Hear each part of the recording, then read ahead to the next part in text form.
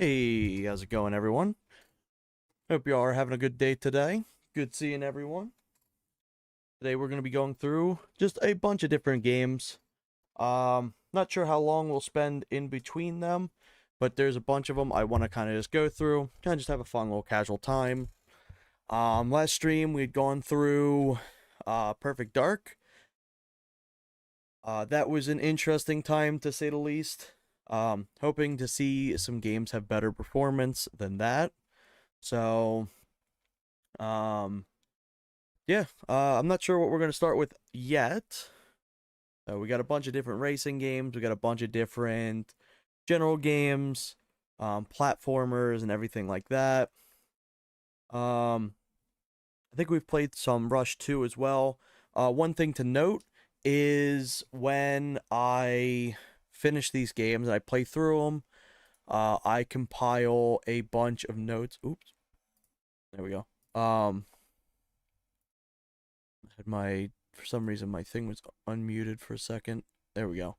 I'm compiling a bunch of these games and giving them a ranking on how well they actually run on the console itself. These won't be an actual ranking for like the video game itself, obviously. It'll just be, hey, does this run right? Do I have anything to note? Like Smash 64, maybe it doesn't run completely smooth. Maybe there is some hiccups. So I do want to compile a bunch of that stuff. So that's kind of why I want to go through a bunch of these too. But we're going to be playing with the OEM controller. I've started doing some behind the scenes editing as well for my Twitch side of streaming. It hasn't fully been put into fruition yet, but it should be in the near future. Actually, you know what? Let's start off with Shadows of the Empire. Let's start off with that, because that's a very fun game. It's one of my favorites on the console, actually. I think that's going to be a good time. Rogue Squadron, where's our cover? Welcome in, Captain Lima. Good seeing you.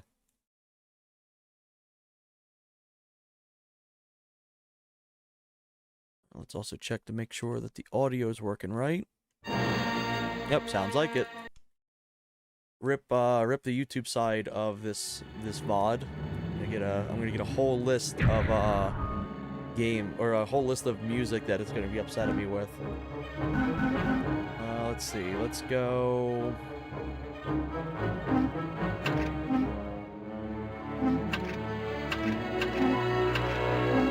Modretro playthrough. We won't go through the entire game today, but I do want to cover like a few levels, at least a few levels on each things.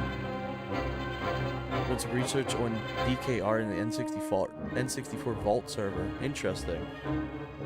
We'll do the Modretro 64.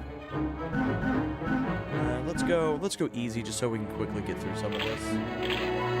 We'll be starting off with the absolute banger, which is Hoth. One of the best first levels, I think, on the N64. It's so great. But yeah, I hope everyone has been doing well. I got some cool little things to show off in a bit as well. We kind of establish a little bit of gameplay.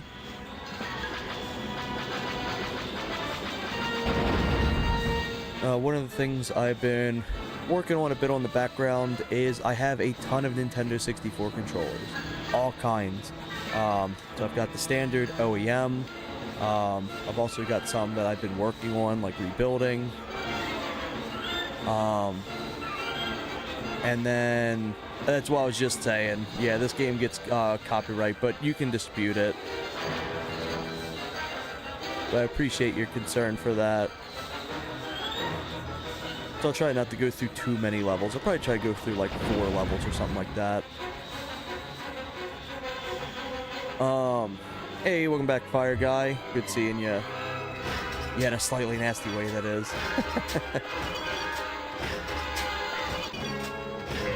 Oh my god, it did. YouTube's so annoying. This is why I'm not a fan of streaming on here. The stream latency on YouTube's side always resets. I like Twitch so much better because you can just easily set it up once and it's always like that. Where YouTube, it resets every time, so the stream latency is going to be really poop shit. And unfortunately, I actually have to remake the entire stream if I wanted to reset that.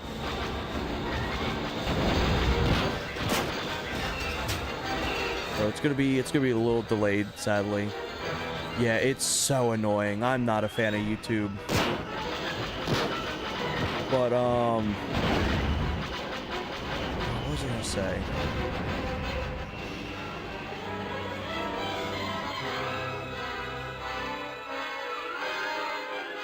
Man, my brain completely like just dipped. Oh my god. Oh, with the controllers. I'm going to be doing a thing when on the Twitch side, for those who gain channel points and bits and stuff like that, I'll be having a reward system where you can request me to swap out to different controllers. So let's say I'm playing this, I'm having a good time, and it's like somebody just redeems it, and it's like, oh, I gotta play with a broken controller now, or I gotta play with like a shitty third party, or a wheel, or like a fight stick. So that's one thing I am currently working on. It's not fully set up just yet. We don't have the randomizer set up, but we will be having that in the near future. But I just had those 2 new controllers come in when I was doing the unboxing, the other stream. So I'm definitely excited for that. For now, I'll probably swap between. Yeah, I can see why you didn't stream on YouTube for a while. It's such a pain. It's so bad. Like, it's not even an AI thing. It just resets every time you have a stream. It's not like Twitch. So with Twitch, it's universal. When you stream, it's your whole channel. Your whole channel already is dedicated to just that stream. Where YouTube, it's just this video. Just this live stream is dedicated right here. So when you finish this live stream and you want to do another live stream, they're 2 entirely separate things. And for some reason, they always have it defaulted in the most annoying ways. 1, your category is always reset to health and beauty for some reason. 2, it's always reset to you're not playing games. 3, it always sets it up that you are using AI for it. 4, it's set for the max latency setting. And then 5, it just resets all, like, everything. It, like, your descriptions and all kinds of stuff. So, like, let's say for Twitch, for example, and I won't keep this too negative, because YouTube does actually have some really nice sides to it. On Twitch's side, if I want to stream, I can literally just press go live, and that's it. Oh, no, Fire. I'm glad that you mentioned it, because I know there's going to be later on somebody's going to mention it. I'm like, oh, I wonder why. No, you didn't kill it off at all. I kind of want to just give like a little bit of a reasoning why I hadn't streamed for a while on YouTube. With Twitch, you can essentially just press a single button and you're live. That's the really nice thing about it. Whereas YouTube, you kind of have to make a bunch of stuff. But it is cool on YouTube side, because then you can make it like all personal and like really cool, and you can edit the description to have like unique things. Like maybe it's like, oh, today I want to go through this and I want to chat about this. So it's like people can come in and see it, and then you can have the really nice thumbnails and everything like that. But yeah, YouTube does have some really cool stuff, I will say. Plus, YouTube is really, really nice for just pushing out content. Like Twitch, you kind of gotta find the channel if you want. It's like, let's say I'm streaming Perfect Dark.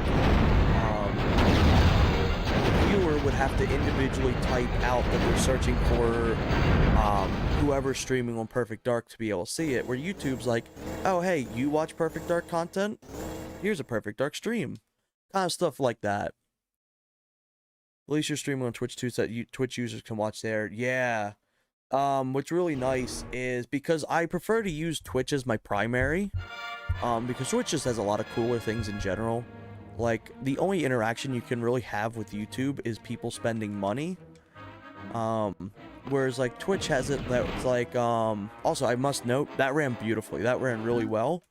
and this is running with no overclock. With which there's a bunch of really cool stuff, like you can redeem channel points. Like I have some basic ones right now, but they're being retooled. Like I've got a banana roulette. I have a controller roulette that like makes me swap to different controllers, and all kinds of other stuff like that.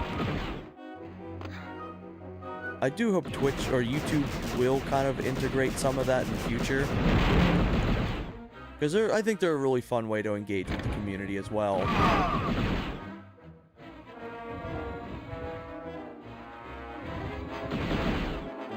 Also, Shadows of the Empire runs really well on this. So, from the time I played off stream and on, this is getting a fairly solid like 9 out of 10, 10 out of 10. I would say a solid 10 out of 10 would be if a game on no overclock runs better than real hardware. A 9 out of 10 is it is up to par exactly with hardware. And so far, I'm thinking this is like a solid 9 out of 10. I'll have to get into the crunchier areas for that. But yeah, like for example, I streamed Stardew Valley yesterday. And YouTube pushed out my stream like really, really high. I had 25 concurrent viewers yesterday. I like shit my pants. I was like, oh my god, like holy cow. Like that was so awesome. So YouTube does have its perks.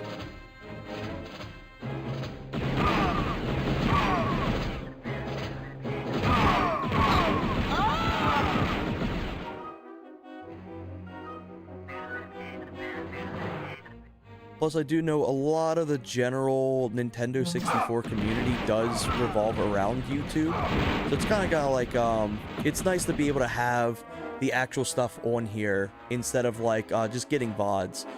So which games are you going to play this stream? So I'm going to do a few levels of each game currently. So I'm going to be starting off with Shadows of the Empire. I may do some Rush 2. I may check out some Banjo-Kazooie, Donkey Kong 64 maybe. Now keep in mind too, a lot of these games are going to get their full individual playthroughs as well in the future. But I kind of want to get like a nice little generalization out that people can look at these games and be like, oh, okay, how does a random hodgepodge of games run on this console? So I'm not sure what we're gonna do next. Maybe I'll do some Rush 2, maybe do some Cruis'n USA. I may check out some Mario 64 as well. I'll have to pull it up later, but I've got a spreadsheet currently set up of games I've already played, either offline or online. Kind of show that off. I don't really need this extra life, but it is enticing. But my general idea for this stream is I want to get one game per most popular genres. So like a shooter, a platformer, a racing game, kind of things like that. So I think that's a good setup. And yeah, so far, Shadows of the Empire does not disappoint at all. The only thing I think is like the fog is a little too far away. However, I've noted that was a thing on GoldenEye 2. So I think that's just how they have their fog renderer. Also, it's good chatting with you, Fire Guy. I don't know if I've mentioned that before, but it's nice chatting with you. I appreciate that you've been interested in the streams and stuff.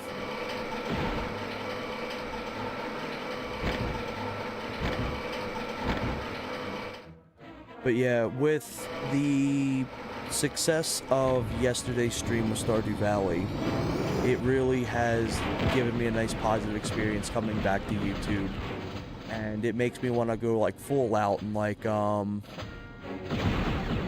a lot more stuff with YouTube's end. Because that was really nice.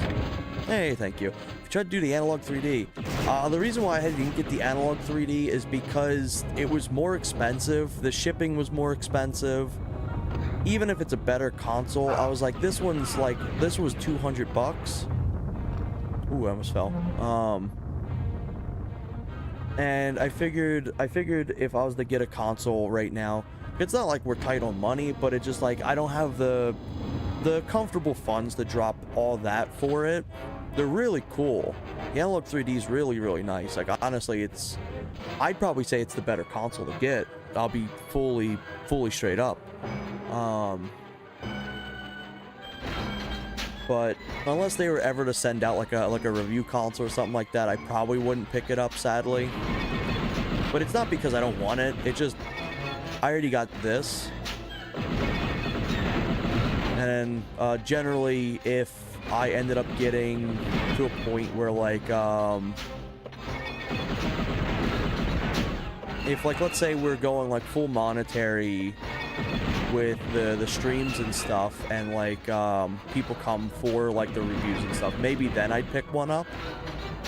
But other than that, at this current moment, there's no plan to. But I do have the controllers, though. And their controllers are really, really nice. I've actually got two of them. So I've got this. These are fantastic controllers, by the way. I cannot state how great they are.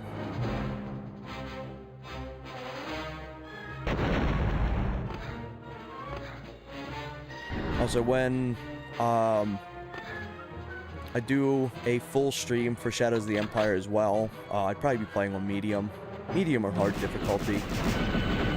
So I kind of just want to go through and show off some of these on the easier. Like, realistically, I could have swapped over to the Seekers. This is an amazing game. It's a very jank game. I'd say it's like a great 6 out of 10 game, even if I have extreme nostalgia for it. It's got some really nice charm to it, but it's also got some really, really interesting things about it.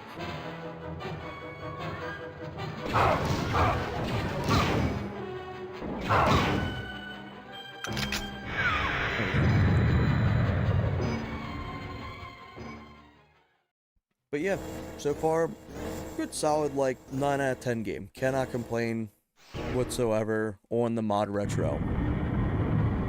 You know, this is a game that kind of has some issues running on emulation, though it is cool to see that this actually does work properly.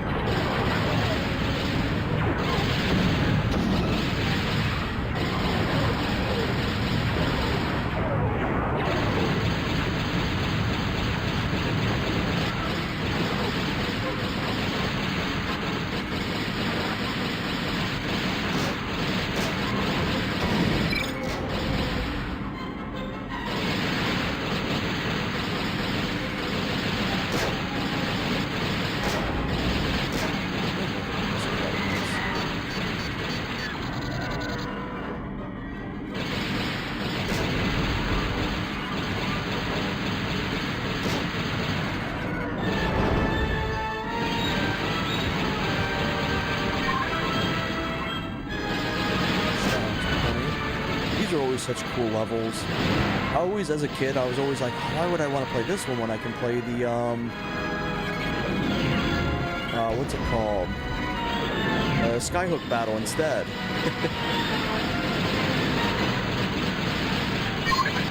Skyhook Battle is so much cooler because you get to fly around. It's such a perfect end to the game. I know a lot of people say the strongest points in this game is the first and last mission, and they're really true on it, but I really like the actual on-foot missions as well.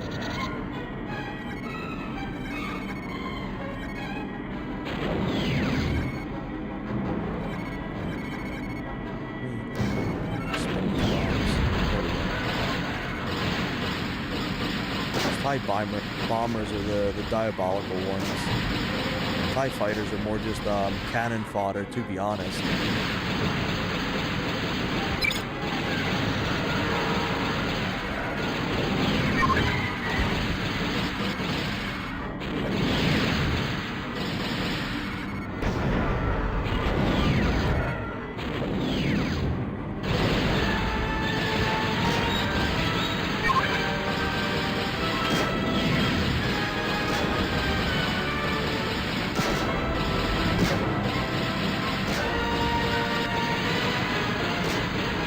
probably do one more level in this, and then we'll swap over to some Cruising USA. That's also a game that has some copyright music in it too. So I'm gonna be eating this stream. Thankfully, I'm at a point where I'm not monetized on YouTube, so it's not like it's gonna really hurt me. But it is gonna be annoying to get the notification. It's funny, one of my first streams I ever did on YouTube, I did Star Wars Shadows of the Empire, and I think I got hit with 11 copyright strikes. Is it on overclock yet? No, I wanted to play through these without overclock. Two reasons. One, they claim that overclock runs flawlessly. They say there's no issues with overclock. So I want to prove if that is true or not, which so far it's not fully been true. I'd say it's about been like 30% true, all things considered. And then two, having the overclock one literally makes it feel like you just put your console in a microwave. It gets super hot. Like to a point that it was actually hurting my hand lifting it up. I try to keep them off overclock for now. Plus, when I streamed my first go on Twitch with the Modretro, the overclock actually corrupted the console. I had to do a full factory flash reset because their factory reset button also doesn't do factory reset things. Hey, welcome in, Icon Cats. Good seeing you. You've been doing some great work on that, on the randomizer. Definitely looking forward to it.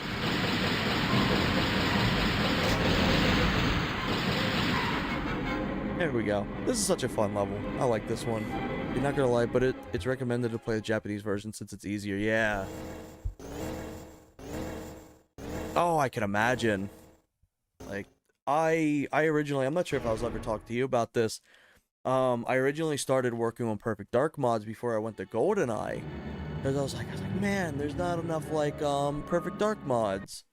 And then I looked at the editor early on, and I just saw that nightmare. That is just how the editor ran, and, all the stuff that's, overly complex for Perfect Dark, and I went understandable, and I closed it. Yeah, the overclock corrupted the Modretro. Because, I had already figured that there was going to be some issues early on. I figured we're gonna, it's not gonna be perfect. But I got this console exclusively for, whenever my brother, oops, wrong one. Whenever, my brother wants to borrow it, because the analog 3D is just a little bit too complex. It's great, it's fantastic, but, that way there was just a console that he could easily just boot up, throw a game on there, and then not have to worry about anything. Plus, it was a lot cheaper, and right now we're doing, a bunch of vacation stuff, so instead of spending all that money on it, we just got this.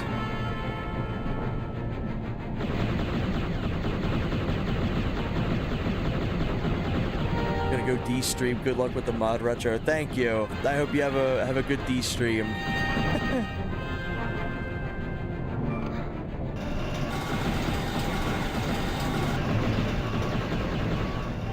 This is a game I'd really love to see mods for. This is such a cool level. I'd love to see a free camp for this one day. It's such a large level, it is unreal, and there's so much stuff that's hidden behind the fog. That's actually impressive.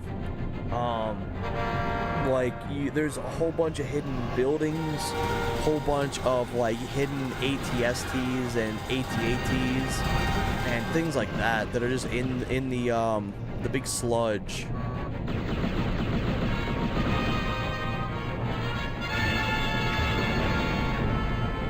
You think it's it just all kind of looks like this garbage, and it's ow. But then you look over here, and it's oh, there's an ATST just in the rubble.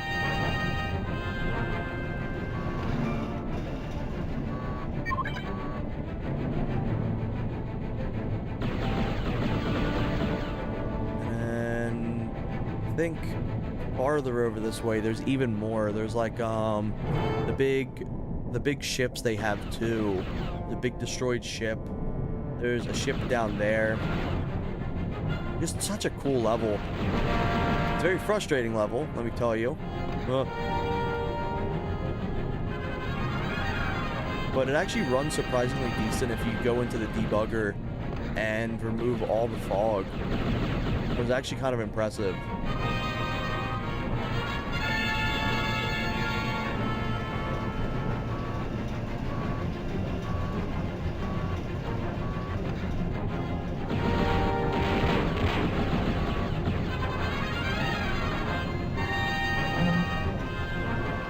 Pretty sure that breaks off. I think that goes down into the sludge.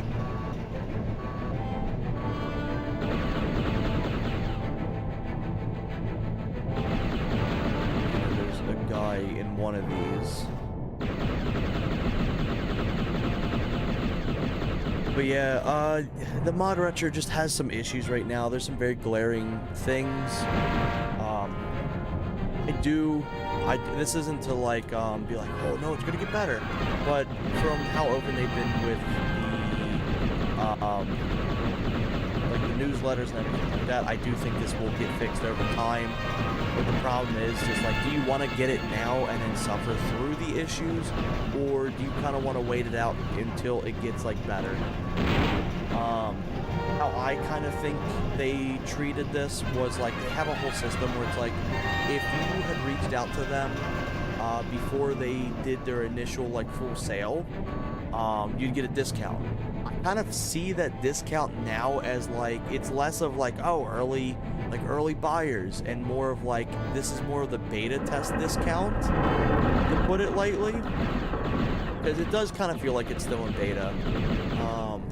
To quickly go through here as well, you can see everything that they have that they're going to be adding, like coming soon. And it kind of released very bare bones.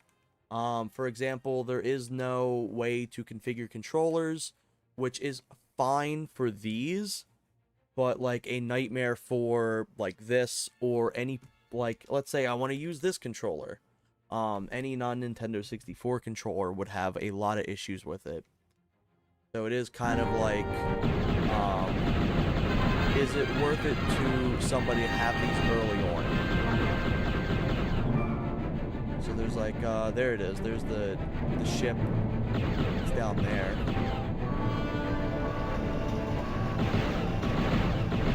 I can't remember. I think the sharp turn warning doesn't appear on harder difficulties, I think. This is such a cool level.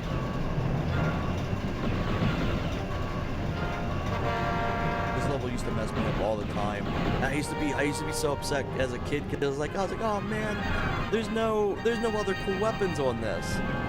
I'm curious why you're only stuck with the pistol though. Maybe it's like, I have to assume because you're moving so quickly, like the seeker missiles and things like that wouldn't be able to keep up. That's kind of what I'm thinking. How long have they said it coming soon for? That's a good question. Because the Modretro just released last week. I have to assume we'll probably see our first big update, probably like another week to month out. I think the analog 3D also took a little bit for it to come out too. Let me check something real quick. You can actually view if there's updates at all. So this will connect, and it'll quickly do a search, and it should tell me it's up to date. Yeah, up to date. So you can see whenever they do have updates that come out.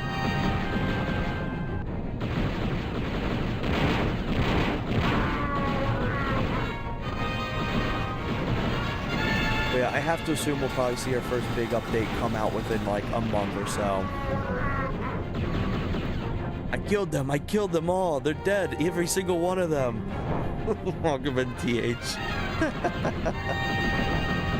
Man, I really need to watch through some more Star Wars again. I will get like this kick every few years where I get like really into like Star Wars stuff. And I can kind of feel it. I've been getting like YouTube shorts that's been recommending like Star Wars scenes and things like that and games. And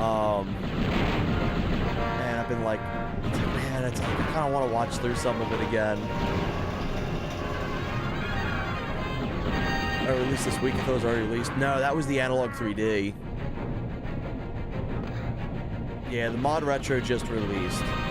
Unless you had been talking about the Analog 3D, and that's my mistake if I misread that.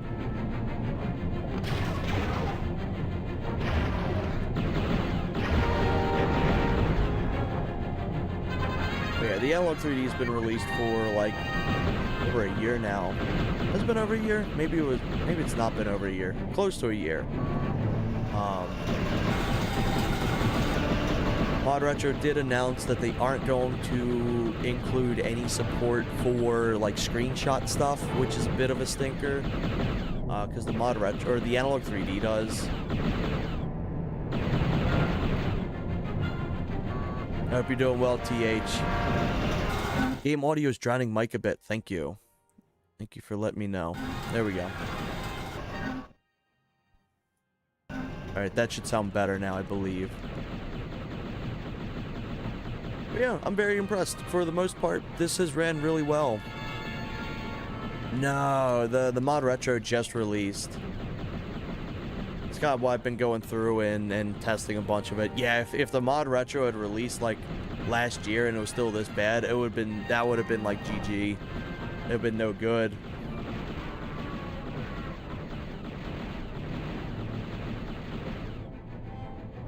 So far, TH, the plans look like they're still going through well. So I hope you are ready for some Maplehoff, or not Maplehoff, Shady Maple.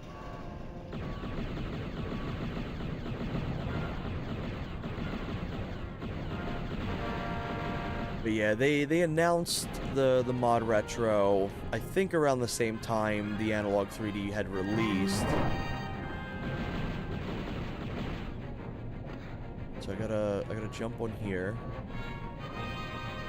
Maybe one more I have to jump to, unless this is the final one. I think this is the final one. You don't think you can make it? Oh, okay, understandable. And then we'll be up there as Wednesday as well, but I think we'll be heading out around the time you'd be getting off. So fully understandable. But I'm glad we could get the update out on that.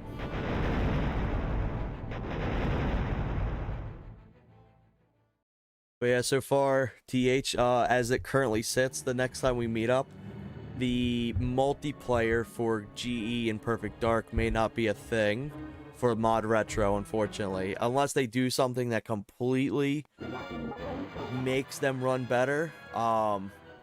It's very stinky. The Modretro at this current state is fairly unplayable for both of those games. Running great for Shadows of the Empire, though. It has some solid frame rates, all things considered. At least we have the original N64. Yeah. I feel like Modretro just wanted to jump on the Analog 3D, but maybe I'm just not too fond of Modretro as a whole. Yeah. I barely had any knowledge about Modretro too much until they announced that thing, and then I was just like, oh, I think that'd be interesting to use, because we were going to get the Analog 3D, and like few of us had pre-ordered the thing, and it just kept getting delayed over and over, and they wouldn't announce anything, and they wouldn't tell anyone anything. So there were some people that literally had like backing since like day one that just was completely out of the know. And then when it finally released, it had some weird issues. So I was like, you know what? Maybe I'll get, like, if there's any other consoles that ever come out, I'll grab them instead. And then like the Modretro was announced. I was like, yeah, sure. And the Modretro was kind of like, it's like, oh yeah, by the way, they were very upfront with some stuff. They were like, There will be more console colors that come out. There will be more shells that come out you can individually buy. So I was like, you know what, I do respect that they were upfront and like, hey, don't worry about buying an individual console. If you want multiple shells, we'll just sell the shells out individually. But that was the thing that got me.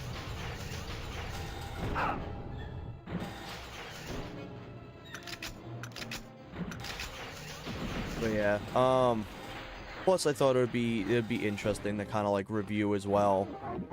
I know a lot of people are able to get on the thing for reviewing the Analog 3D, where like there isn't really anyone currently who's reviewing the Modretro too much. I was like, oh, I think I could get in there and have like a little bit of a niche doing that. They have a history of re-releasing the Rayman Game Boy Color as their own device, and the re-releases were questionable. Ooh, yeah.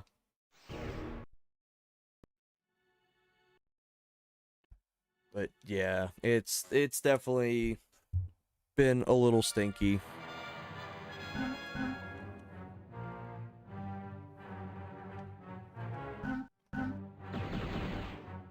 But yeah, that was the most I had really known about it until I had actually purchased the console, and then I was like, oh, I'll read up a little bit more, and I was like, ooh.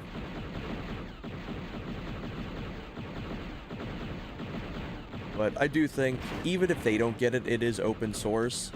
So those who want to have it fixed up and stuff can do that. It's not saying it's better because of that, but it's like, at least it's not like if they just dipped, we'd be shit out of luck.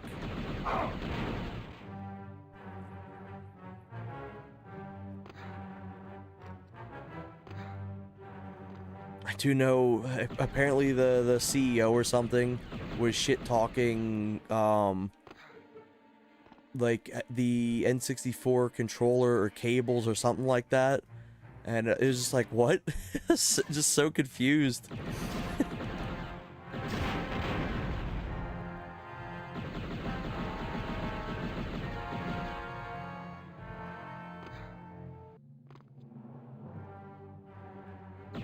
Oh, right.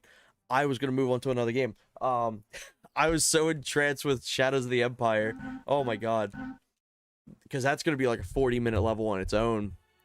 But yeah, from what I've played with that, we'll do a full stream of that in the future as well. That ran really great. That was very impressive. So, at least on this side, this ran great. Let's go reset the core. And let's do some cruising. Oh yeah, the CEO. The more I hear about that CEO, the worse it gets. That guy is like big stinky. Let's go into the history and do some cruising USA. Yeah, we won't dabble in that. The more I hear about that shit, it's like, Jesus Christ. I think this game for the most part ran well. There was one thing to note, but it's been a hot minute.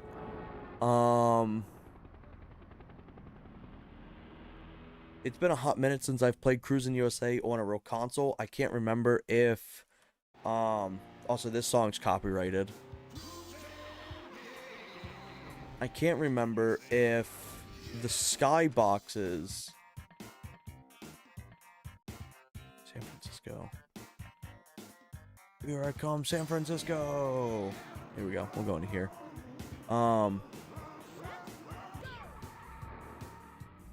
What's the drive button? Oh, the drive button. Oh, okay.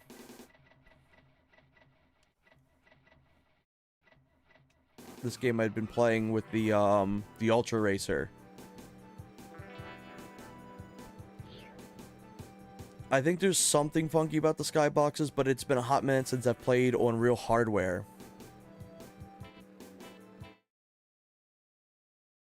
The difference I can point out in this game is lady. There's a bunch of different stuff. So copyright stuff with VODs won't make it harder. The thing that'll make it harder is if there was actual things that can't be disputed. Let me change these controls. These controls are actually kind of rough. Let's go into game 6. I think they change the thing depending on your playthrough, so this should be good. You know what? I never used this car. Let's go with it. But yeah, there's a bunch of different things. First off, there isn't I think it's the Memorial Tunnel.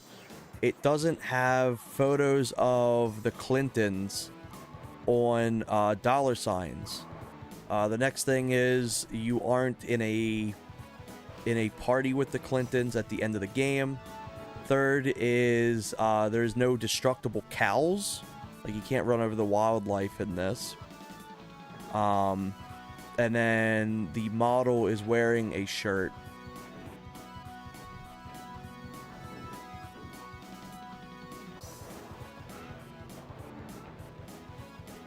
But yeah, I think it's been a while since I played the N64 version, but I can't remember if the clouds or the skybox fully follows the screen. But other than that, when I was playing this the other day, this ran fairly solid.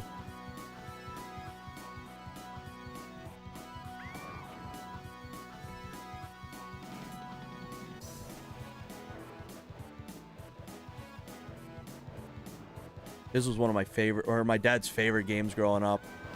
Like, he always kind of liked it because he always was big into like traveling and like driving across like the country and everything.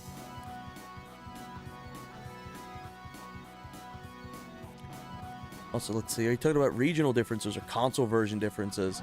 For the Sky, I'm talking about hardware differences between the original console, and the Modretro. Because this game actually has a ton of emulation issues. Very early on with emulation for this game, because of how many 2D sprites there is, a lot of them just had their transparency, or like, there was issues where only half the screen would render. So like one half would be the sky and the half would just be a void. So you got stuff like that. But when I was talking about like the cows and everything, I'm talking about the arcade version compared to the original, or compared to the N64 release. Also, for those who haven't seen it, let me show this off real quick. There's a fun little Easter egg here.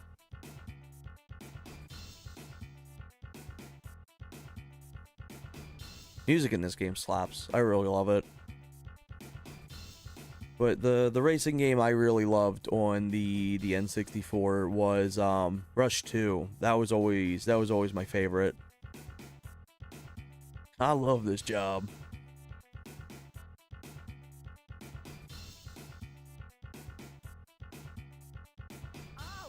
There we go.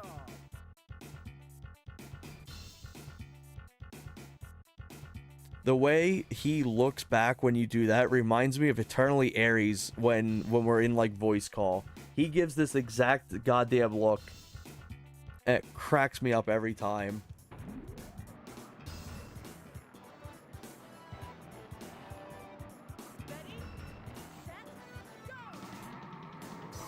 But at some point I'd like to go through a full playthrough on this as well.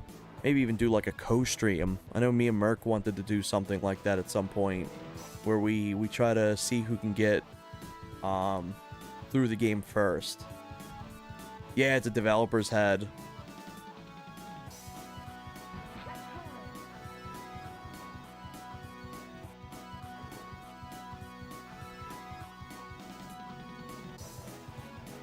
This game's got a really like a bunch of really cool secrets as well in it. Like there's hidden vehicles you can select. There's hidden tracks. There's little Easter eggs for the developers and all kinds of stuff. But generally for racing games, I prefer Rush 2. That was always my big one. But I do really like this game as well.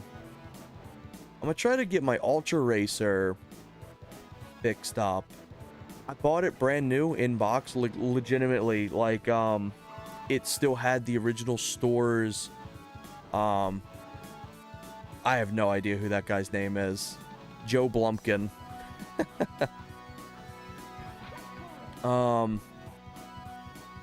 But I got it. Still had the original store's plastic and everything on it, and it worked for a solid few minutes, and it automatically had joystick drift, like instantaneous. I was so sad because like the Ultra Racer 64 is really cool. Like it slaps. Like I'll pull it down.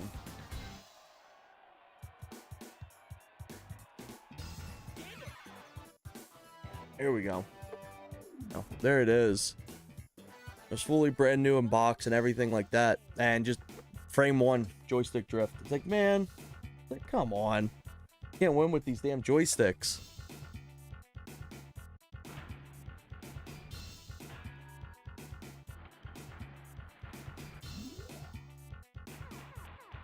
See what you mean.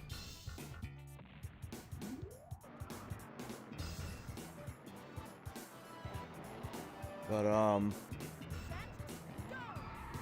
yeah, one day, the problem is, too, it uses, like, an actuator, I think it's called, which is, like, or, like, a, some sort of, pedometer, like, thing, that you would need to individually replace yourself. It doesn't work. Ooh, this is crusty. It doesn't work like normal joysticks. So I actually need to go through, open it up, see what it's actually got underneath the hood, and then potentially fix it up. Also, this runs very crusty here. Play the original arcade version, then her melons. Oh, yeah, yeah. But yeah, I've actually gotten to play a bunch of the original on arcade. The arcade version, so much fun. It's such a cool thing. My favorite little lie they had was like, yeah, this thing, it's running off of Nintendo 64's. I think it was the Ultra 64 at that time. The Ultra 64's hardware. So like, this is the power of the Ultra 64. And it's like, it was such a clear lie. It's like, no. And then like the port came out for the N64 and it's just like significantly downgraded. Like that wasn't the actual boards for it. Just launch that, man.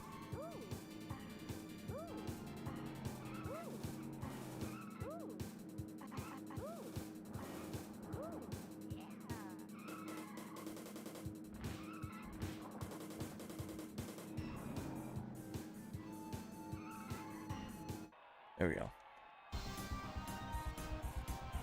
Yeah, her model's been changed up. I used to think that when they'd say you did it, I used to think she'd say damn it. Welcome to the Hall of Fame.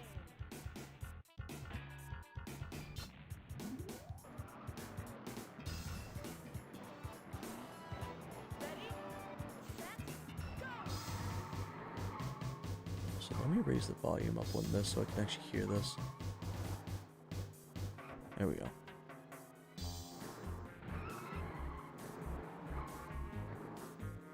I swear to God, that didn't raise it up at all.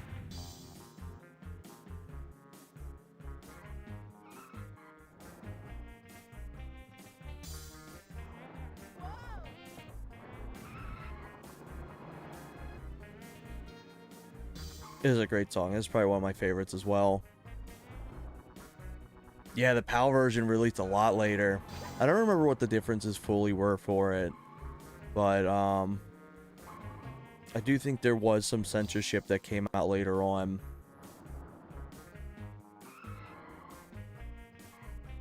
Because they also had to censor a bunch of stuff in general, the release on the console, like the comical gore and stuff like that. I don't even know if any of that stuff still lasted through the files. I don't know if anyone's ever gone like code digging to see what's still in here.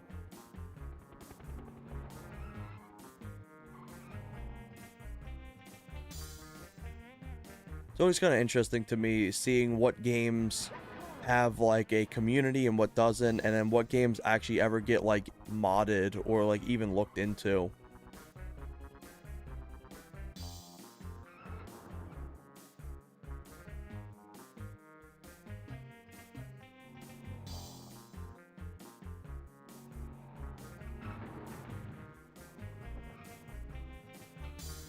We'll probably do like another 2 levels with this, and then we'll move on to another game. For the most part, this ran very smooth. Can't complain whatsoever. This was fairly solid. It did have some crust in the one level. However, for the most part, it's fairly solid. I'd give this like a 7 out of 10.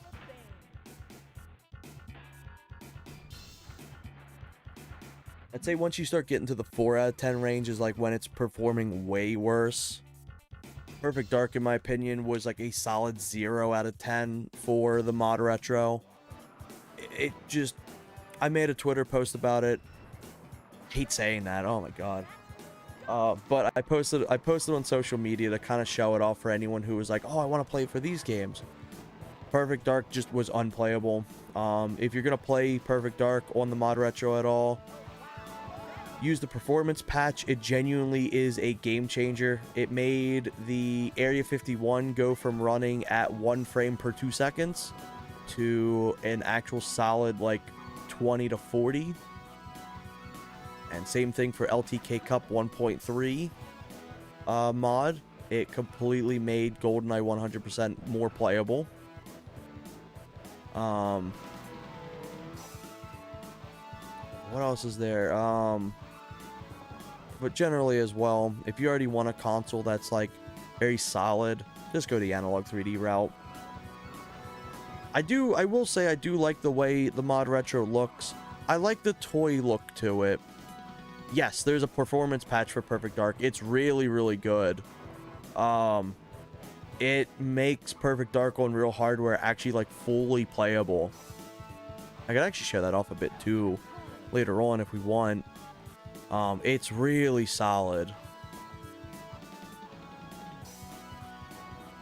Also, GoldenEye X ran fairly well too, which I was very surprised. I know that game has some performance dips on real hardware. Ooh.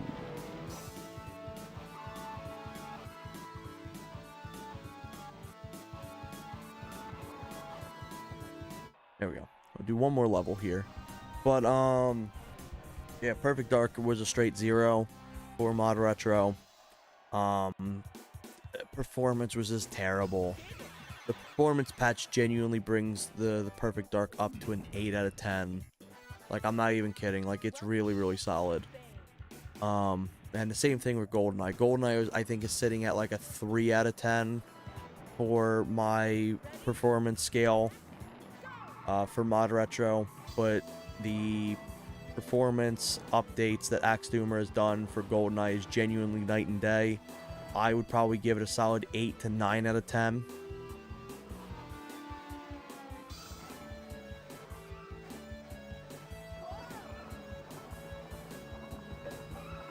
Ooh, done knock the coconuts out of it.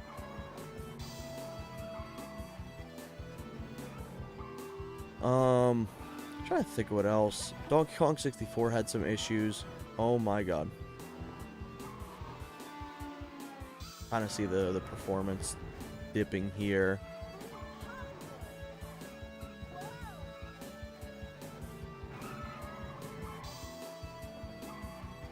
For me personally, how I kind of see these consoles is I think they should either perform as well as the original hardware or slightly better.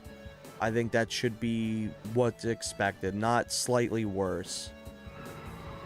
Now, not every game's going to run perfect. That's kind of like an expected thing. But I think at least the grand majority of games should be able to run slightly better than the original versions.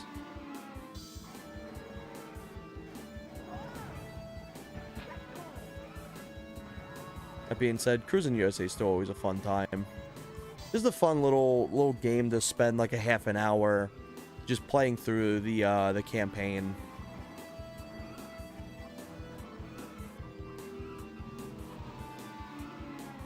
I'll be doing a full playthrough on this game at some point in the future as well.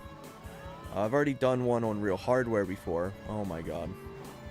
I hate when you get comboed by the damn cars. Um, so I'll be doing that in the future. But yeah, I'd say this is solid, like 6 out of 10. Performed great in some areas, performed pretty stinky in others. Continue? No. So we'll move on from that. I do wish there was a reset button on this console. That's one thing I really, really miss. I do really like the way this thing looks though. It's like it looks really cool. Like, can I lift this up a bit? Like, it looks, yeah, it's like, yeah, people complain that it kind of looks like a toy, but it's just like the N64 is also kind of designed to kind of look like a toy in a way, because that's how they originally marketed the NES.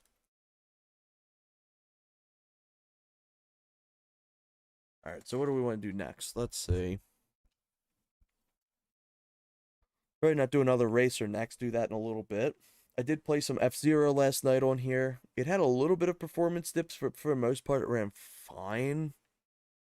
He didn't get max FPS like you'd expect. I want to do a playthrough of Quest 64 at some point too. Already done Super Smash Bros. That ran fairly well. Hey, Phyrexia, doing all right. How you doing today? You know what? Let's go with some Doom 64.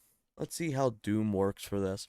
I will note one thing with F-Zero X is it hard crashed the console.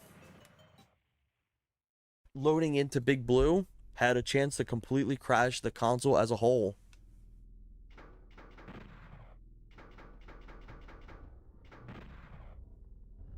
Let's turn the volume all the way up here.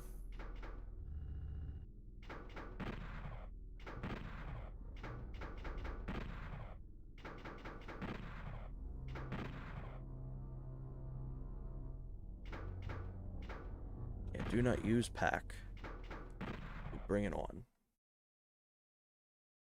It's going. Some of these games work out really well, and then some other ones have some issues.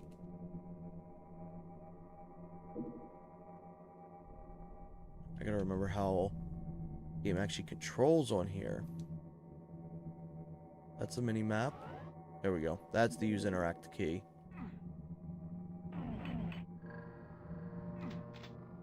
This game is so goddamn dark. I cannot begin to describe how dark this game is. I don't think they have a thing where you can... Oh, there we go. This doesn't really change anything, I believe. Yeah, it runs way worse. Oh, it actually runs worse than the Analog 3D as well.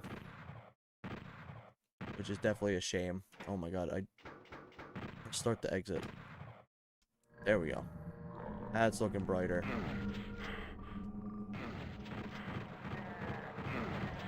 There we go. Yeah, it just poor performance updates and stuff, so that it'll be fixed up in the future. But it is definitely annoying. There we go. Are you playing Doom 60 now? Doom 64 now? Oh yeah. Yeah, I said I was gonna be going through a bunch of different games. Oh my god, smoked immediately. I have not played Doom 64 with a actual N64 controller in so long. The controls are always kind of weird for this game for me. Your A and B button is your item or your weapon switch. Your L and R buttons are your strafe. Your Z is your shoot. And then your right C button is your interact key.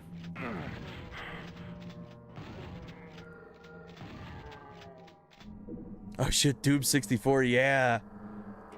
I've played so much of the Doom mod that converts it to Doom 64 and Doom 64 on console, or like on the re-release consoles and everything like that. Hey, thank you very much. D-pad movement? Yeah, it's got D-pad tank controls. So it's not great. And it's tank controls too that like completely stop the player. Yeah, it's very dark. It's a very dark game. The people who designed this game actually um, played this game in the dark. They never had the lights on when they played it, so to them, it was bright. Also, I'll be grabbing a drink in just a second, so I'll be utilizing that. But yeah, I'm pretty sure there's also a run button too. You've also got a strafe button if you hold down on the C buttons.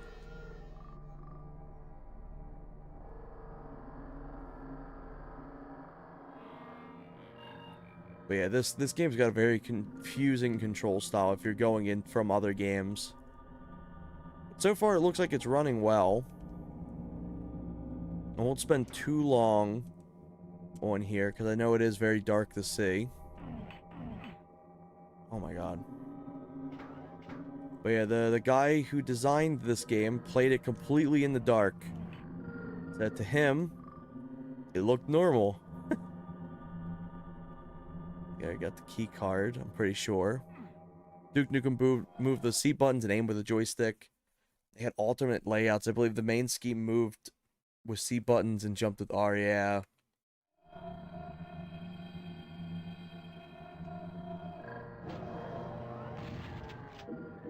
Doom 64 is such a cool game, though.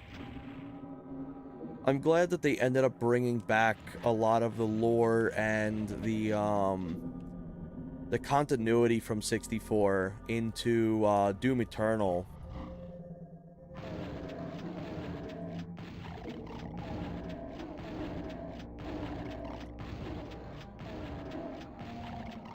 There we go. Yeah, we can do a level of this. Yeah, this so far looks really solid. Can't complain at all. Or at least for what I can see. But that's not the Modretro fault. That's just how Doom 64 is. PSX Doom or Doom 64? I would probably vote Doom 64. The PlayStation version of Doom is really good. Like, really, really good. They actually reuse assets. Oh, I'm dead. They actually reuse assets, from Doom 64. Which is really cool. Also, real quick, I'm gonna grab another soda. That way I can redeem this, hydrate. I'll be right back.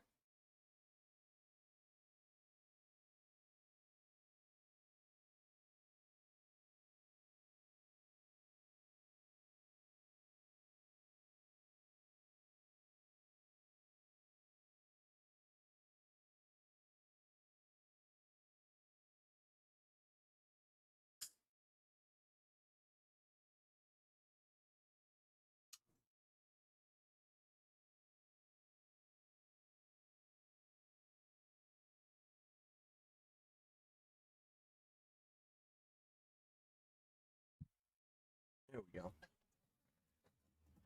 I hope you know I'll be redeeming a full DK64 at some point. Hell yeah. But yeah, we'll move on from this because I know it is fairly hard for viewers to see it.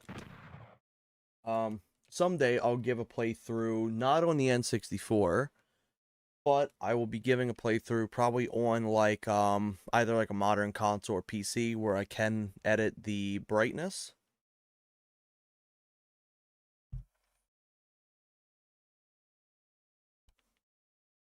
Let's see, what can we do next?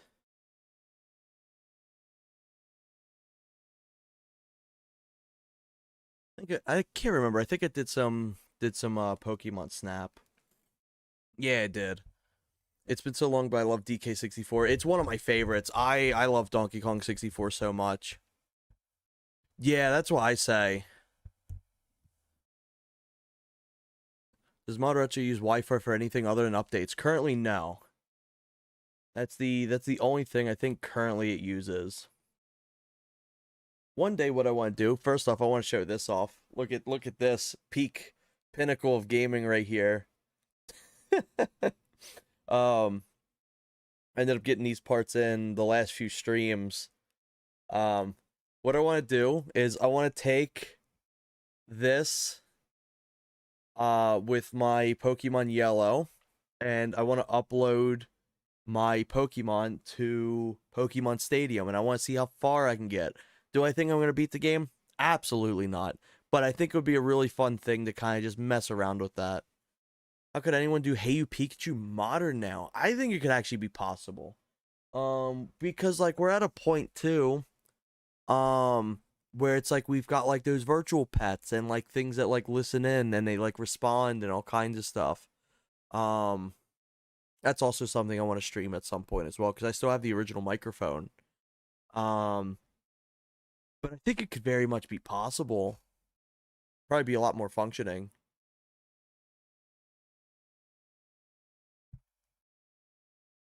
Nintendogs was kind of close. Yeah, you need a microphone from that game. Yeah. Fun fact. There's actually two versions of that microphone. One version is the NTSC version, and then the other's like the Japan version because they actually needed to have like a different hardware for it to understand like the Japanese language and everything. Still believe in the VRU. But yeah, I still got the original. I don't have the piece that sticks on the back, but I do have the microphone. I used to play a bunch of that as a kid. They used to frustrate me so much.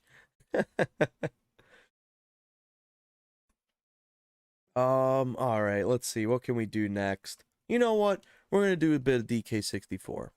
We're not gonna do much. We're gonna go through like the first level. I love this game to death. I could play this game forever. Um, I will in fact be doing a full playthrough of DK64 on the Modretro in the future as well.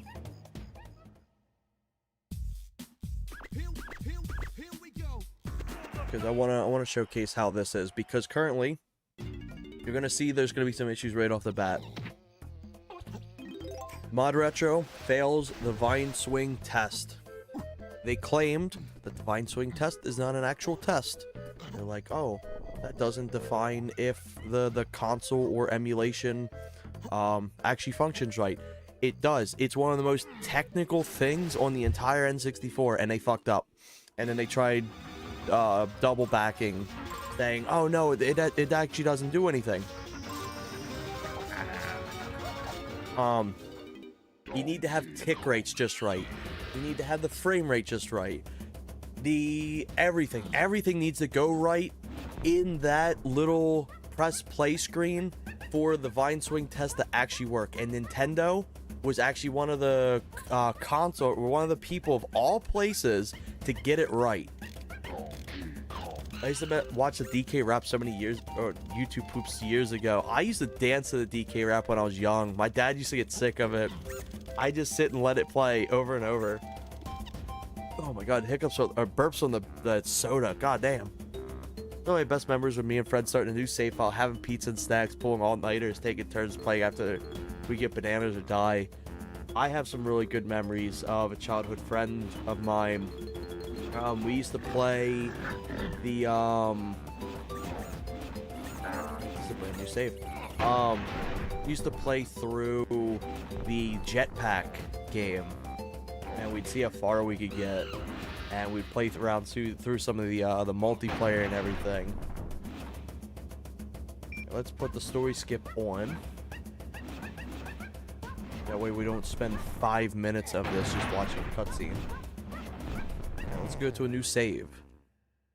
But yeah, this is genuinely I don't know if this would I don't know if this would be my number 2 game of all time, but it's definitely my favorite platformer. It's definitely in my top 5 video games ever. I love DK64. And the randomizer is really great too. By the way, is the Modretro set to 60 FPS? I don't think there is a way to set it to a frame rate. I think it's just set up by default. So yeah, I'm not sure if there's any way to actually change that. The multiplayer was awesome. I always wanted a free roam DK co-op game like DK64. Yeah. I think I won't be surprised if the big decomp coming out this summer, like the big PC port and everything. I wouldn't be surprised if we end up getting a full co-op thing, because I think there's something co-op being worked on at the moment. Also, it's really cool as well. I don't know if you see it on this camera. By the way, this is a camera. It's not just a static image. You can see every time the summer cart saves. You can see it flash red. And that can give you a good idea on just how often Perfect Dark and DK64 actually save. But yeah, I love the randomizer so much. It's so good. But I can even play this game without the randomizer and have a good time.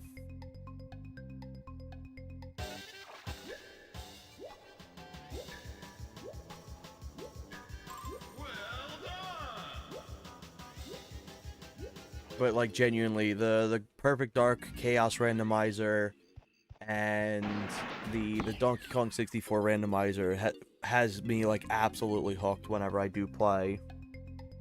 My platforms associated with N64, I played with Rayman 2 and Banjo-Kazooie. Yeah, for me, as a kid, I had DK64, and then eventually I got Buck Bumble, but I don't really think that'd be a platform. It's more of like a... It's funny, it sounds more like a flight game, like a flight sim. I don't remember what other platformers I had. I had Star Wars Shadows of the Empire. And then I got Mario 64, and I was actually not a fan of Mario 64. It's never been a game I've really liked. I've got appreciation for it. It's done a lot of impressive stuff. But, like, it was just never for me.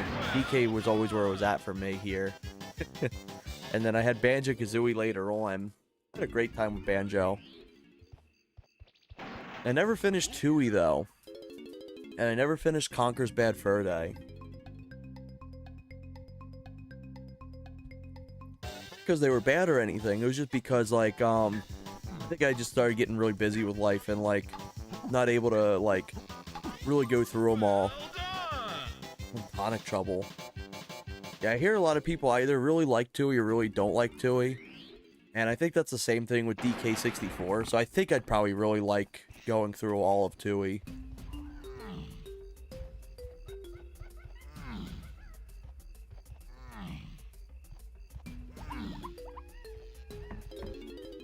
But yeah, I'm glad you love Super Mario 64. It was just never something I liked. I never liked how the controls felt.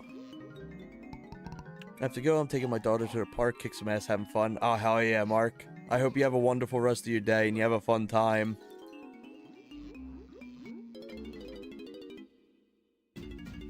But yeah, in general, too, a lot of 3D Mario games have never really been my forte.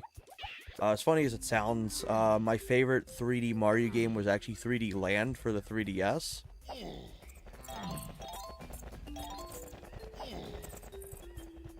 Oh yeah, same to you, Mark. It's good seeing you. I did have a good time with World. Me and my spouse co-opted that game all the way through.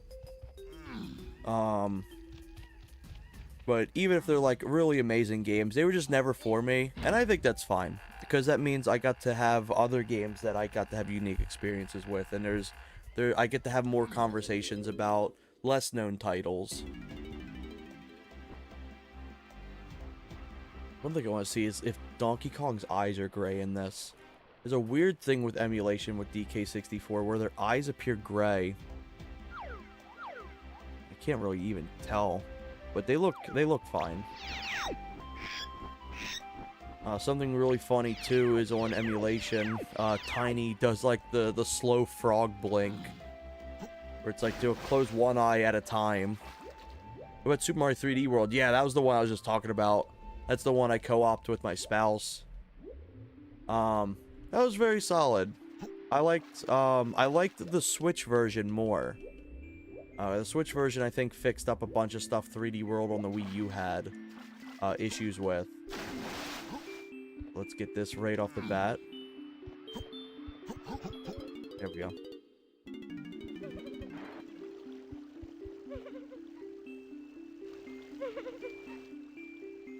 So far, this is running fairly solid. This is running fairly identical to how DK64 generally runs.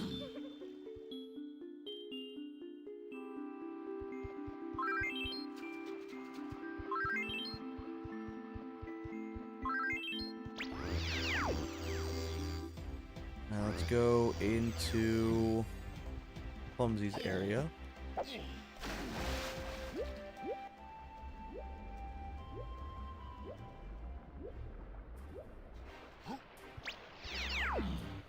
But I'm trying to think, cause like one of my actual favorite Mario games was actually Mario Wonder. That game was really, really cool. Like that's one of the few video games I've ever had where I was like all smiles from like beginning to end. And usually I'm not too big into Mario stuff fully. Like I really love Mario Land 1 and I really love the original Super Mario Bros. But usually there isn't too many Mario games that I'm thinking about it. I'm like, oh man, I really love these. They're very solid. They're fun. They're solid, but they're not something that I have like on my mind that I want to like replay. Like Mario Wonder was just so awesome. It was such an amazing time, and then also getting to mess around online with like other players and everything. That was such a fun little experience. Just play New Super Mario Bros. On the DS and Wii. Yeah, they were fun. I really like the DS New Soup. That's a fun one. Kind of forget how short that game actually is. Like I played through it like 2 or 3 years ago again, and I beat it in I think like 2 hours or something like that. Like it's super easy to go through. Me and my spouse played through co-op with New Super Mario Bros. Wii. I actually modded that version so we couldn't pick each other up. Because, oh my god, every time you go to run, if you're near somebody, you just instantly pick them up. And it was so annoying. But that was a fun time, too. And then I introduced them into playing Donkey Kong Country Returns. Because they're like, oh man, I don't know if I'd really like it. Because normally they're really big into Mario. And not really many other games. And I was like, I think you're going to really like playing through this. Just give it a chance. And they were like, oh my god, this completely blows the new Super Mario games out the water. Like, holy shit, this game's so much better. No, I missed. But that was such a fun time. We played through a bunch of different co-op games. And that was so much fun. Peach and Rosalina getting along with each other very well. And they both have ponytails. Oh.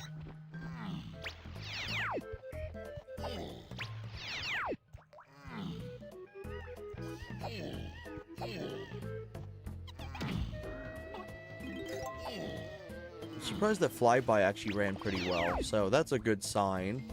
A little crusty, but I always feel like DK64 kind of needs to have a little bit of crust going on. Because if it ends up speeding up too fast, they can go out of sync with the hitboxes and everything. I was genuinely surprised to see the decomp/PC port running so smooth. I'm so used to it always kind of needing that kind of like little bit of crust to it. But yeah, essentially every time you get a big item, the game will save. Even if you don't hit the save button, it in fact will do like the saving.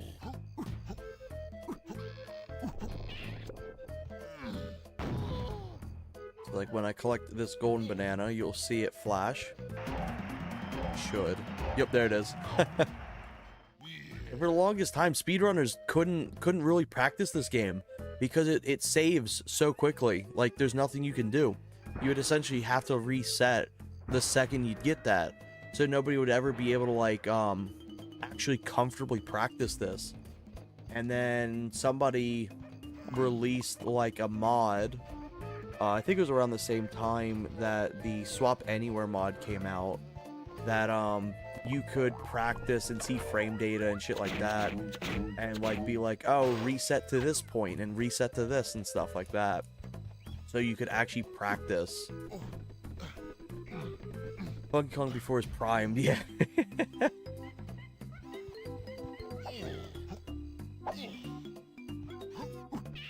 I love that Funky Kong's entire plan this game is just stealing K. Rool's boot and replacing it with a shitty one. And then just kick him in the ass with a rocket launcher. I do wish we'd see more Funky Kong. As you can see, that's locked.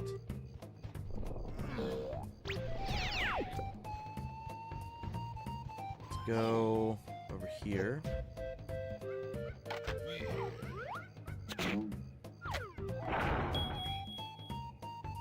That's one. Come up this way.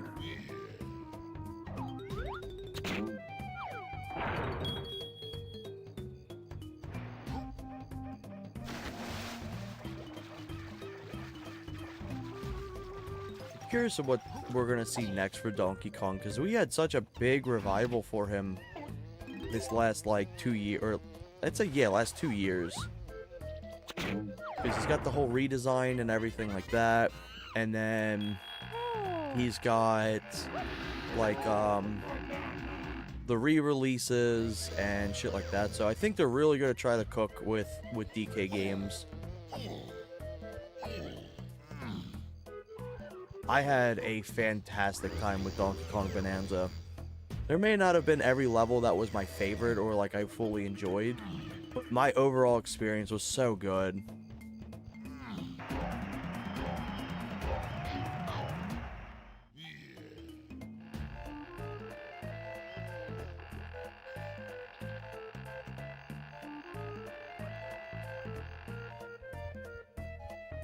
The transparency working right on here too, so that's something to note.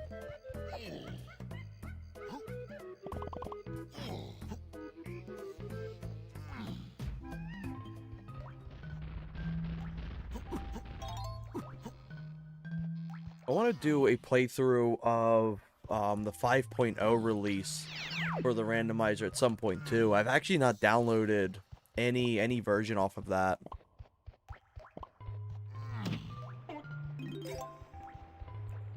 But a big reason why was I was holding off from playing anything N64 related until the Modretro came out. That way I could play everything with like a fresh coat of paint.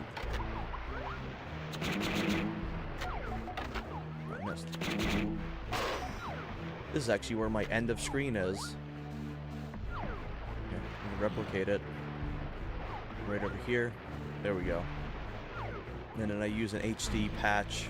Or not an HD patch, a widescreen patch to make it look wider.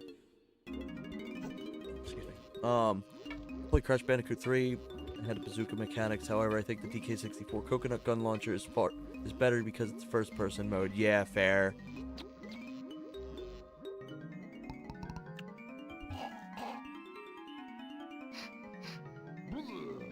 Waiting for a new update Mario Kart World that adds the new courses, carts, characters, and apps. I know, right?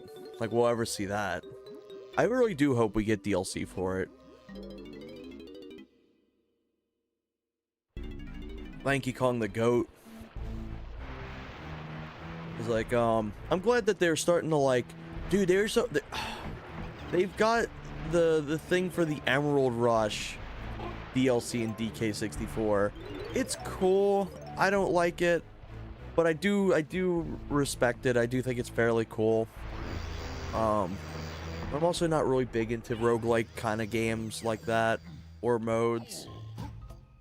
But they keep doing like you can, if you complete like a certain amount of score, you can unlock like statues of Kongs, and it's really cool seeing them go through and kind of like remaster all of the old Kongs and stuff like that. I think they just did Baby Kong. They've done Chunky, Tiny, Lanky. They did one for Rambi. Rambi's already in that game, so. But they've done it for like a few other the animals too, which is really cool. So I'm hoping that means we're actually going to be seeing some stuff with them, because that'd actually be really, really nice.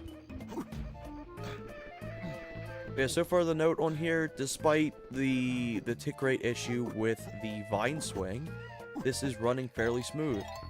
Now, one thing to note, this is a level that runs fairly fine.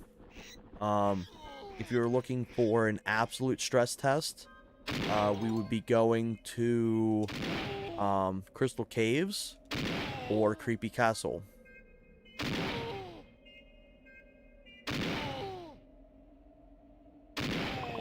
I could try to exploit my way into Crystal Caves.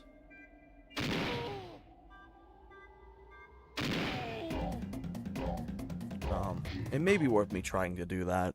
I'll try and see if I can. But I want to go through this level first. So what I need, 60 bananas. You can get mostly all that you need before you actually even need to interact with Diddy Kong. I remember as a kid, I used to try and crush out as much as the level before actually unlocking Diddy. And something interesting too, if I recall, the Squawks cutscene won't play if you're on the main island when you swap out Kongs.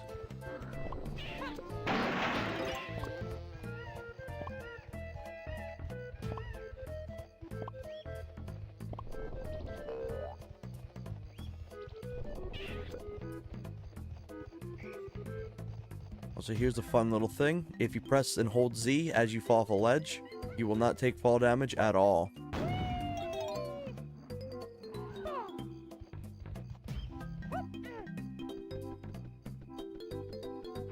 That's for DK.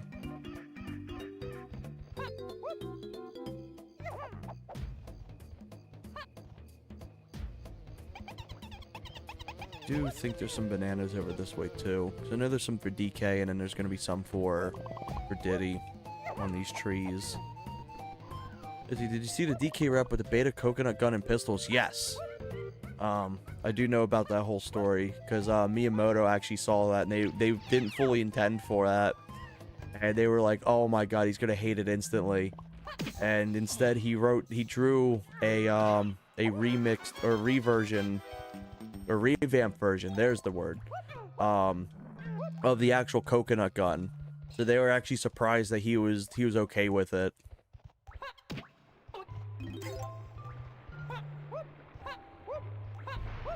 But there's also beta assets in this game too. Like there's a cut giraffe, I think. There's a cut giraffe enemy. Not even enemy, I think NPC.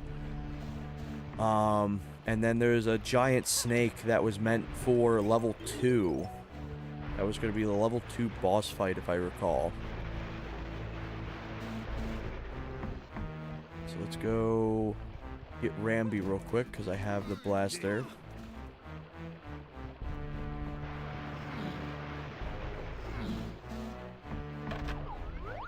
They recently released what the monument in Crystal Caves was actually supposed to be. For those who don't know, there was an ice key. It's one of like Rare's most known little secrets.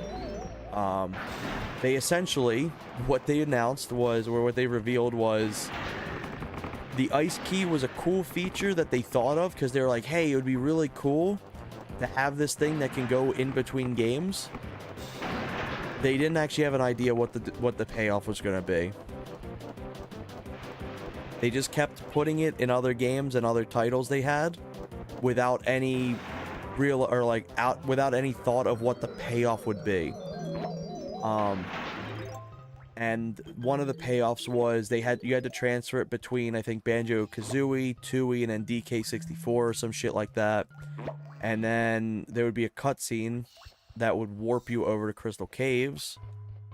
And then the whole payoff was going to be the in Creepy Castle, there is a statue, a little monument that would have a gold DK statue on it. And for the longest time, the only proof that we had of that was a random German magazine that showed that off. And it was like really shitty resolution and everything. But no, that was real. That German magazine was the only proof that it ever existed. And it was confirmed on Christmas last year.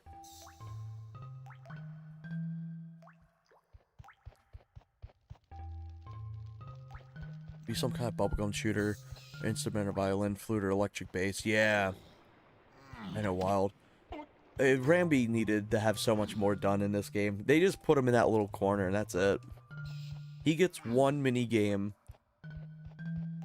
in K. Rool Hideout, and then he gets his own little mini game mode in the mystery options. I'm surprised they didn't do more with him. The randomizer actually utilizes him more.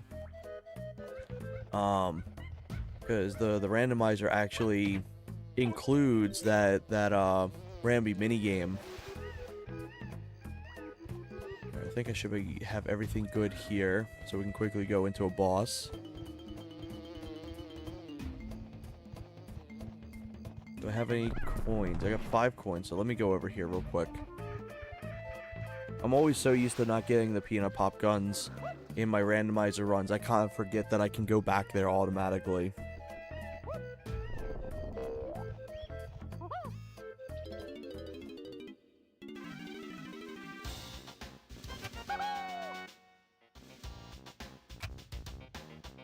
So I'll get this banana and I'll go back and get the DK banana because I forgot about that because I was yapping. And then we'll go face the boss. Yeah, the randomizer is absolutely fantastic. I think it is probably my favorite mod in gaming. Just really, really good.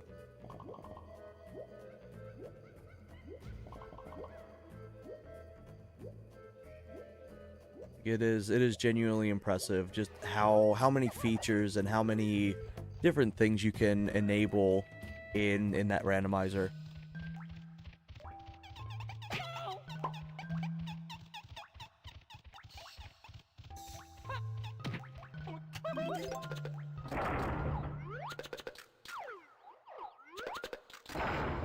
There we go. I'm so used to, like, it's like, oh my god, there's so many cool things in here. You can get so many different items in this room in randomizers. And then it's just like, oh, I don't got the right gun. I'm so used to this actually being a late stage area for me to explore.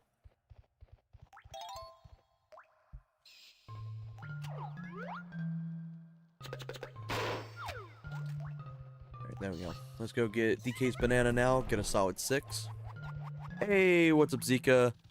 Yeah, having a pretty good stream so far. Been going through a bunch of different games. I hope you're doing well today, my friend.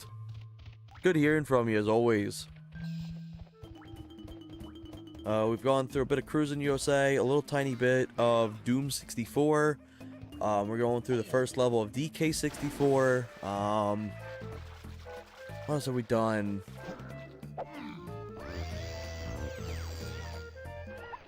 Yeah, what else have we done so far? I think there's like one more game. But it's been a great time so far. So far, we haven't had really any awful issues at all. Oh, Armorines. You know, I gotta do it for you. Next game will be Armorines, just for you. I was trying to play through that fucking thing off stream when Merc was helping me out with the audio encoder shit. And I was like, I want to make it my goal to beat the first level. I want to beat the first level. I don't remember how to do it. I don't remember how to do it at all. I still didn't beat the first level.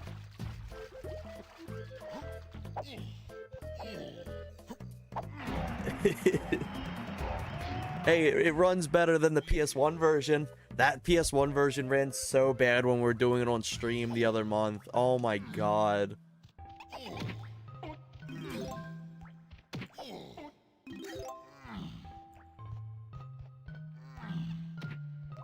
Okay, we should be plenty on bananas. We can face the first boss. And then I want to try to get into creepy crystal caves with the exploit. Oh my god, this soda's got me fucked up. Oh my god. didn't have any tea on hand, so I was like, you know what, I'll just have some soda. Usually I don't have this much soda in a row, but there you go. That's me for real. That's me for real with the soda.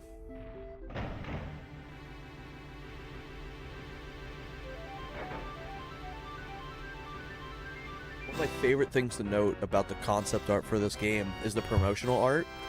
So they do CGI renders for a lot of the characters and everything like that.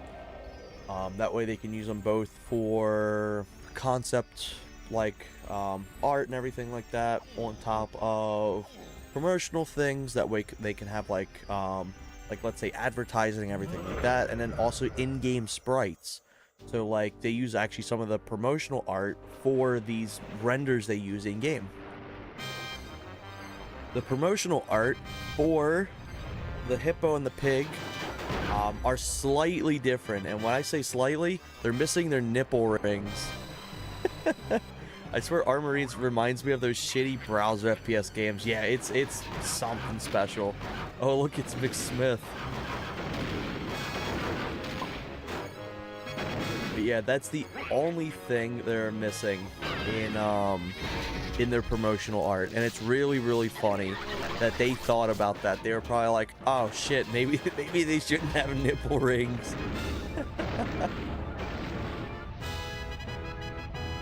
And then they put them back in for the actual game anyway.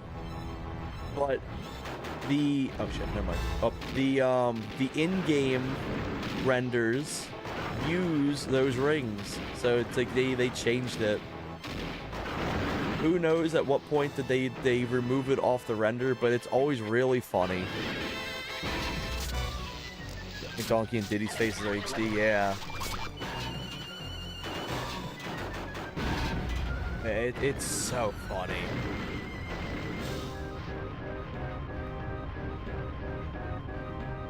I just love how this boss fight looks. It's so much darker on like original tube TVs as well.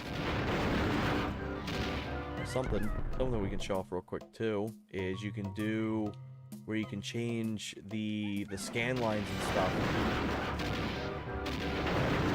I think the scan lines kind of look better in darker areas like this, but generally overall I prefer to have them off.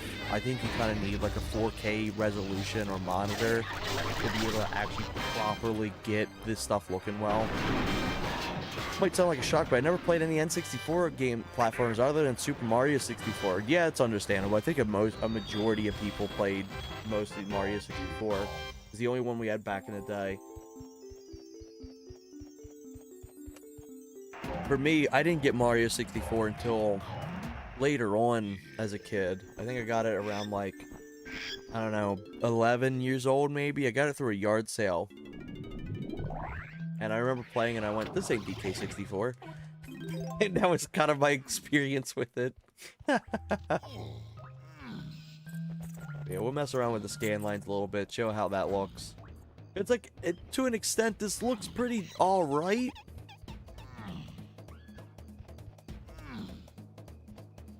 But some games just look really, really bad with the scan lines they use. The default settings are really bad. I'll just say that. I'd normally say, hey, I would go in to the presets and I would change these up, like go into the custom or whatever. I'll let you know, these don't save. Customize all the preset stuff and it just won't, or like customize the custom thing and it just will not save. I don't get it.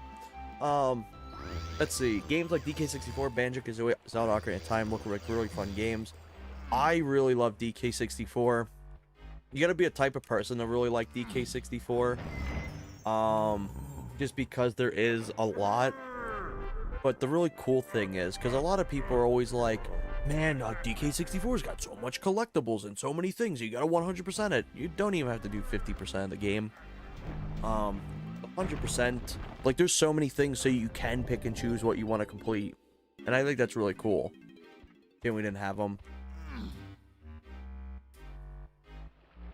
What the fuck question is that, Morrigan? Why do you always ask this shit?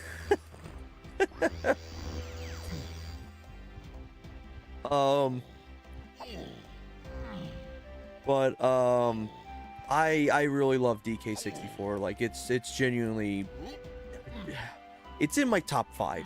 I don't know if it's in my number 2 or what. These are questions we need answers from. Also, check this. Since I've glitched into the Banana Fairies area early, I can do that. Now check this out. So normally I'd be jumping up to level 2, but if I come and just do that, and if I properly align myself here, I can clip into Crystal Caves. So it's gonna bounce me. It's gonna bounce me a few times. Bouncing, bouncing, bouncing. So I'm gonna try. I'm right up in here. There we go. Boom. Yeah, no clip. So now we're in what, mission 6? We've gotten through that now, and then it's like, oh yeah, I need 65. I need like way more. I come and do this at the right area. This is one of the harder areas to do it, but you can actually hit this little teleporter line. You can see it's a little bit of a pain because he's got a far reach. This and Frantic Factory, I think, have the hardest reach, but you could easily do this with like Lanky Kong. If you came in here with Lanky Kong, it'd be so much easier to do. But you can actually get it because his hitbox actually extends. See if I can get it. There's maybe a chance I won't be able to get it in this. Normally you can do a backflip as well, and it makes you slightly closer to him. But he does that cutscene where he farts at you every time.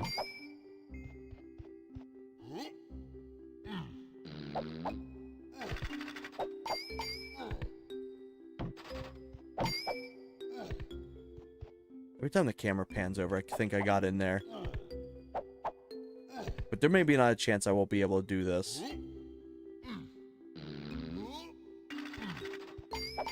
Yeah, like look how far he kind of protrudes. But yeah, this is genuinely a way to get into these levels, especially early on. I'll show off some other stuff real quick too, since I won't be able to get into that properly. I probably need Diddy Kong. So what you do is when you do that slam, your hitbox extends. So instead of being like, let's say normally I'd need 65 bananas.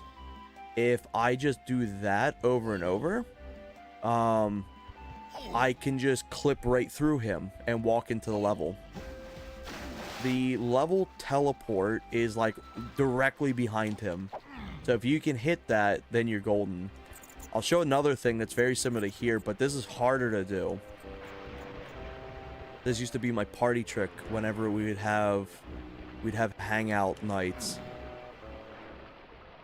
But if you prop yourself up like this, you can clip through this. Oh, did it? I clipped through that. Wow.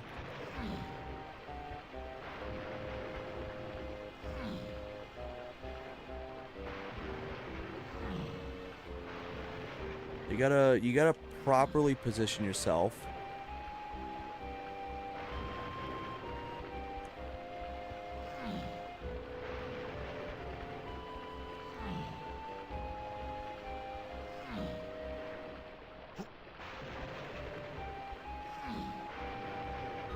God. The rollback you do, it either pushes you forward or it pushes you back. So you gotta make sure that you do it right. And then you hit this.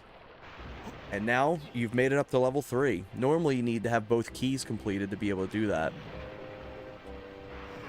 Or at least need key 2. So now, something really, really fun is they never expected players to actually do that. They're like, oh, no way in hell, like, people would actually be able to, like, get up here. So they didn't actually make sure there was any blockage to level 3. Get out of here, bozo.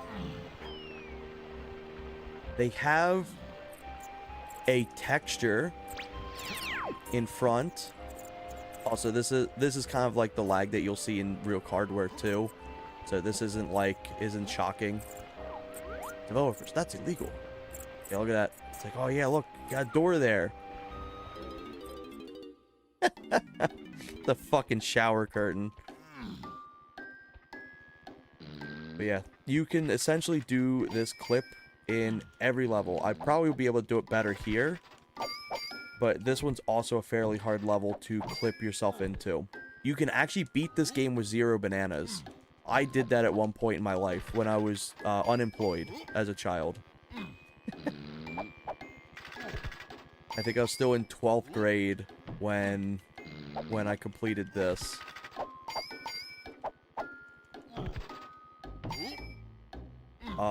What's even more diabolical too... Ooh, bats. What's even more diabolical too is there's an even harder cutscene or area skip. And that's going into Fungi Forest.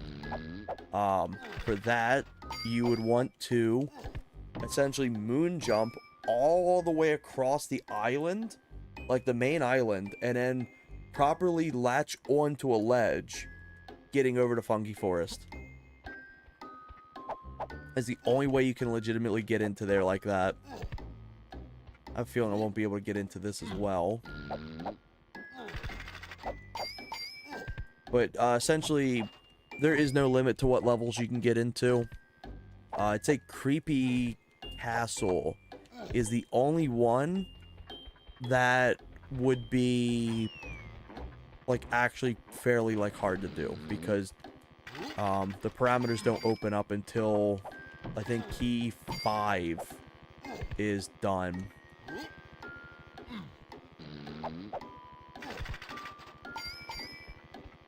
Yeah, I don't think I'm going to be able to get into this. You can do it so much easier with Lanky Kong. I think the easiest ones to do it is Jungle Japes, Gloomy Galleon, which I could try to do. Gloomy Galleon requires you to clip out of bounds. So let's say... I may be able to do it. Let me see.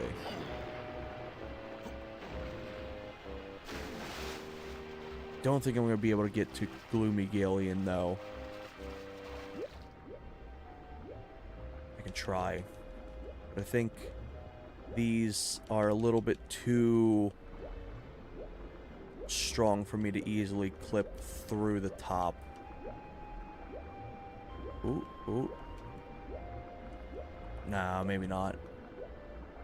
Maybe try some Kong Racing. Oh, yeah, absolutely. And what are the bananas supposed to resemble? Talk about, like, the gold bananas. They're kind of like stars in Mario 64. Yeah, I can show you real quick. So you've got your total bananas that are kind of like your stars. Do I have a way?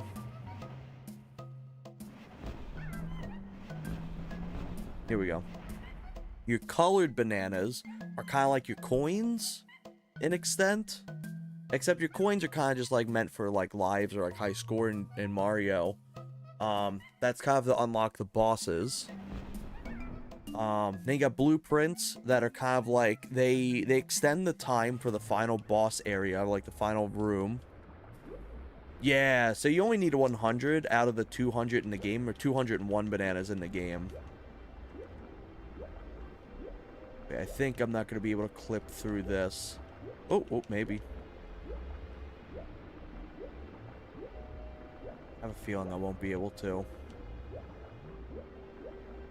Gloomy Galleon is very easy to get yourself into. I will show you one that's really easy to do.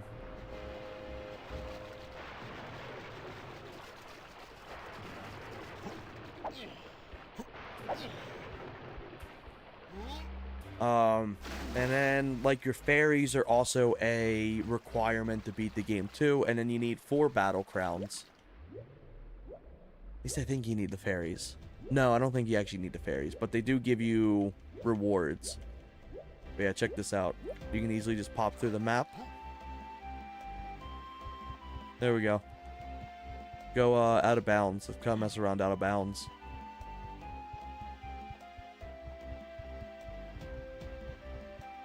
Kind of interesting that they just got this big old void here.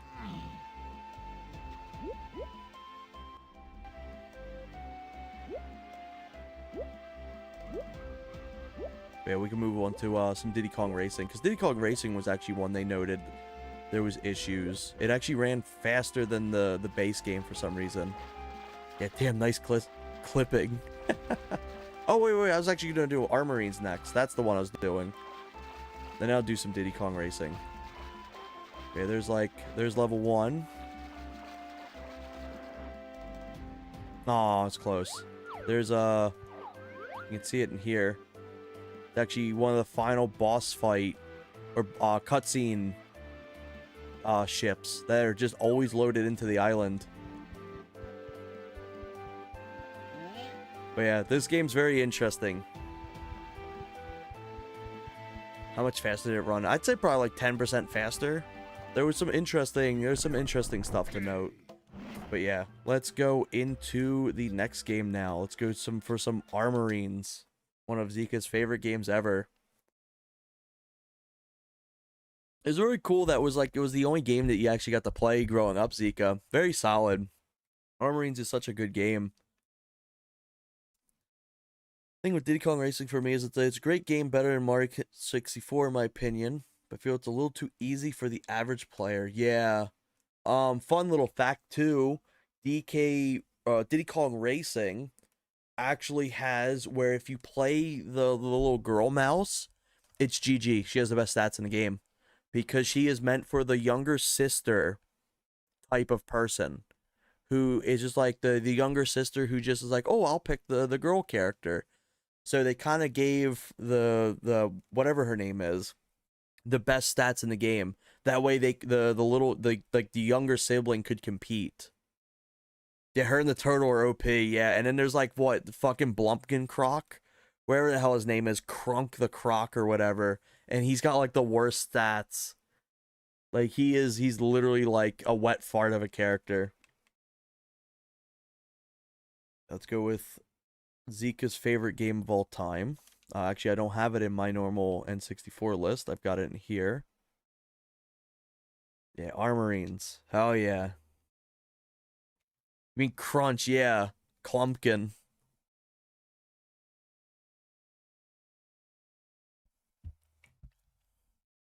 Auto Plug Nut, yeah. I'd love to know if they have any stat differences. That'd be really funny.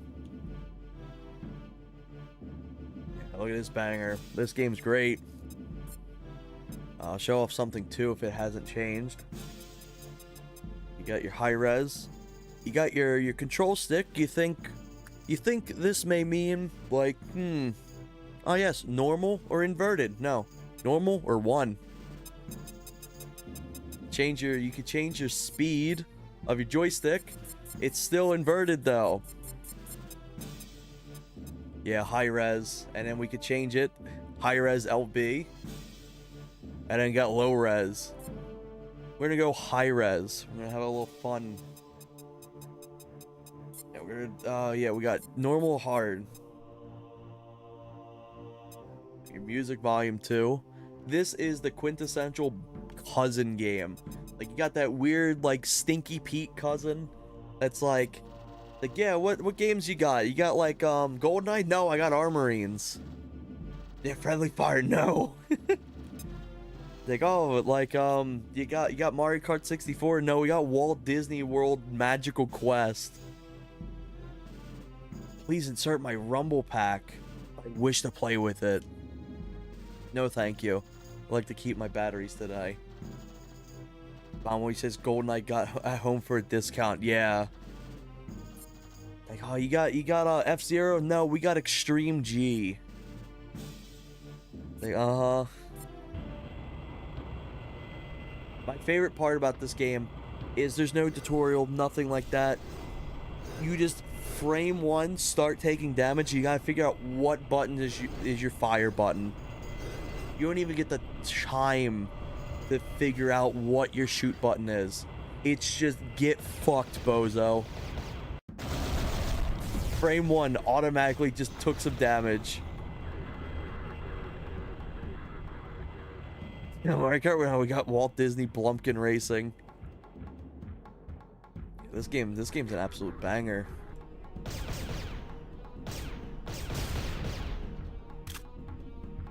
Yeah, I got infrared goggles. Hell yeah. What do they do? Nice. This game, oh, there they are. Cool. This game, I love Extreme G.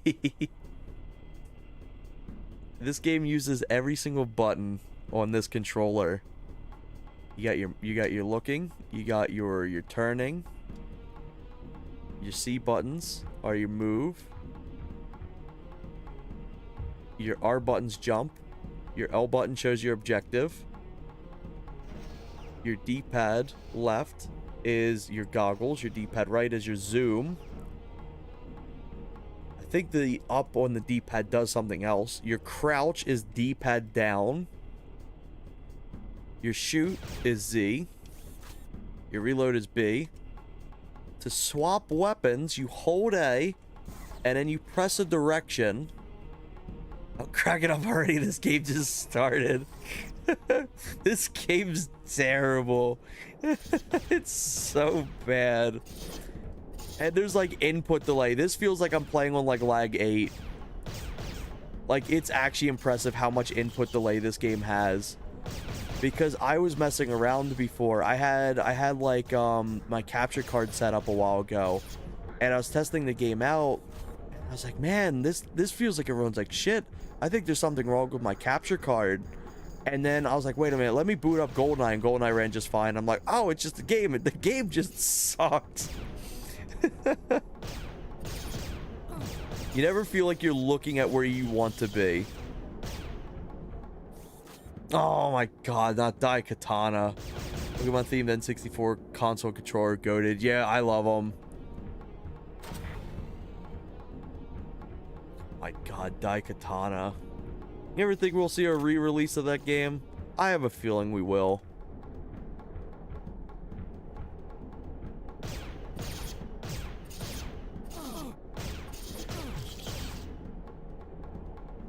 I love the fact that you have a reload system for a gun that just has unlimited ammo too.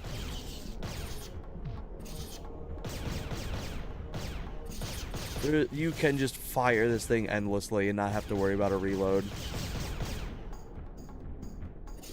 Frame rate's actual poo-poo. The worst thing is I can't even tell if it's the Modretro having the frame rate or just the game. This game genuinely has like piss poor frame rates. The thing I love as well is your mini map doesn't show you where the objectives are most times, but it'll just show you weapon spots instead.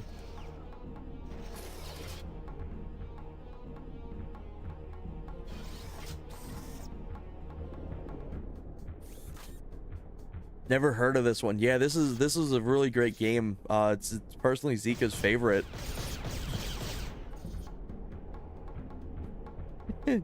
But yeah, Armorines is made by the same people that made Turok, and it sure shows it.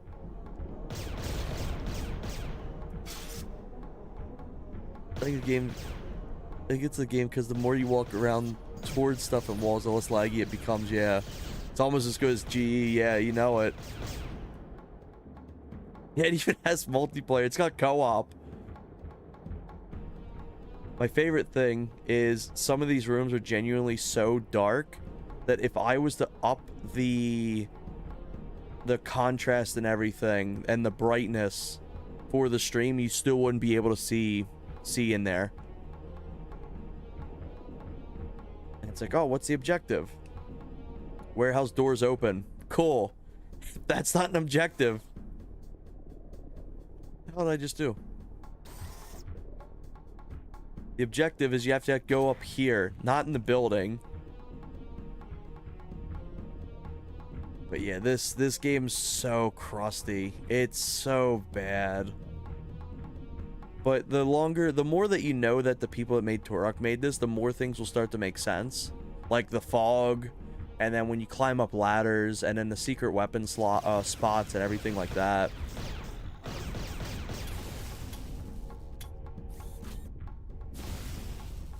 Where is this guy? Oh, there he is. Objective, figure it out.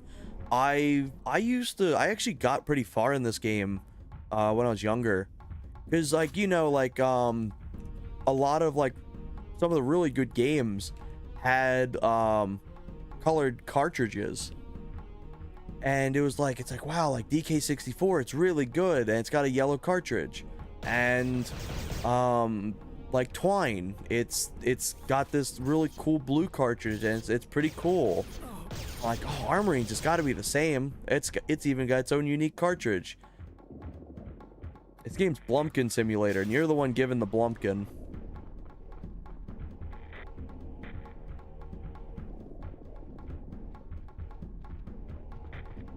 Yeah, bugs have overrun the compound. Yeah, I'm playing a big bug. Gotta make sure the scientist survives, or you have to restart the whole level. Also, like, this guy just goes like, oh, at random too. Yeah, G is really cool. It has a cool gray card.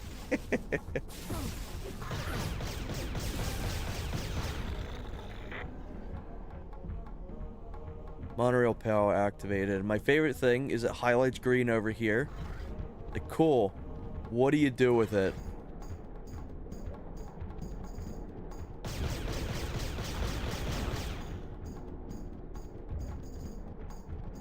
I think you can jump in here,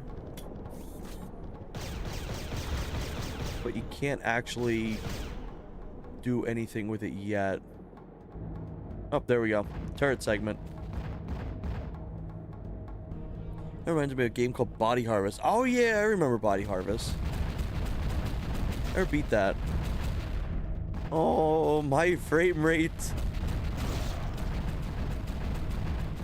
As much as I shit on this game, I would really, really love to see this game get a remaster. Like, genuinely. I think... Oh, my PC! I think shittier games need remasters. Good games already have a history to them. They already have, like, people who love them. And, like, while they may have some issues, they're fairly serviceable. Like, they run fine enough. Yeah, Armory's a GE new mod. Hey, I did it for first time ever in like 10 years. I beat the game. I beat the first level. Oh, here's all my saves. I wonder how much this actually uses. Page required 1. Page is free 1. Perfect.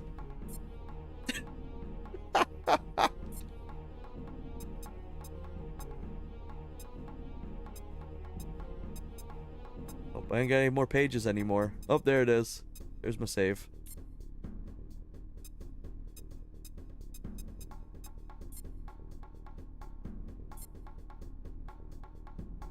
I love the fact that it's like, yeah, 122 pages. I love the fact that, like, it requires a mem pack, but then constantly throws in your face that you could use a rumble pack. It's like, you ain't fooling me.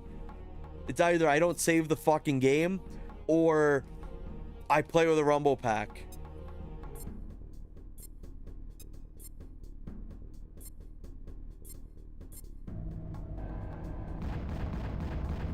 I remember this level being like fucking infinite, I swear to God. This shit had like the biggest amount of like hallways. 120 pages. I love that I had exactly 1 page left for Armorines. It was meant to be.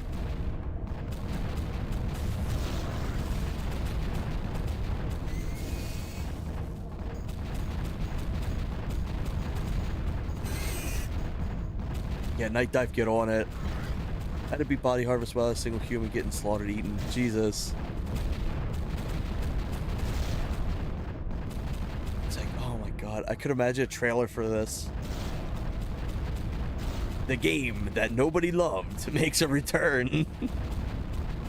But it's like, I really do want to see, like, games that have issues and, like, glaring flaws get remastered over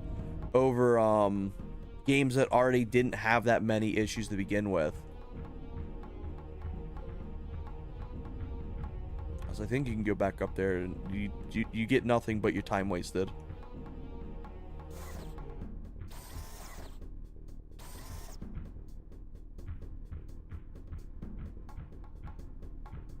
Oh, I love seeing nothing. This is my favorite.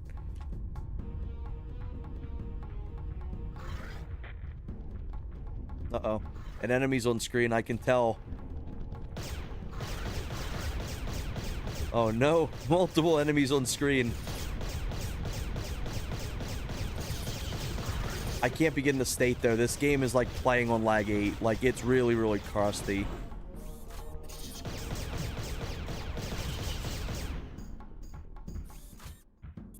It seems like the frame rate here is good. Never mind, it's the enemies. South Park Turok. Yeah, chase the dragon in the forest.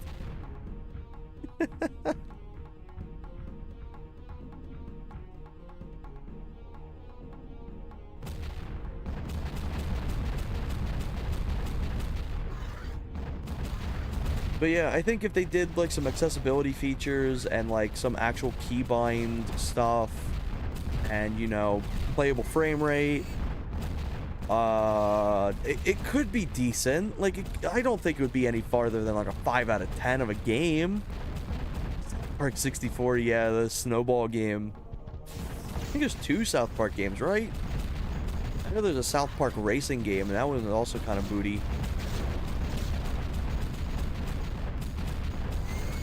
But yeah, I think this game would be a solid like 5 out of 10.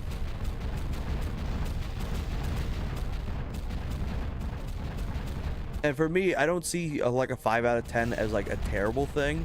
I know like modern review stuff now kind of is like, if it's 5 out of 10, it may as well be a 0 out of 10. Like, it wouldn't do anything groundbreaking, it wouldn't be anything great, but it wouldn't be anything terrible either. Voice acting, maybe.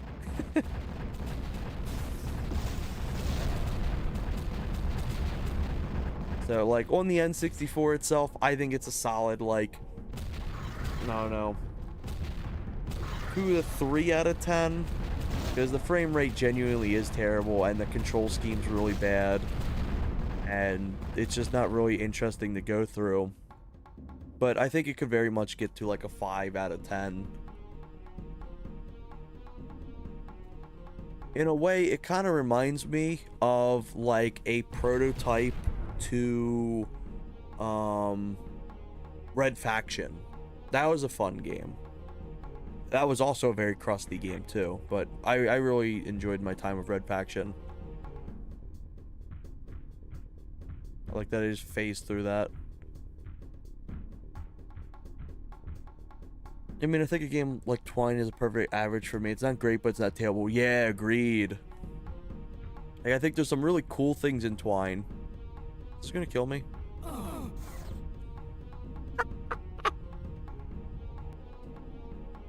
Yes. Oh my god, I forgot there's no checkpoints. Fuck.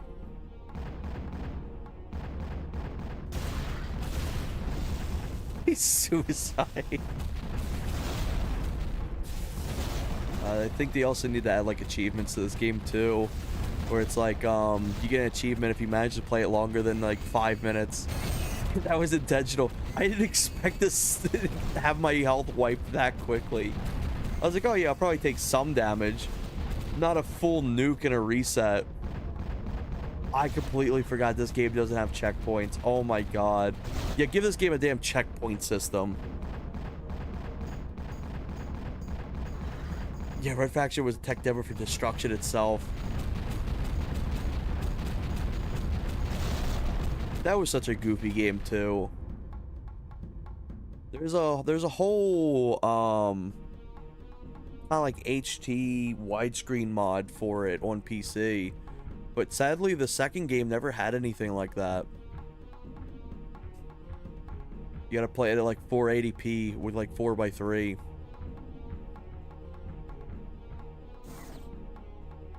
Do you like this one repeating song that just happens over and over? It's like fucking penis bongo music. I love the title screen music over and over and over forever.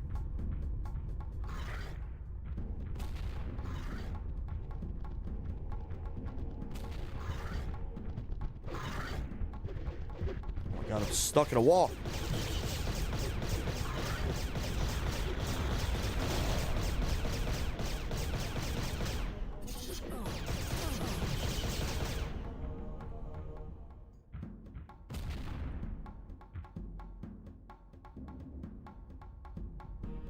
I was gonna say anything, but yeah, the music is repetitive. Yeah, Red Faction 2 is definitely a bit interesting. But I played through Red Faction 1 a few years ago, and I had a pretty good time with it. It's not like a fantastic game or anything like that, and the story is very dumb. It makes it seem like it's gonna be cooler than what it is, and then also the whole bullshit where you have to go through and you lose all your weapons. By the way, you can actually cheese that. You actually don't have to lose all your weapons, and it makes that level significantly easier. But it's a fun enough time. I'd say it's a solid 5 to 6 out of 10 game.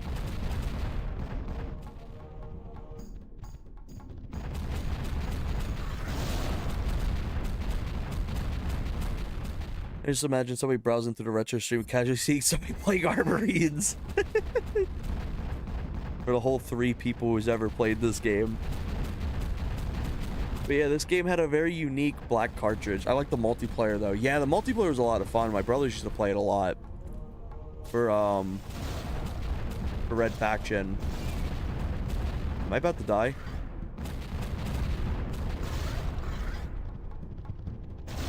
I can't tell what's a health bar. Well, yeah, rip Bozo.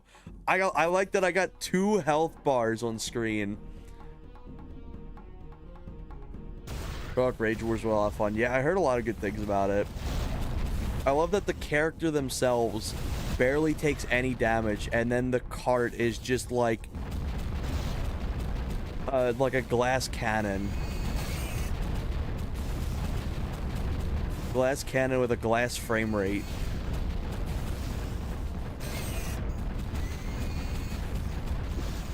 Actually, did I hit a checkpoint?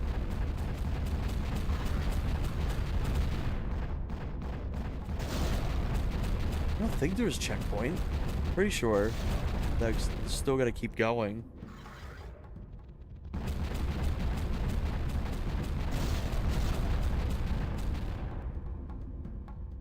Yeah, no. I just completely, like, spaced out the intro area. Bishop failed, Natalia died, yeah. Jesus Christ.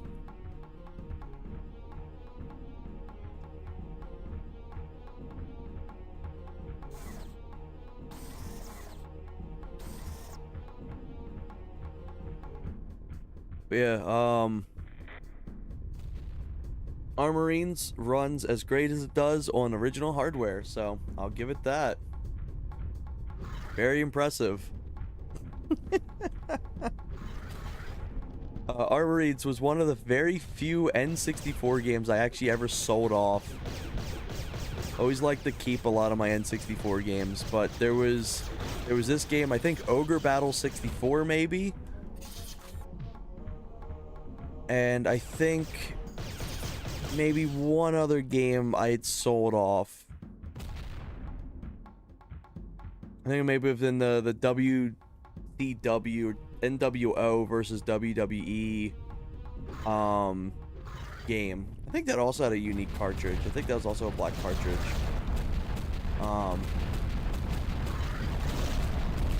But yeah, Armorines made it on the list of one of the few games I ever dropped.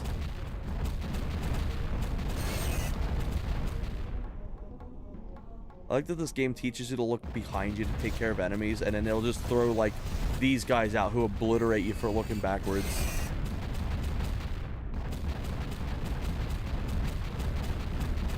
Yeah, the enemies drop frame rate to 30 to 5 as soon as they spawn. It's the second the game has to think for more than a second. Look at that. Yeah, I don't think the Modretro has any play in this running any worse. I'm pretty sure this is just how the base game always ran. Yeah, that one.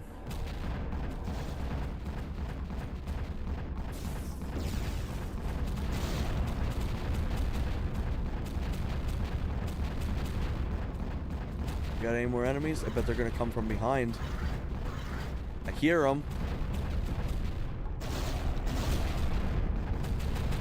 Oh, they come from the side. Look how much damage they do. I'm almost completely dead. Oh no, not another world tour. That wrestling game had a lot of unlockable characters and stuff too. I think you could even unlock like a ninja. But I was never really into wrestling.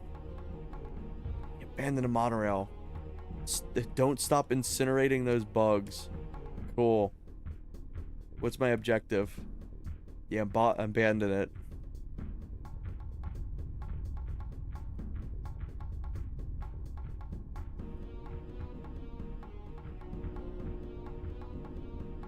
There's a button? There's like a little glory hole. Alright, cool. That apparently is a button.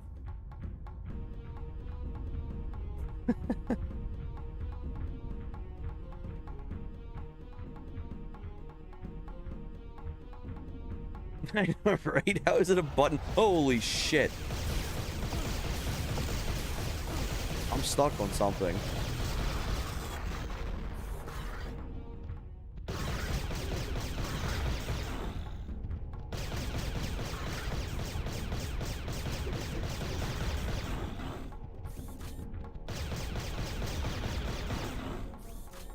There we go.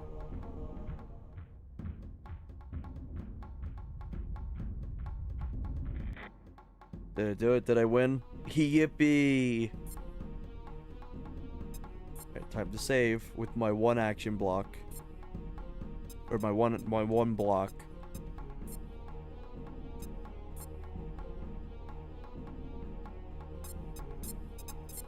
Character's name is Lane. Yeah, this is better than Superman 64. Yeah, this is better than GoldenEye. This is Zika's favorite game. Is this the only weapon in the game? No, this is the only weapon that gets ammo.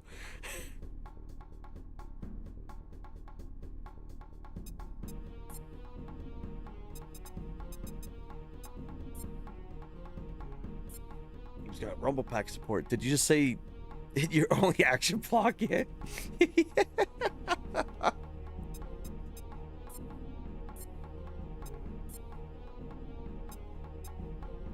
Siberia. We're close to finishing out the Siberia missions, I think.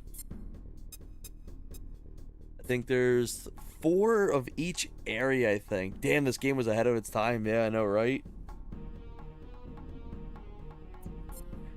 Oh my god, this game, or this level chugs too. This is a very long level, if I recall.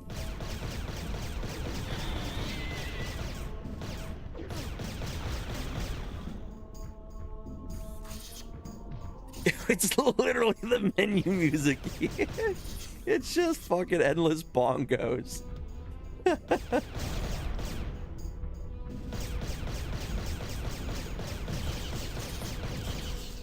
think there's like 20 levels in this game too. Now it's a different one.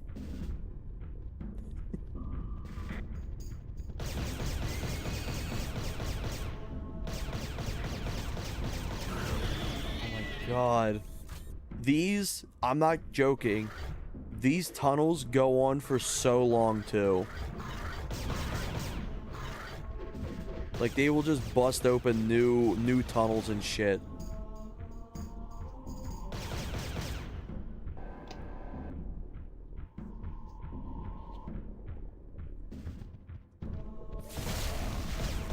Shit, he obliterated that man.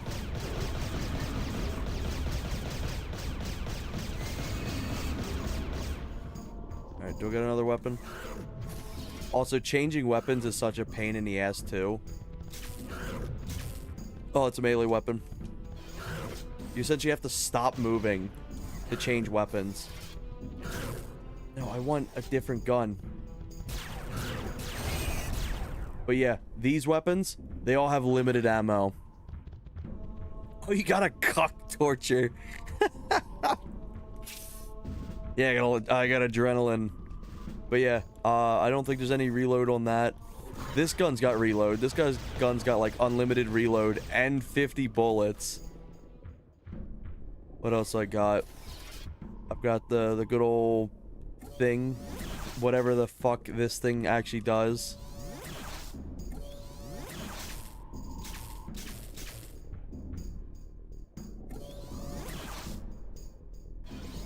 Let's see. We got the blaster. We got the big sniper rifle thing. We got the actual sniper rifle thing. You like my zoom? That's supposed to be your zoom in. Oh, wow, the game's suddenly brighter.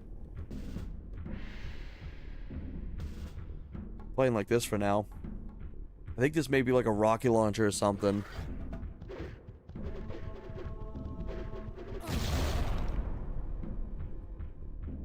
But yeah, you get no ammo for these guns.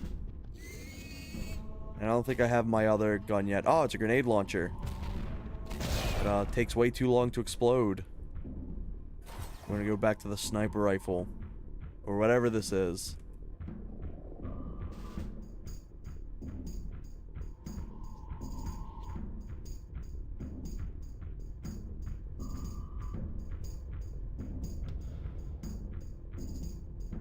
Great, now I gotta figure out where I'm supposed to actually go. Yes, it's either we get this level of darkness or we get nothing but blue. Blue.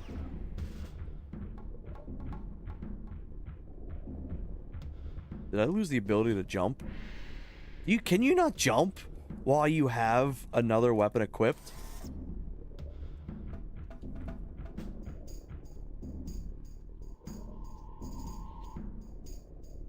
Oh, I was crouched the whole time. Alright, let's destroy these. I don't know if these actually do anything. Yeah, game broke your controller. Game broke my brain. Oh, I think that's something. If I recall too, this level just infinitely replenishes the bugs as well. Alright, here we go.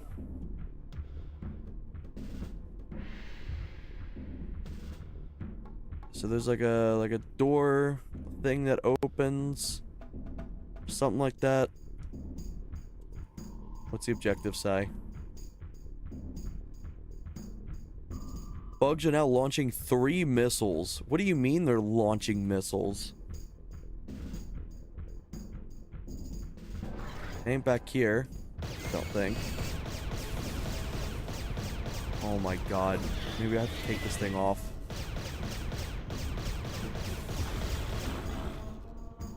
Ooh, this game's thinking. Hit W bugs. Yeah, I think if this was my world too, I'd just done blow it up. Heard a scientist. What are you doing? Fuck out of here. 5 FPS jump scare. Oh my god, I want to at least get through Siberia. At least through this level. He was stuck in a wall. He didn't even want to live. He's just trying to change his outfit. Poor guy. You know, I had to do it to him. I love like these shit mounds they leave. Like they're close. They got the shower. They'll get to the bathroom eventually. What is this? There's this dead guy up here. Oh. He disintegrated. Got some dudes in the shower. Got a sus if you ask me. Yeah, they're trying out new sizes. We got 50 armor.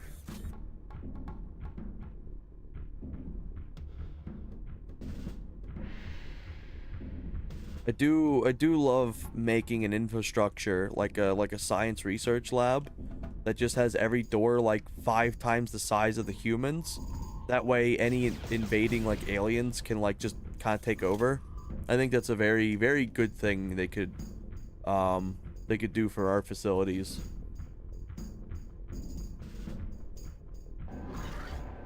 Oh, another bathroom. We're in facility now.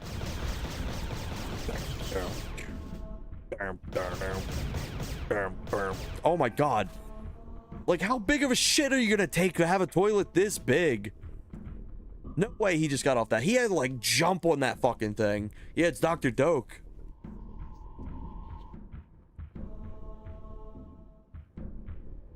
Yeah, that man had to fucking climb up on that. And then the sinks are like, look at this. Look how big these sinks are. You could drown somebody in that damn sink.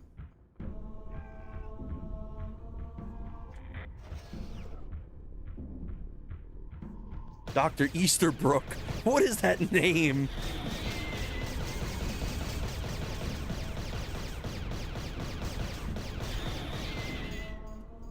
Dr. Otto Easterbrook. Yeah, it feels like the bugs are made for humans. For bugs, not humans. I feel like the whole facility's made for bugs.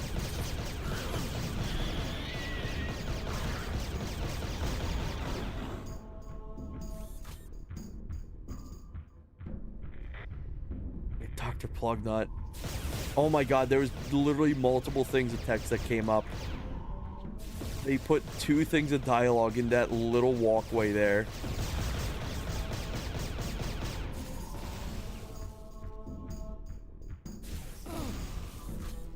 It's hitting me. Alright, I guess this is Silo 1. I'm dead. Fuck it. I don't care. That's a good way to send off. That's a damn it sounds. That's a good way to send off Dr. Plugnut. I think that'd be for me for real in that universe. Jesus Christ. Get us out of that game. Oh my god. What do we got next? We're gonna do some Diddy Kong racing. I'll do a few levels with that.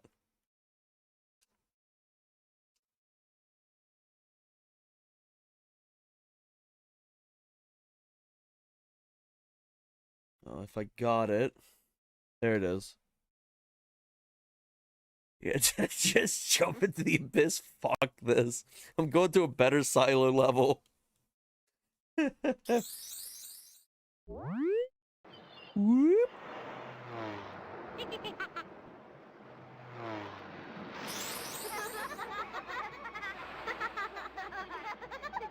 I feel like it's not too reflective. I feel like it needs to be a little bit more reflective with this. Could be wrong though. Alright, who we picking? Damn copyright OGG.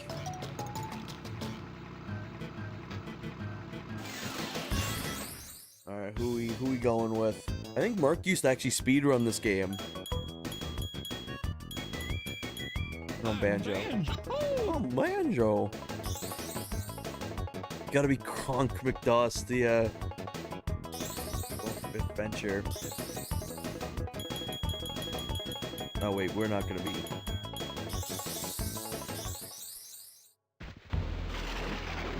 Oh no, we can't skip this, man.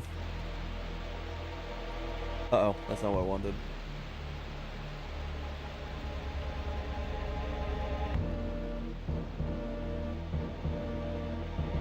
Some of these levels are actually really pretty. I really like the snow levels.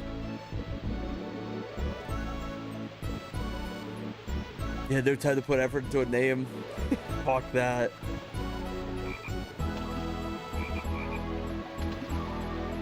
I'm sure we get a good feel of how this runs.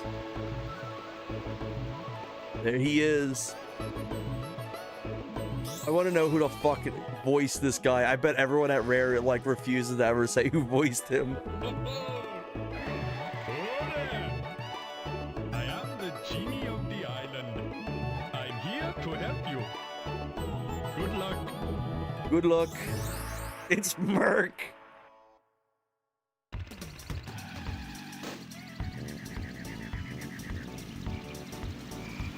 Now let's go in here. Oh, I'm stupid. I was like, why is there an item out here? Oh. Yahoo!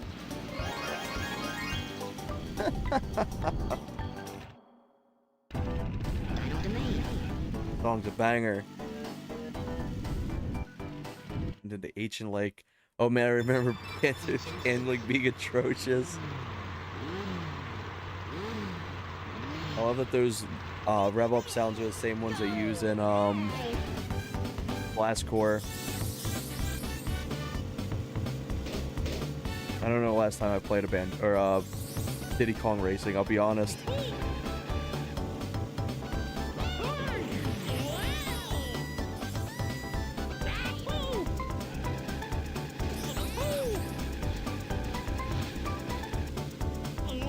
Fuck, missed.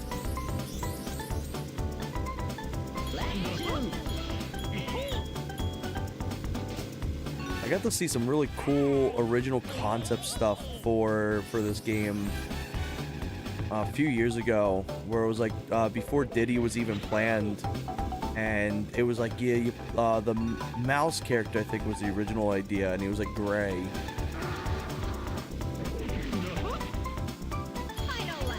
Back then when Conker was innocent, I know, right? They released so many games, and then they're like, oh yeah, he's an alcoholic now. It's like, oh okay.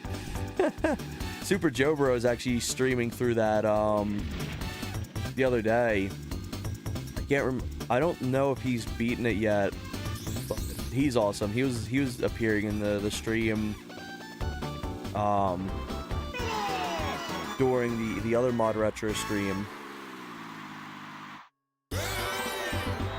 Oh no, there he is again.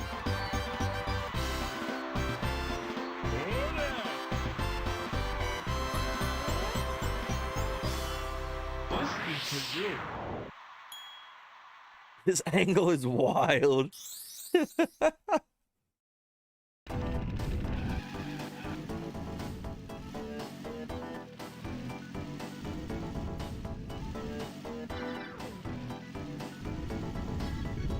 Man just got some interesting handling, to say the least. There's a kangaroo character who claimed to be a pre-release version of Pipsy. Oh yeah, and then the Cuck Clock. He's my favorite.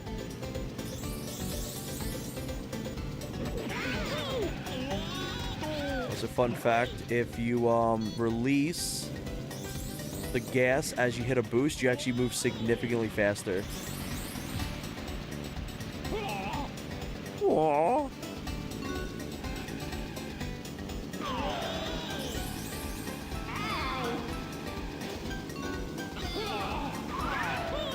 Oh, my bananas. No, my channel points. They're gone.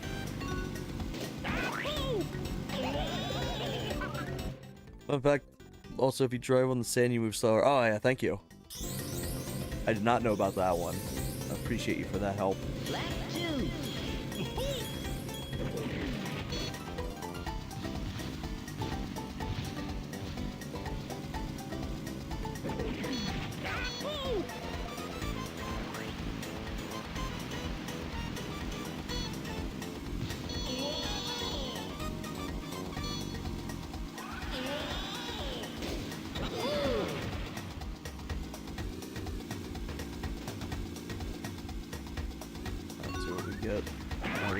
Shit, there we go. You like to be Zika. That sand did move me slower. You're pressing brake when skidding.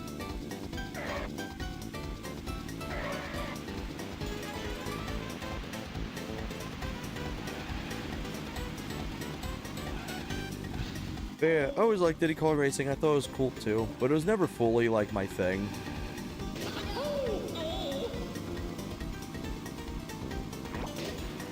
Holy shit, that man just shit on me. Almost.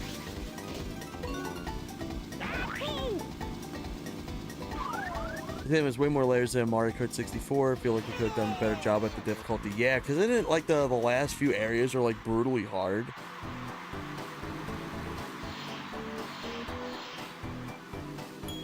Return to lobby. Fuck that level.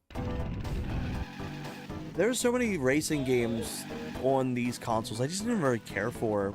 Like, they're great, but they just weren't really for me. What's this?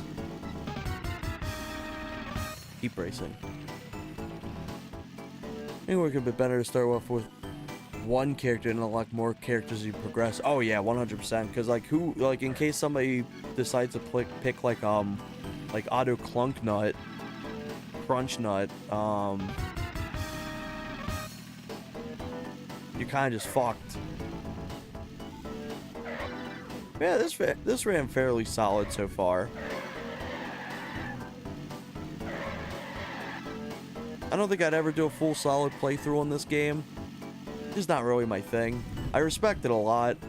I do think it's one of the better racers. Yeah, we'll try this one more time. We'll move on. Trying to mod a DKR by tinkering the animation error placements.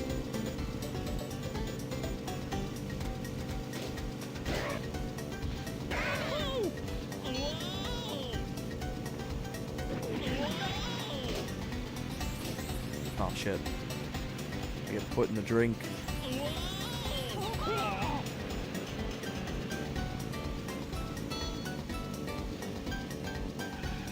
You know, the way around, if you pick the mouse, you just get a huge advantage. Yeah.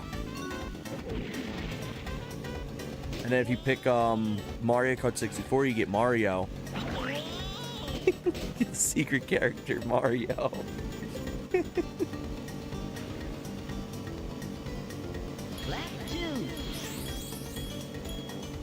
But yeah, I do have a bunch of respect for this game.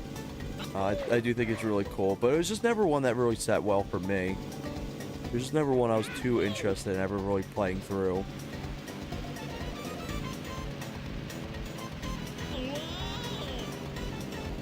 This is Lee voice Taj in the Rooster bottles from Banjo. Okay. Oh yeah, you got Wario too. Yeah, true.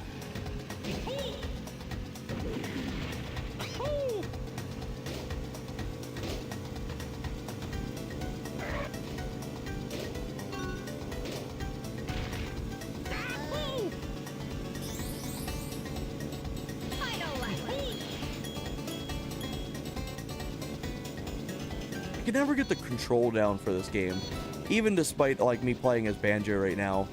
Like just in general, I was never able to really grasp the movement. Oh fuck. Kind of same goes for Mario Kart 64 as well. I was never really a fan of it.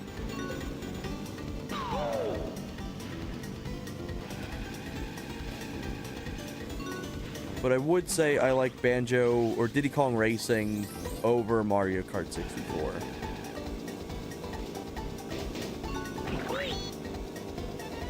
I do like being able to take a big shit while racing. That is kind of fun. I can agree. Let's see. I can agree though. Then get a little stale. Yeah, understandable. It's not my top 10 games. I wouldn't say this game's terrible at all. Like it just doesn't really fit me. But I also didn't have this game as a kid, so it could also be why. But even when I was younger, there wasn't too many racing games I was interested in. So it entirely just was on the fly of like if there was games I liked. We've done a racing game. Now we could do. I already showed off some GoldenEye the other day. That was crusty AF.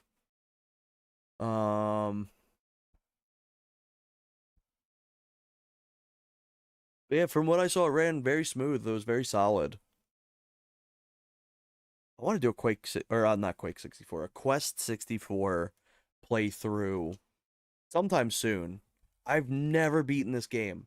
This game also sucks. It's like a solid 4 to 5 out of 10 game. But I don't know, something about it was just always intriguing to me. And I don't give a fuck what this guy says. I think he dies in like 30 minutes anyway or some shit. But yeah, this game was always intriguing to me as a kid. I'd mess around. I didn't have a mem pack for it, so I'd go around as far as I could. I remember some of the secret hidden items, and I got through actually fairly far in the game. I do love where it spends like your first 10 minutes going through just a bunch of doors for like no reason. Also, this game's so quiet. Dinner's ready. He bolts down the stairs fast. I think there's like, I think she says something or something like that. And she's like, you could take this item. What was it? Something else you can do. You like beat shit with a stick.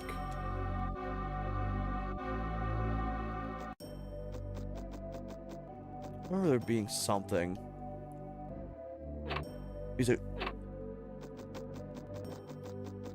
but yeah, my favorite thing about this game is when you progress further and further. You think like an RPG would have some cool stuff. Like you think like oh man, like you get like a fire spell. Also, there's a fuck ton of doors in here and they like essentially accommodate to like nothing. It's like you get a fire spell. Oh, what do you get next? A bigger fire spell. Okay. But what about after that? An even bigger fire spell. What's the penultimate one? The original fire spell, but even bigger. I got through a good majority of this game without saving. And that is essentially all your moves. You get a move that you throw a rock. Then you get a move where you throw a bigger rock. And then a bigger rock. And then a really, really bigger rock. And like that's the extent of this game. That's when you beat the game. You beat the game, yeah.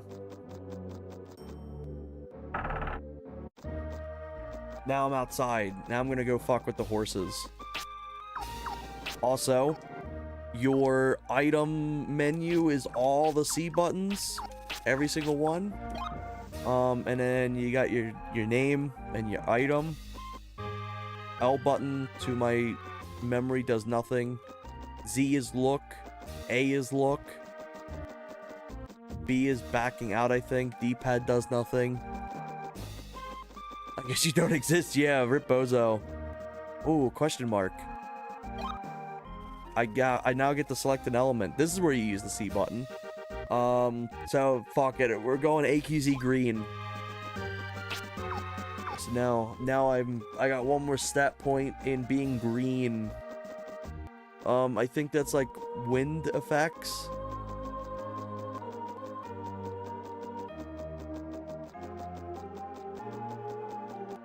I do want to play through this at some point because my god, it's really funny just seeing their attempt at this game. This was like their big staple flagship game too that they were wanting to boast that like, it's like, look, the Nintendo 64's got RPGs on it. You got that crusty little that little Final Fantasy 7 on the PlayStation, but you got real gaming here. You got real RPG gaming on the N64, and it's this. This is the type of game I play when I've lost everything. Yeah, I'll play this game fully when my house burns down. Imagine like it'd be like a few months from now and I just suddenly boot up this game and streaming it. Like, oh, what happened? It's like, oh, my house burned down. But yeah, you got these whole areas here. You can go in here. Yeah, we're doing it. We get 100 followers, I'm burning my house down.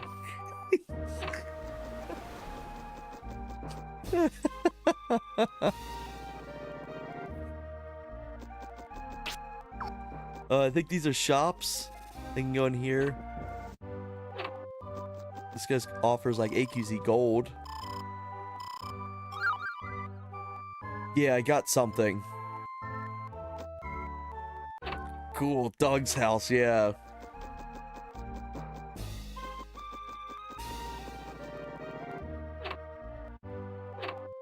Come into here.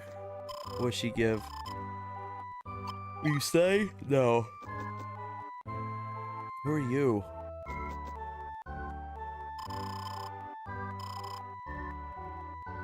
Wow, we're setting on a quest. Our 64th one.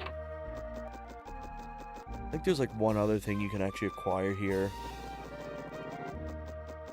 I do love the random one weed just being sporadically placed around. But I'm not joking. This game is literally like a go from point A to point B game. This whole open space, where do you go? I don't know, follow road. Just keep going. Just follow road.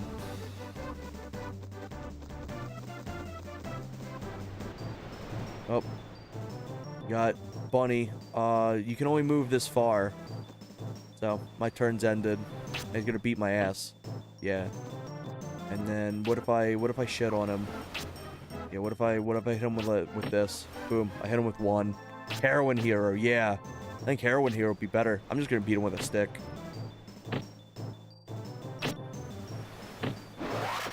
Fucking obliterated that bozo.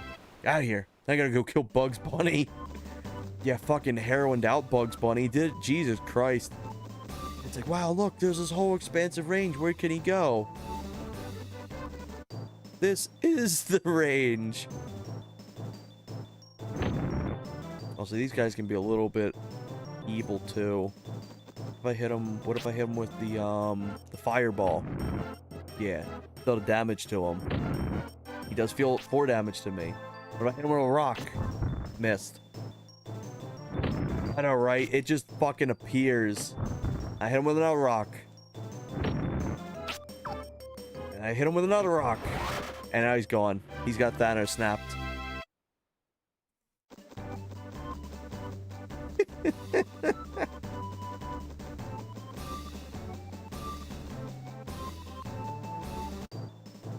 Uh-oh. A fucking alligator. I don't know what he is. Tar monster? Fucking Grimace After Dark. Oh, he's coming. Or what if I skedaddle away from him? And then I hit him with a rock. Yeah, the rock's the strat. What is this Pokemon? Oh, it's a big hippo.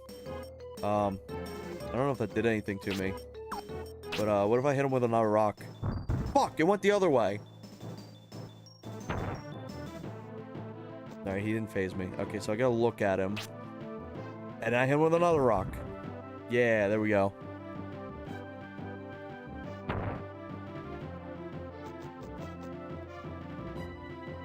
So far, the rock is the strat. The rock is the one you want to go for. This guy just lives forever, though, I swear to God. He finally hits me and it misses.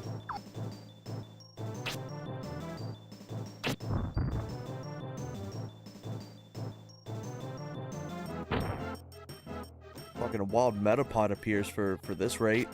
How about another rock? Die!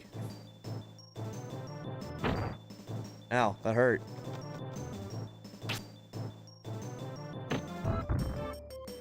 Oh my God!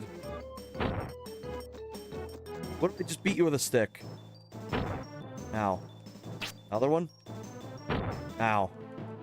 Another one? Hit them! He's the size of this whole area. Beat his ass. Gone. Select an element. Fuck. What was it? Rock? I think blue's rock. No, it was probably this. We're going AQZ gold. Also, I've lost track of where I was walking. Did I just come from there? I think I did. Uh-oh. I got, this little freak now.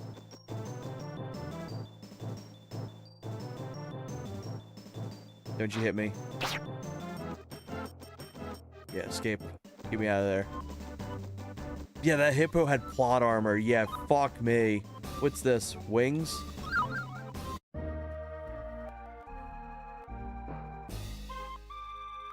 But it would fucking heal. I thought it would heal.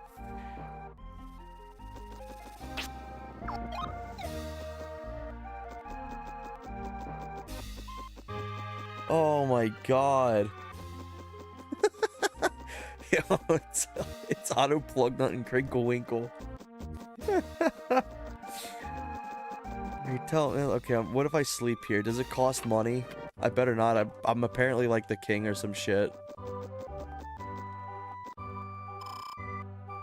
Don't you feel tired? Will you stay? Cool. That healed me though. Oh, it's nighttime now. I think there's even more enemies that come out in the nighttime or some shit like that. There's different ones, I believe.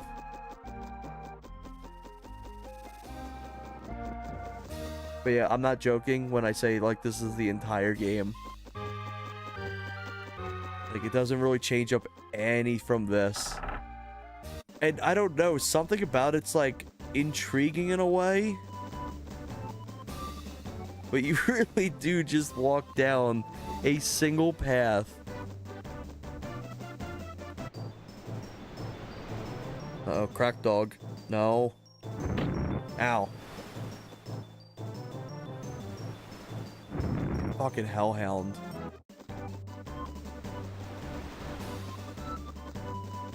This is a very peaceful location. You just got hellhounds existing. Uh-oh, got two of them. He's called the boys. It's just like you get to walk 2 feet and then they're immediately up your ass.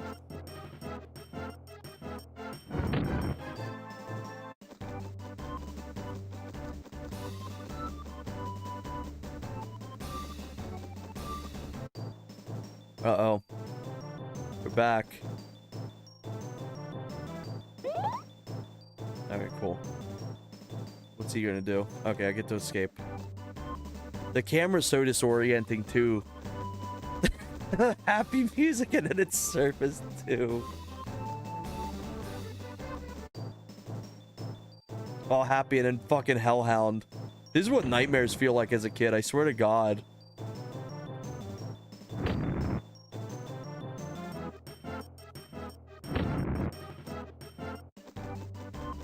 I also like having, like, no healing items, so I gotta, like, just eat all the damage. I don't even think I got, like, money.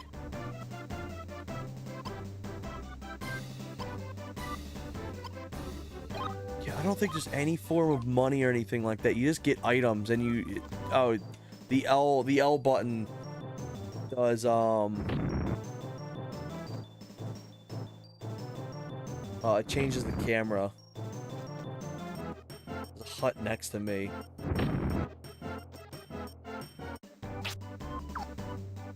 Wish I could fucking see it.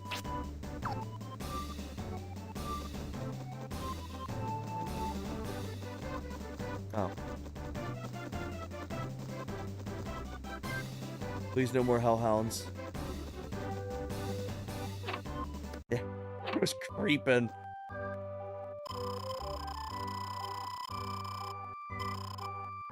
A robber is about. What is he about exactly? I sleep in your bed. Have your oranges. Can I have anything? Donderand.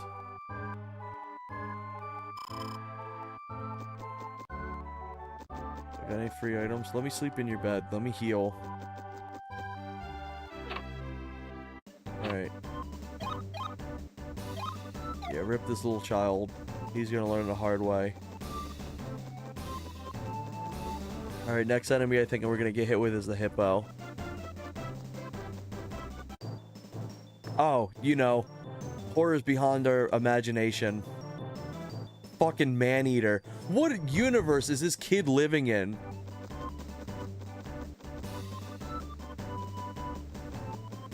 Did I just walk back here? I did. What the fuck is that? Oh, there's the hippo.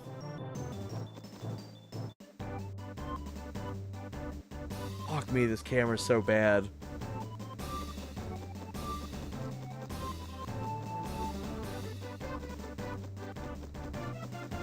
Ooh, what do we get? I can't read those fucking names. Oh, we get horrors beyond our imagination.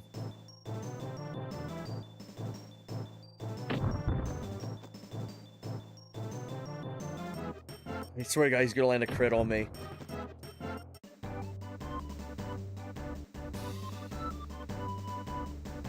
I'd love to know what the fucking area we're at is.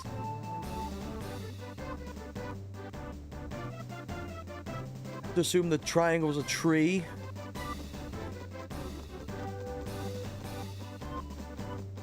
close. I swear to God, I'm gonna get spawn camped as soon as I reach like this door. Okay, there we go.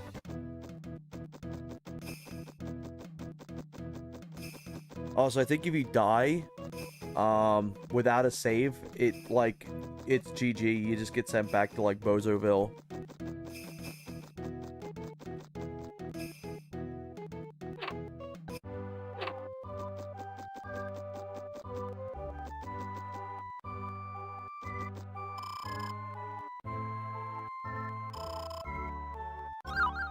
Oh yeah, fresh bread.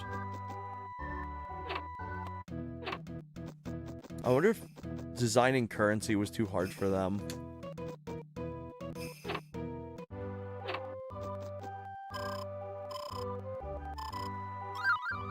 Yeah, got another item.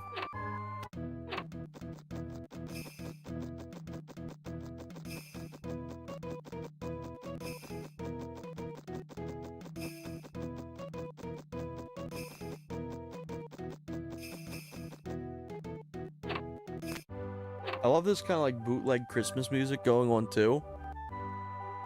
I got an idea. Let me plug my blue retro in here. This should actually register as controller too. Yeah. Does it actually tell you what the firmware is of it? Wired controller. It's gonna be upset. It's gonna be flashing because there's no controller actually connected to it. But I want to go to a tavern and I want to save. I want to see if I can save on the blue retro.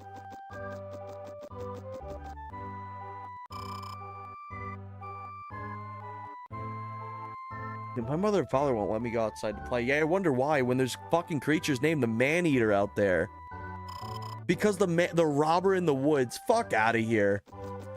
What's that guy gonna do? What's Blumpkin Joe gonna do compared to like that the Man-Eater isn't gonna do?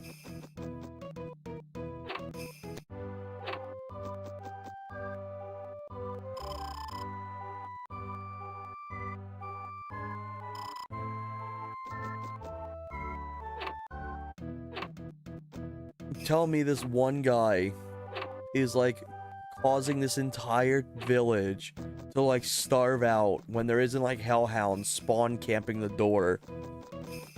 Ooh, secret. We're going to upgrade our stones.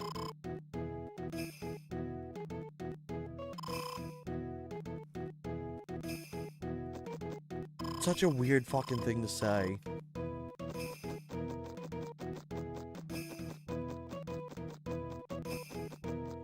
Place to rest? I think there should be a place to rest. My character's like exhausted, I think. We got this wall that leads into nothing. I think this probably has nothing. The objective to this game is beating it. I think it's like there's like a guy that's trying to like thwart like the king's throne or something like that. And he's like, I sense a disturbance in the kingdom force. Fuck out of here and do some stupid shit until I die. I think the king gets smoked or something like that. And then like you're a lord of the land or something. I don't know. There you go down there. This camera's nauseating. That's a wall. Oh, that's a house. Why is she always here?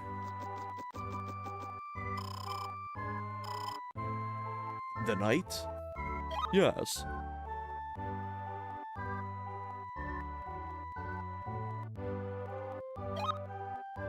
Damn.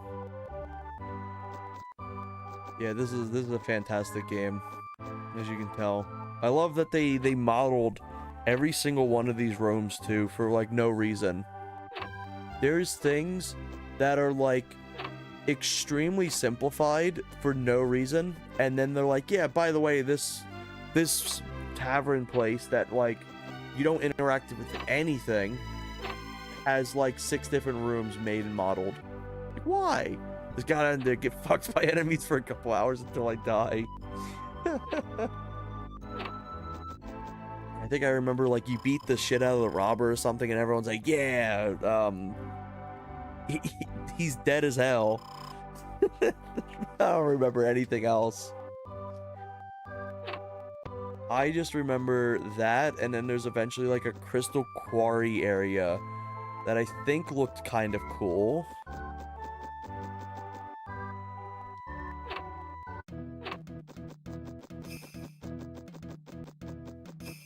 Yeah, that's the extent. Oh, big castle.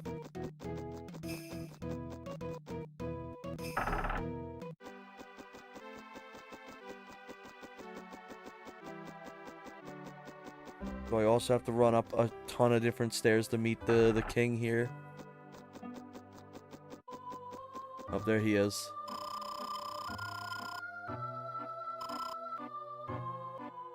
Searching for my father, Lord Barquad. Oh, right. I think like his dad disappeared or some shit like that, and then he's looking for him because I think he forgot like to return his library book late and something. He got smoked. Well, now I'm now gonna steal the king's riches.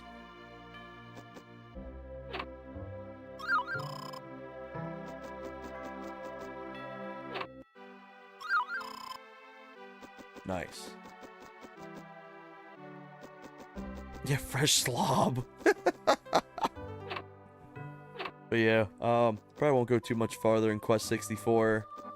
Mainly because I don't have a memory card. I know for a fact if I pull this memory card out mid-game too, it'll shit its pants. But yeah, at some point I'll be doing a full stream. Take you to Donoran! All caps. At some point I will try to play through this whole game, at least as far as I can stomach it. So yeah, how did it run on here? Fairly solid. I was impressed. Too bad there's no way to do save states in this thing. The Analog 3D has full save state support. What do we got next?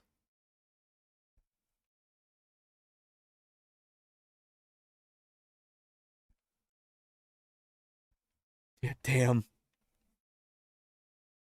Blast Core was a lot of fun. I was playing through that the other day.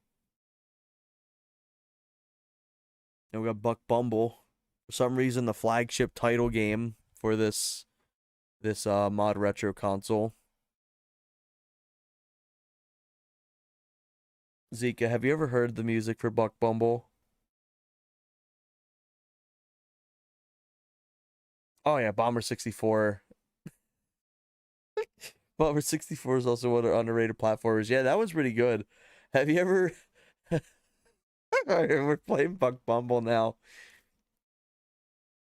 This is also a game. I can't remember. Yeah, it's also a game. I don't remember if I sold this one or not. I think it may have been. Cannot save game.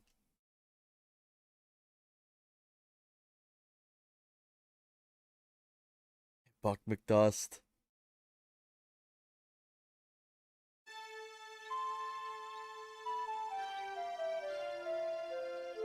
I'm gonna let the cutscene play out because it's like, oh wow, look at this. It's kind of like this fantasy thing.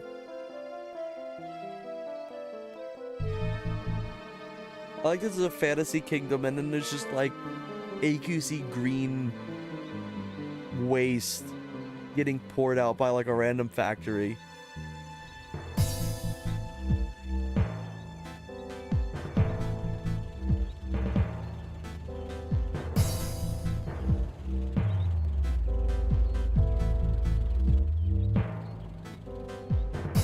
I don't remember anything about this game except for the theme song. I remember playing this thing and I went, what the f— Oh my god.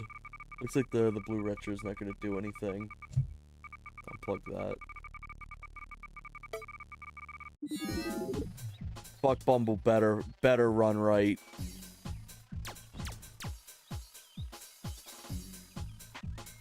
Wow, they did it. They managed to get Buck Bumble to run right.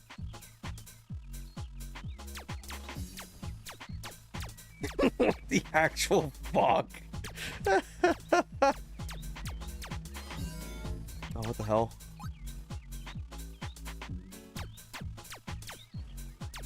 And then you like obliterate these wasps or whatever. Yeah, smoked. There you go.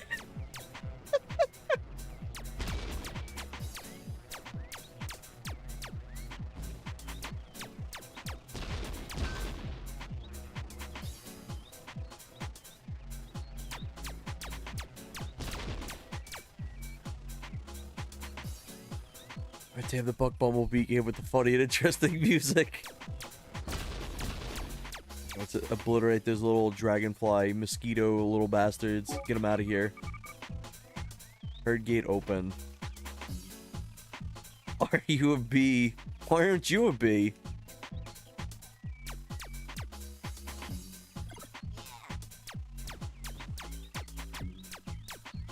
I do like not seeing 5 feet in front of me. That's one of my favorite features of this game.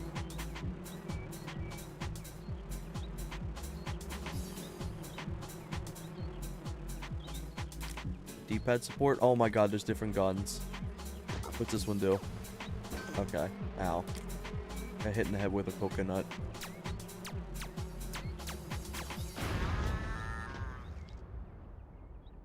Pipe bomb?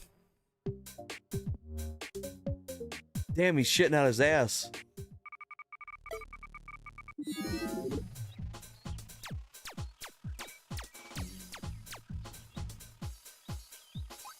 Yeah, I'll be for real. I never got past this first level because I was like, what the fuck is this game? I hit that and then I teleport or some shit. And then I smoke these guys over here who are just minding their own business.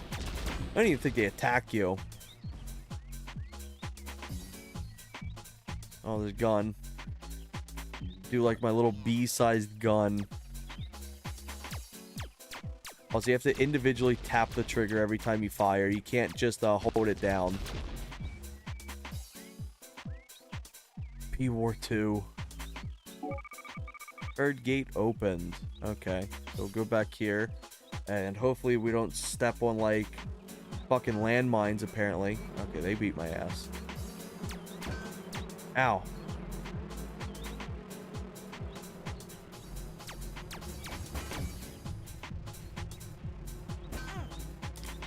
Alright, they're getting hit with the rocket launcher gun. I don't know what these little nuggets do. I guess they're high score points. What's this? Oh, right, you can land on the ground too, I think.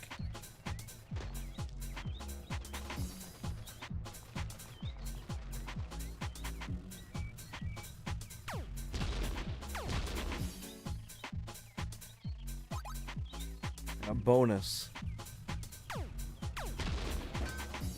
Ow.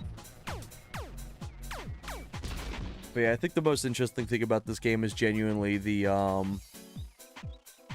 fuck no, I haven't played on this game. I don't plan on playing this game for more than 5 minutes. Dad had been high while making this game. Oh, fuck, I'm getting, like, touched by Uncle Sticky. Get out of here. Fucking, like, grabbed right on my ass. Jesus Christ. Oh, I'm stuck on, Oh.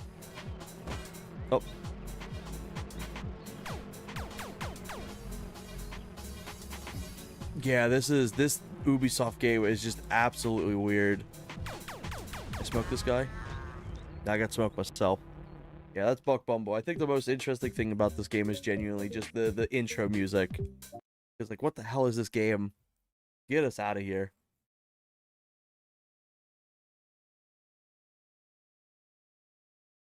Alright, let's see what we're gonna do next. But yeah, they did it. They got Buck Bumble, the game they were already gonna sell for $50, by the way. They got it running. They did it. They got it running.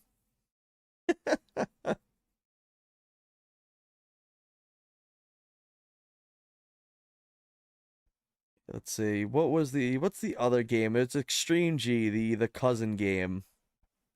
They got that one. They're also selling that one.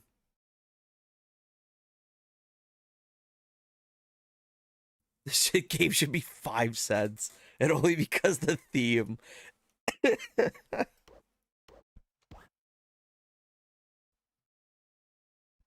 This game's such a quiet game. This feels like a fever dream of a game with the audio.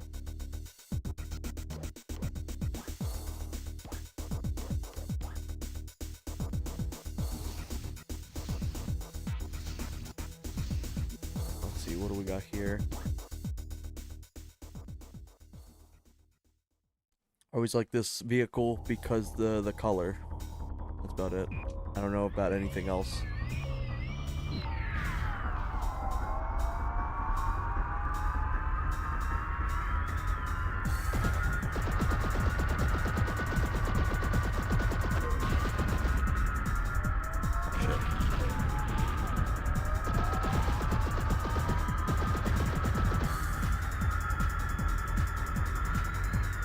So how's the Modretro? It's alright. It's got a lot of issues, but hoping that there's fixes in the future and updates. Current right now, I'd recommend it if you were just looking for something to play anything. But for right now, I'd recommend going after the mod or the analog 3D. Definitely give it time. They may add new things over the span of the few months. I ran out of gun juice.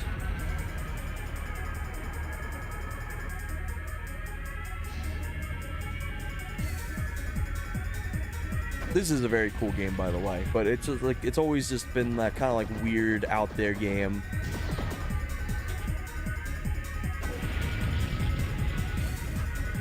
But yeah, this is another game they're selling. I did not buy any of them. I will not be buying any of them because they're like 40 fucking bucks each. I can get them at a flea market for like $3, and I already own Buck Bumble and I already own Extreme G.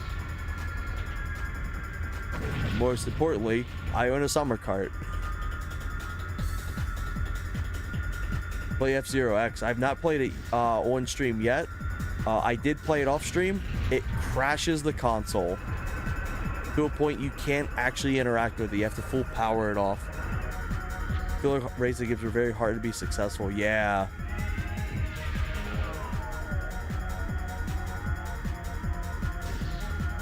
This does have some actually decent performance on here.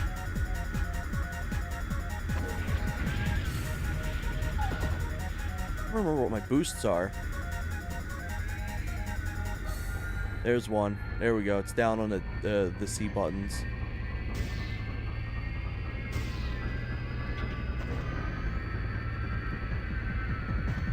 Yeah, I think Walt Disney Magical World Racing could have been successful if it was on the N64. I think that would have swept Mario Kart 64 on its feet.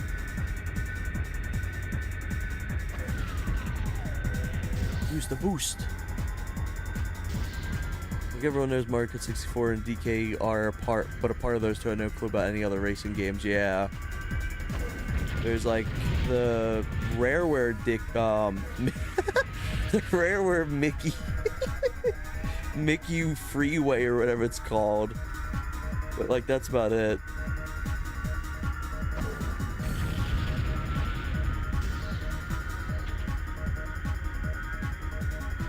Music in this game does really slap. Ooh. Yeah, Mickey's speedy some shit. Yeah, did it. That's me, player one.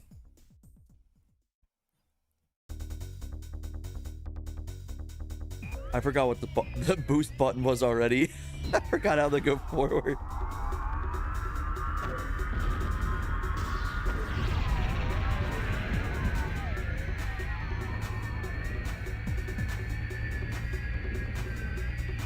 Whee!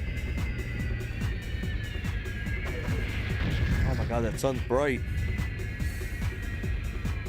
Yeah, this is the spiritual successor to Disney Racing. That Disney Racing game was better than the Looney Tunes one, I will say. That Looney Tunes racing was fucking poop shit. That was so bad. I gotta do another stream with all that again at some point. I got even more cursed PS1 racing games too, Zika. I've got my PlayStation Classic all loaded up with that shit.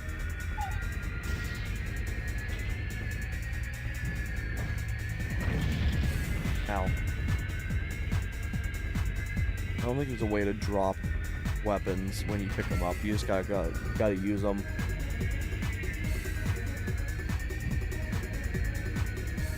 Yeah, apparently there's 2 of these games. I never knew that until they sold it as a 1 and 2 bundle for $50.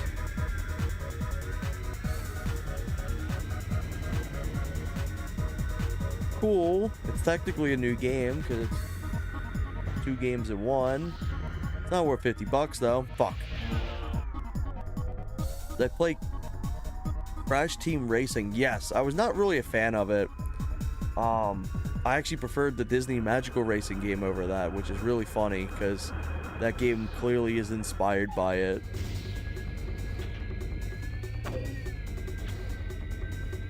Hey, this is a cool game.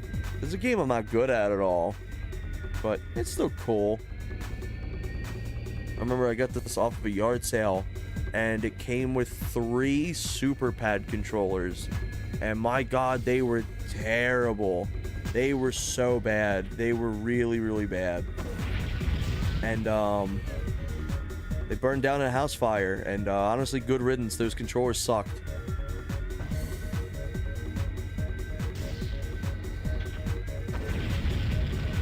Use the boost to get through. You know, I don't know what the fuck the red coconut does, but I think it does something. Maybe it's health. Oh yeah, right. Maybe it does ammo. Who knows? Hey, welcome in, Horse. Happy birthday to you too. You get second place or better. Don't get to have fun. I'll lurk while I clean. I hope you have a fun cleaning. Sometimes it's really nice to clean. I ended up not doing the power washing today. Yeah, am I gonna get smashed? I think I get like obliterated here. I want to see this. It's like I get thrown into like a pit of hell or some shit like that.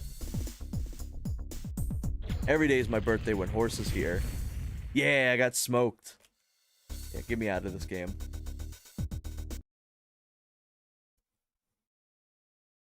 But didn't do any power washing today at my job. It was just too hot out.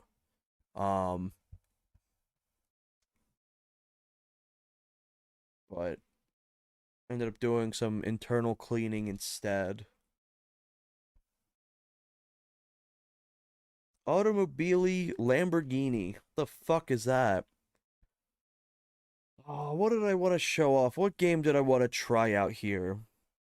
I gotta go back and update the list too for all the new stuff. I've done that. Oh yeah, Zika. Donald Duck's going quackers. Fuck, maybe it's just called Mickey Speedway. I swear to God, there's gonna be copyrighted music in here. Mickey Speedway. Here we go, Zika. Here's the sequel. Here's the sequel to Magical Disney Racing Tour.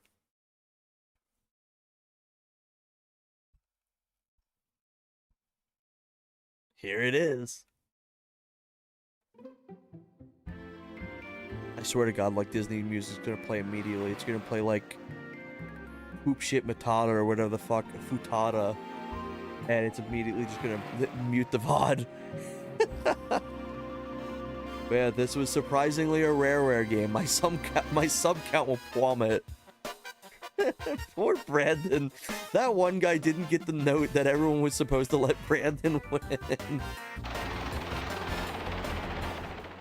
It just obliterated him. You know what it reminds me of? Has anyone ever seen the skit of it's like a whole bunch of football players letting this like kid that had like the Make-A-Wish Foundation, the kid wanted to make a touchdown, and they're all pretending like they're really slow and they can't keep up with the kid and they're fumbling, and the kid's almost there to do the touchdown, and this guy just comes out of nowhere and just fucking like suplex the kid and like Fortnite emotes on him. That was the guy during Brandon's tournament yesterday. Fuck, that hurt my mouth. Alright, we're playing as Goopy.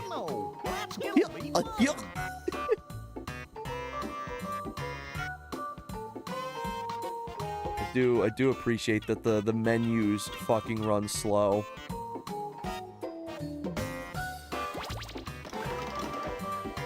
Damn, physics. At least this looks better.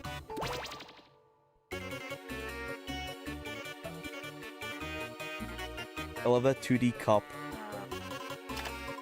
Doug McDuck. Oh my god, he's sitting in the background.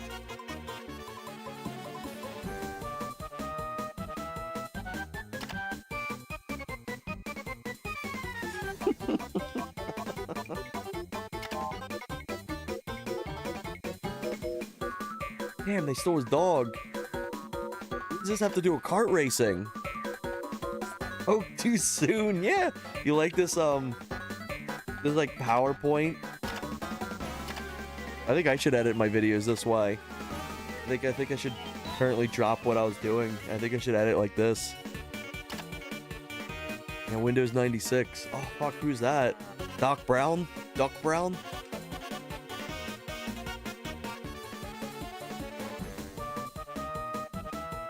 Yeah, it's the same font used for Jesus fucking Christ. Yeah. Many powers for him. Yo, this is another licensed game rare. Take a while to re-release. We saw Toy Story 2 get a remaster. We'll see this game get remastered one day. We'll be in the retirement home when they announce this.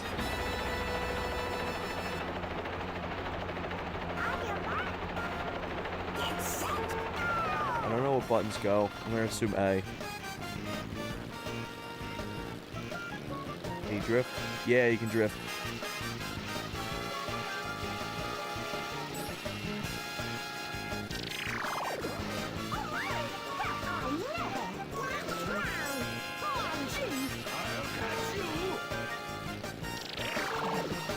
I got duck in an item. What the fuck? What is this?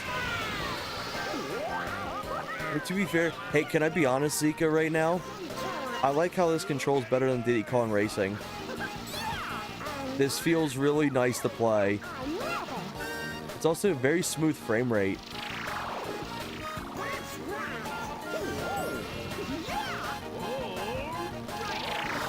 Unlocked duck.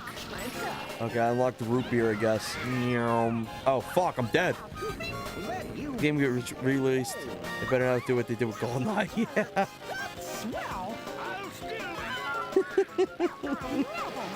But yeah, I'll be honest, this feels really good to control. Diddy Kong Racing 2. Damn.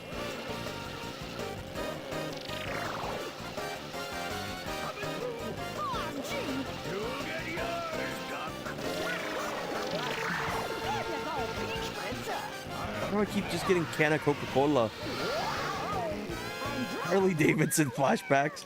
I still need to go and speedrun through that game, Zika. I got the console and everything like that. I wasn't speedrunning it originally because the capture card was giving me the shits. But now that I can actually do that, I gotta go back. It's a very well fought for category, I'll say. I spent a lot of time getting first place, #1 world record for Harley Davidson speedrun, but here I am. You're looking at the world's #1 hog cranker. So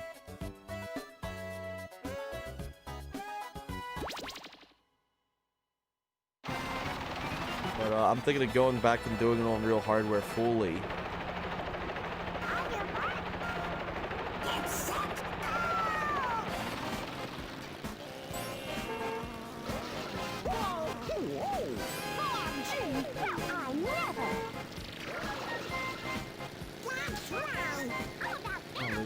speedometer. I forget what the other controls are for this. Tracer, tracer. Whoa!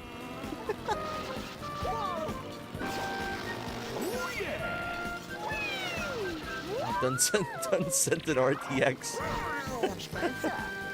after him.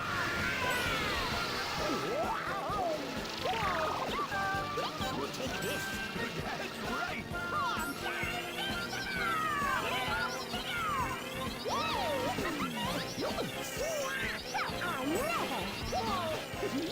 Whoa! Yeah, I got money. V-Bucks, hell yeah. Let's go. I'm actually kind of invested in this. What the fuck?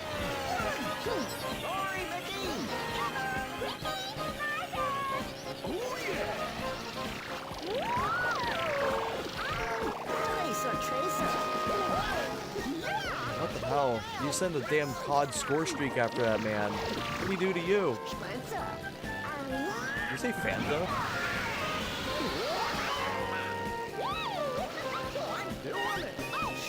I'm doing it. Yup, vehicle manslaughter. Oh, man burger helper. Yeah, this actually plays very well. I'll be completely honest. What is it with the Disney games? The Disney racing games that play fairly well. I think Luigi. Oh, it crashed. Oh my god. It crashed the console. No way. No way.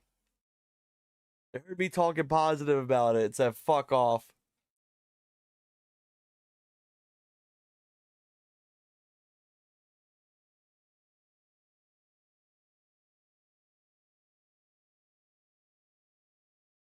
Holy shit. Alright, well, that's the second console crash we've had playing the Modretro. Very good look on their product.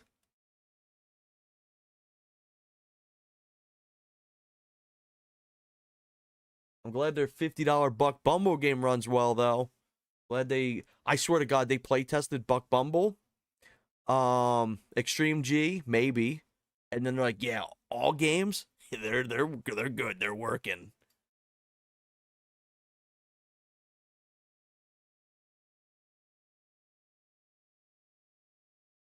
Well, that's another game that's guaranteed to just randomly crash. Let's do some Rush 2. Rush 2 was one of the console games that I was testing around with the first stream. We have to listen to the banger first. We cannot just not listen to this. It'd be really cool to play with the Ultra Racer, but I think it's got some issues.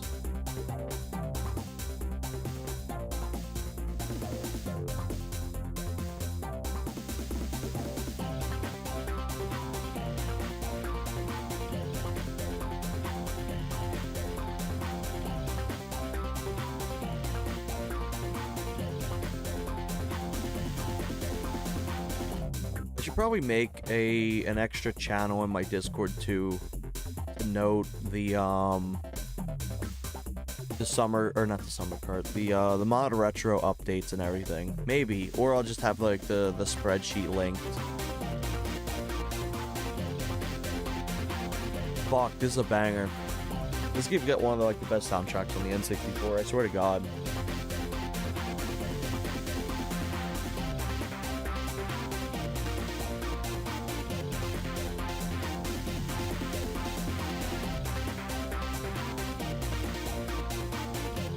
You know what? I want to bust it out. I'm busting it down funky style. We're going Ultra Racer. This has already been opened before, so I'm not just like peeling this thing out of the box for the first time.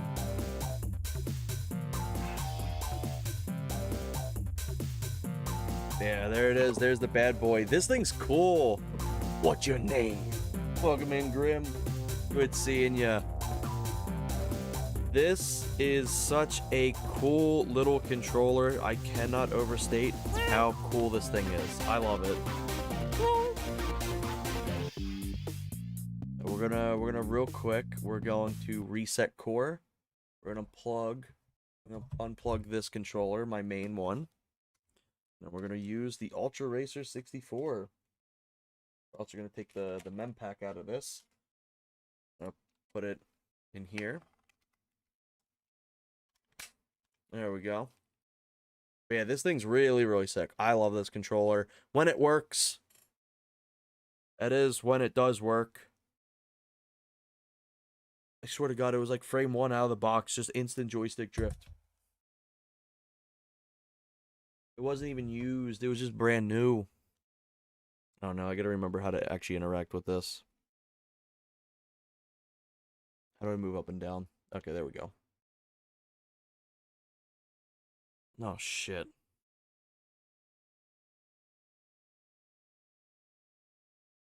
There we go. I just need to press A. There we go. I completely forgot how to use this damn controller. We have to start. Go. Oh, that's the wrong button. I'm gonna press all the way on here.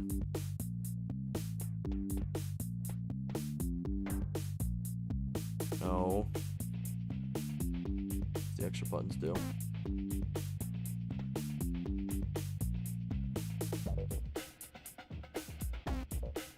Oh my god, this thing's a little bit of a pain. I can't plug in the other controller. These work. I remember there was something that like L and R or something like that worked as an extra button.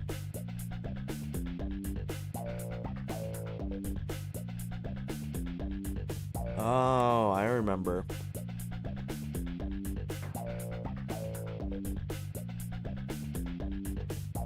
There we go. These little tiny buttons here. Alright, so currently I can't go left. I can go right. That's not a good sign. I'm really sad if it turns out this thing just fully doesn't work. 3, 2, 1, rush!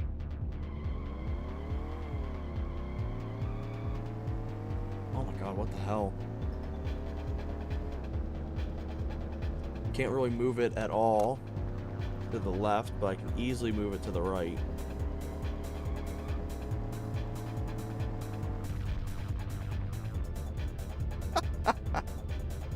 Look away, look down for like 1 second.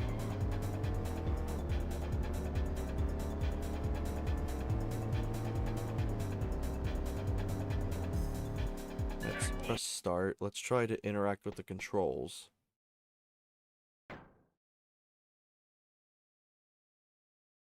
Let's turn the gas. Yeah, what the fuck? Look at that. Why? Why doesn't it work?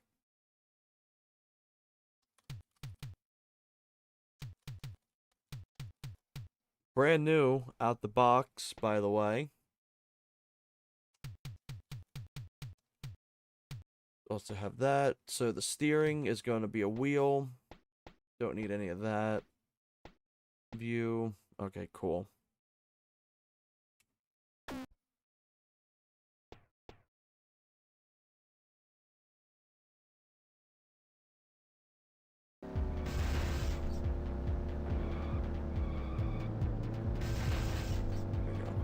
A little bit more functioning, and that's not great. Look at this. Fuck my luck, dude. Every time I get a new controller or a new something, there's always something wrong.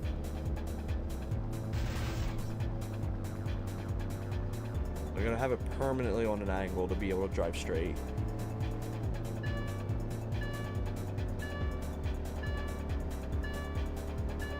Checkpoint!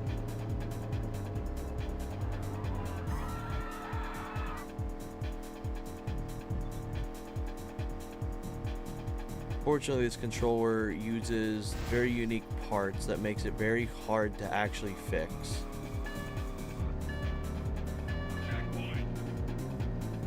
But when it works, it's really comfortable. It's a really fun controller. I was surprised about how nice this was. I initially bought it because I was like, oh, that's kind of a silly controller. I can't imagine this thing being nice, and it ended up being one of my favorite third-party N64 controllers. Like, this thing's actually really cool. I cannot begin to state how cool this controller is. It feels great. It feels like you control an RC car. At least an old RC car. I think they changed around how the controllers look now on them. And it feels really, really good. And it's got a lot of customization options too. You can toggle on A, B buttons, you can set buttons, everything like that. But man, instantly joystick drift is just rough.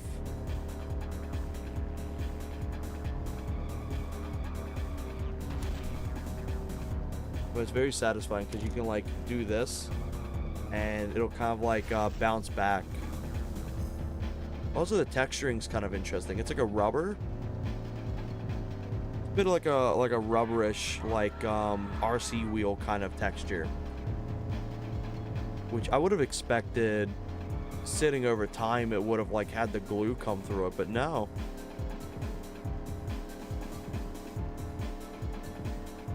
If I can ever acquire another one of these wheels, or maybe a way to fix them, I'd definitely love to play through more racing games like this.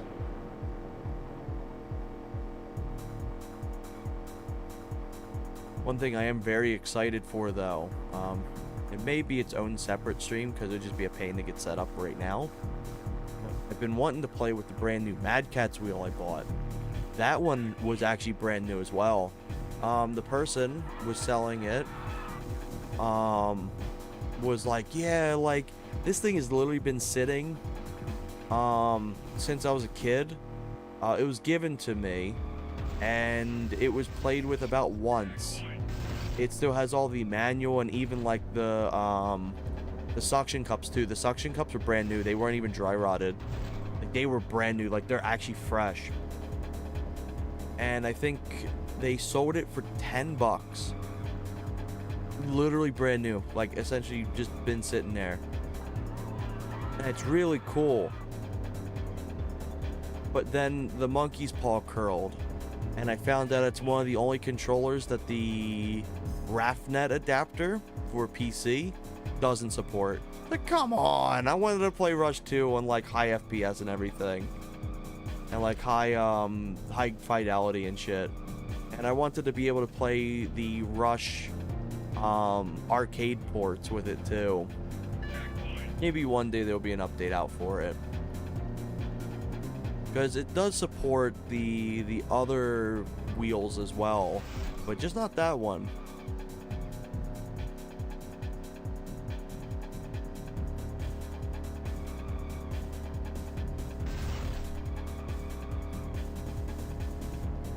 Damn, just watch that guy get smoked.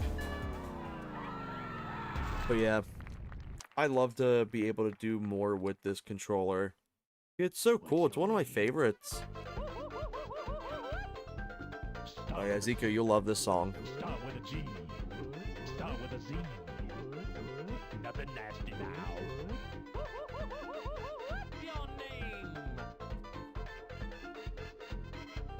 Spell it. H-I-J-K-L-M-N.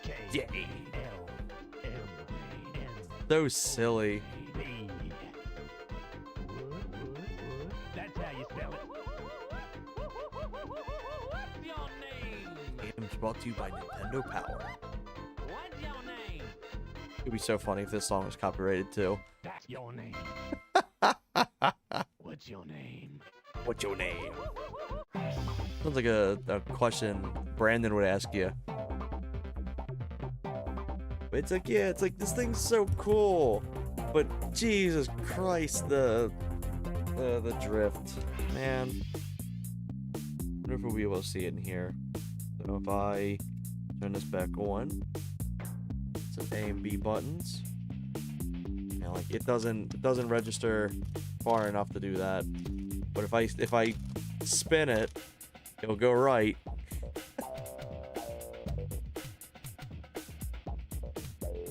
Another fun level. Yeah, let's go with Alcatraz. We can't just not go Alcatraz.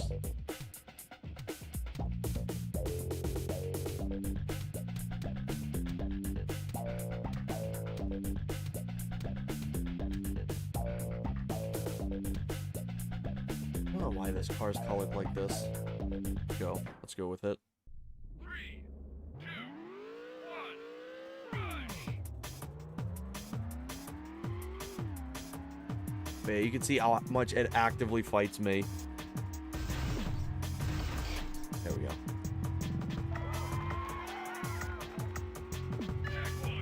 Looking at the actual actuators on the Rush PC port was wild too. Like, oh my god, that shit was going everywhere. It's constantly like going like 180 in value with the it'll rest at 0 and it'll instantly go to 180. That's why it constantly keeps trying to pull the other way.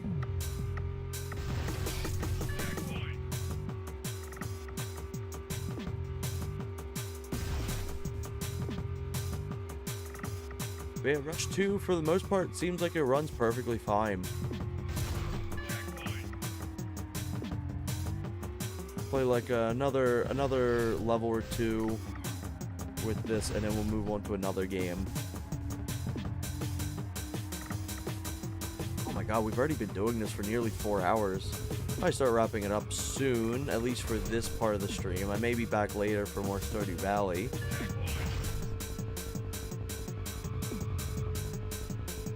Just depends. I wanted to do another stream last night, but like I realized I was like if I get invested in doing some more stuff, I wouldn't get enough sleep for work. So I had to be up at like 7 a.m.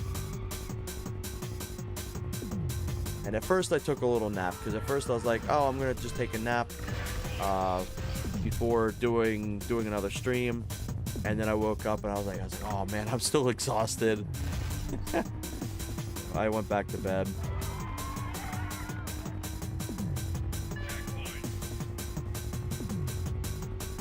But I also expected today to be a lot more intensive than it was. Like, we got it there, and I was like, man, it's way too hot for us to do anything outside. I just focused on doing the just normal shit.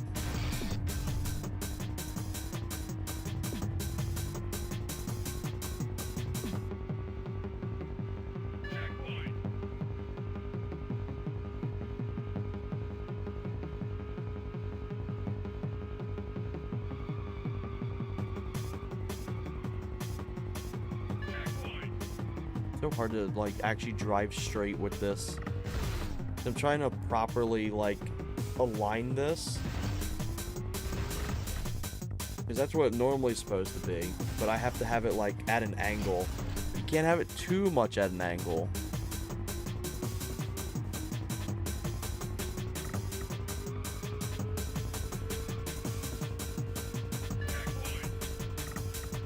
I remember this game used to blow me away as a kid, because like the reflections on like the car and the windshields and everything, I was like, it's like, wow, like this looks so cool. It's like, it's so realistic.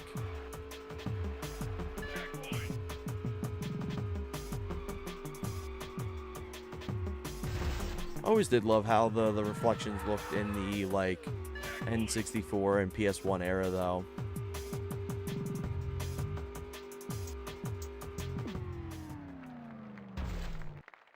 It's obliterated them. What's your name? Yeah, let's do one more level. So let's go.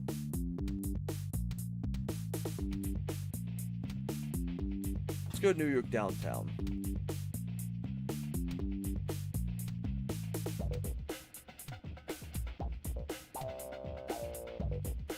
We'll go the poop machine. Let's go with this one. Change the colors up. I do kind of want that purple.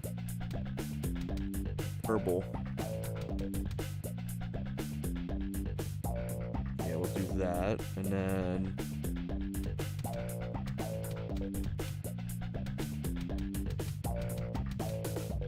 Man, oops. Oh, that works.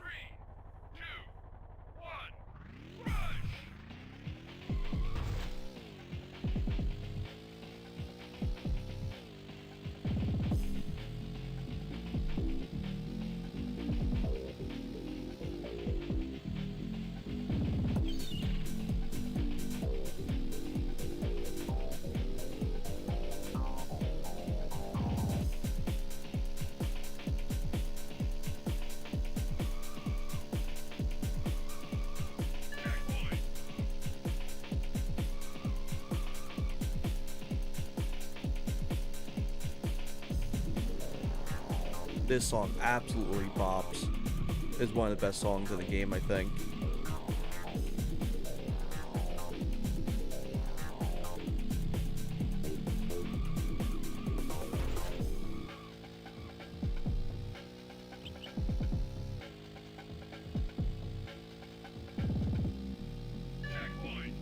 Also, so I'll be trying to stream my normal times tomorrow as well. However, there will be a few days this week where I will not be available. I'll be not at home. So I will not be streaming those days. When I come back, we'll probably do some more Perfect Dark Randomizer, Chaos Randomizer.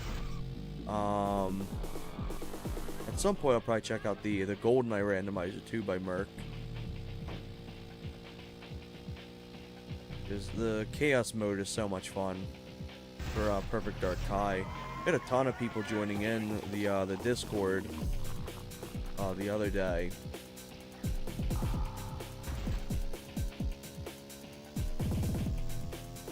And then we'll be doing more Stardew Valley as usual.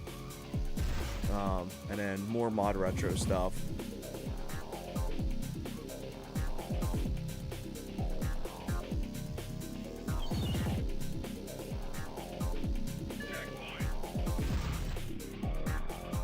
Ooh, okay. And did a spin out.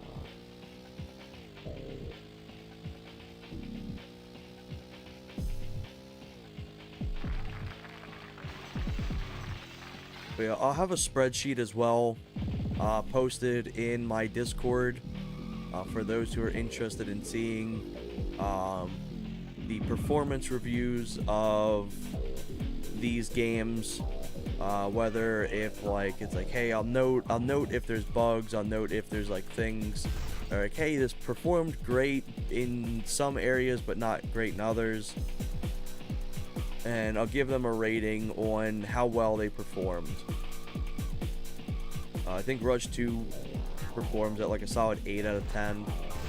It's fairly similar to the original hardware counterpart, but has a little bit of slower dips in some areas. Mickey's Freeway actually played really nice. I was going to rate that a 9 out of 10 until it fucking hard crashed the console. So, you know, that one's getting an automatic like 2 out of 10.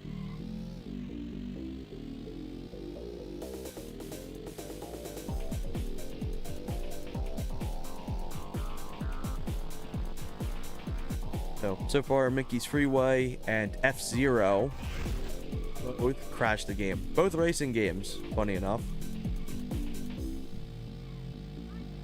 But F-Zero also had some performance issues, because I feel like F-Zero is a game that can reach like 60 FPS, right? I'm pretty sure it can.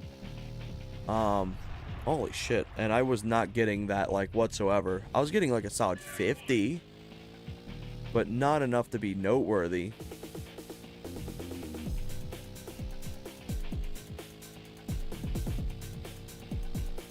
But yeah, hard crashes on Big Blue, so that's definitely a disappointing thing to find out. F-Zero X is 60 FPS, yeah, thank you. Yeah, it was definitely not hitting 60 FPS at all. It was running like fairly bad then. Smash 64 also had issues with performance. I'm gonna play this banger. Let's see if we do one more game. What be the last game we try?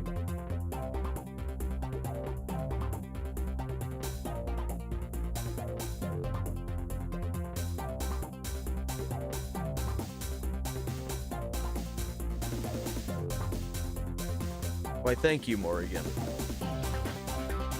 I'd like to see you play this with a broken wheel.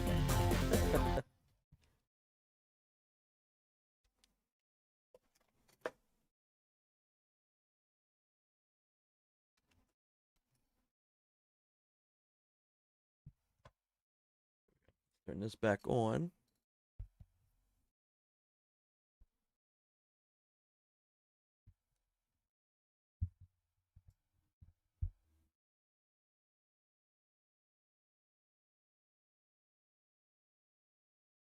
Alright, so we got one more game we're gonna try out.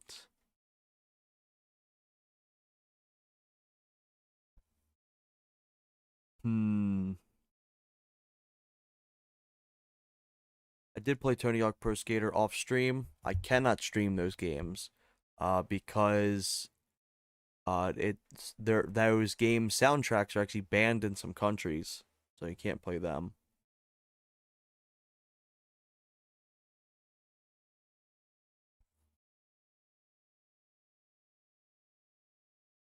Let's see, what could we possibly do?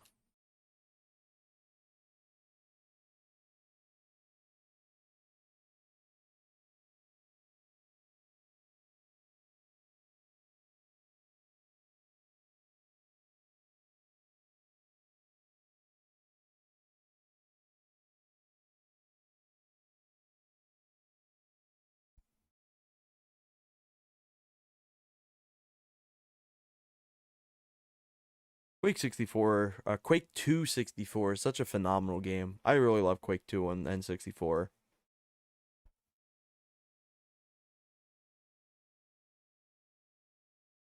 Let's see, anything else really noteworthy?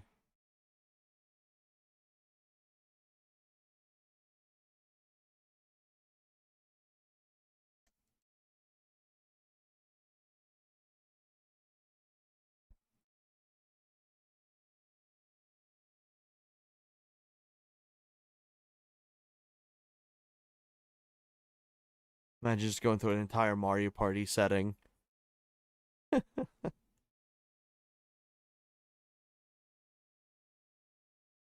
You know what? Let's hit it off with some more Pokemon Snap because I love Pokemon Snap.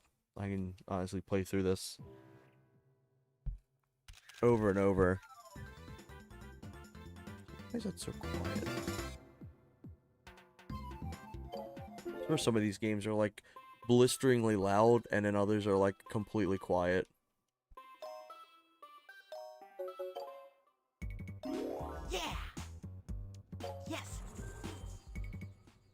But yeah, so far to my knowledge, this game has not had any issues.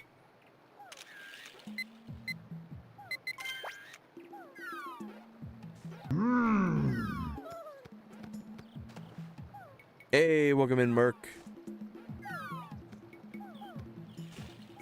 Yeah, what's up, Morgan?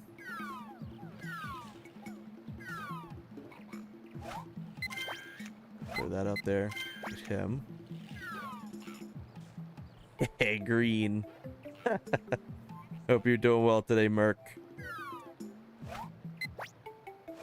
Ooh, Magikarp.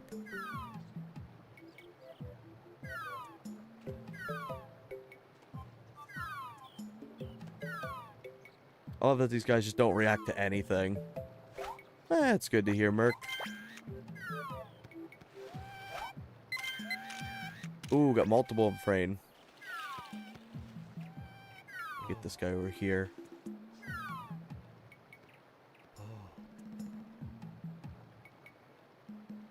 Can Modretro play Race the Rally? I wish. Dude, it hard crashed again. There was another hard crash. A nice ass POV. There we go. But yeah, that's pretty nasty. It happened on Mickey's Freeway. Because it's like, oh man, like the Mickey's Freeway game was actually running really well. No, I played another racing game. And, it just completely shit the bed. Yeah, I was like, wow, this is actually running really great. And then crashed. Crashed first race in, I believe. No, it was second race. It was second race in. Also, for this level, I need enough points to be able to unlock the pester balls to get these guys here. Holy stream delay, Batman. Yeah, I don't know what the fuck YouTube keeps doing, but it keeps resetting my stream delay. It's really bad. Yeah, that's nice, Morgan. We're two entirely separate streamers, by the way.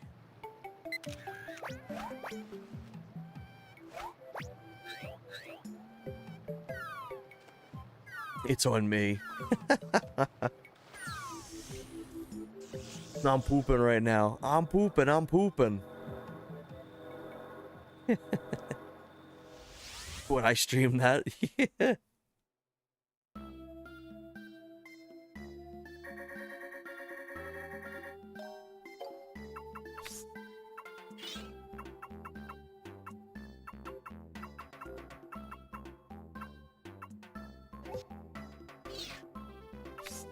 Yes, it's already been established earlier, Morgan, that there is a stream delay.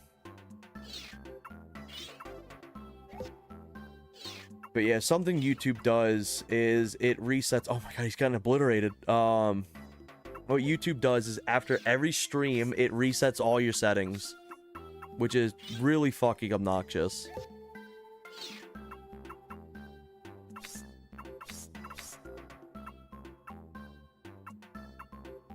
Yeah, exactly, Morgan. I think Morgan forgets that people have their own separate lives. Doug Gaiman.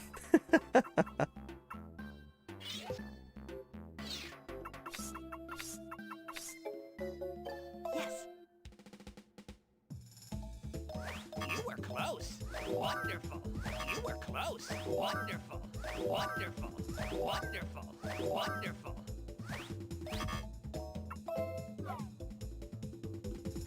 Wait. Yeah, fuck, Critical shouldn't be bothered going live. Red already is.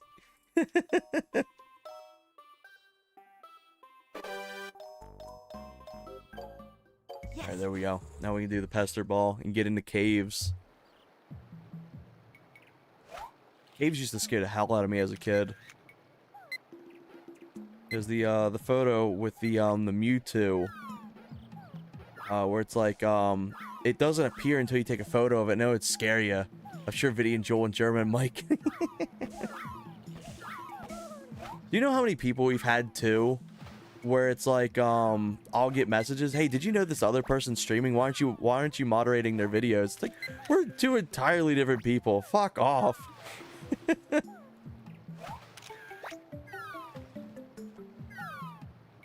I now know how Vinny and Joel feel.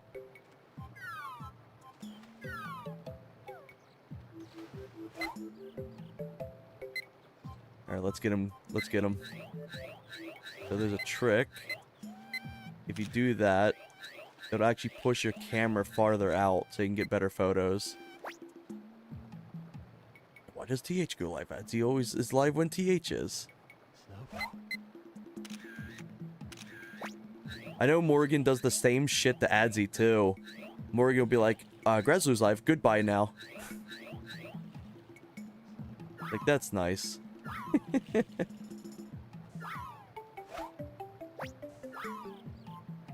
That or Morgan, oh my god, Morgan dropped like the weirdest comment earlier on stream. She's like, does your spouse look good in like, what was it, fucking thigh highs or whatever? It's like, that's such a weird question. Who drops that? Or like leather and boots. I'd rather somebody drop like the question of like, what's your feet smell like? I'd be like, all right, fuck it, I'll answer that. I'll humor that one. We need to know now.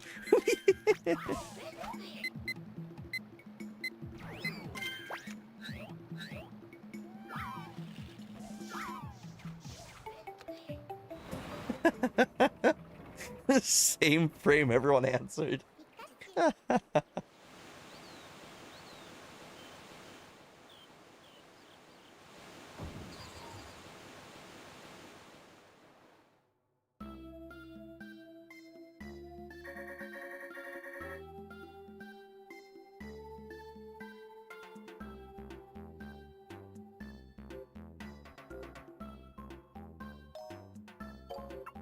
Yeah, but why ask a stranger that question then?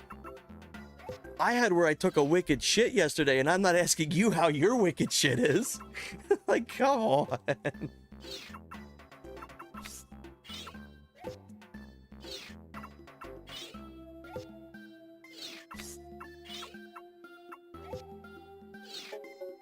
Yes. So you don't care I'm pooping, yeah. Well done. Well done. Wonderful. Wonderful. Great. There we go. We've unlocked caves now. Welcome. Never read my message above. I wish you were in this game so Red could take picture. Oh my god. Yeah. Yes.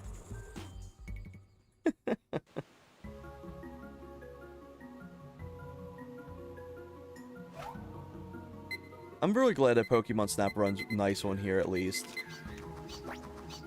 I say that now, and then like it'll suddenly crash or something. Yeah, a majority of the games ran relatively fine today, so I had to go back and edit my sheet list of everything that's currently working well and currently has some issues. Star Wars of the Shadows and the Shadows of the Empire ran well for the most part. I think that one was like a solid like 8 to 9 out of 10. Ran very close to real hardware. Merklurk.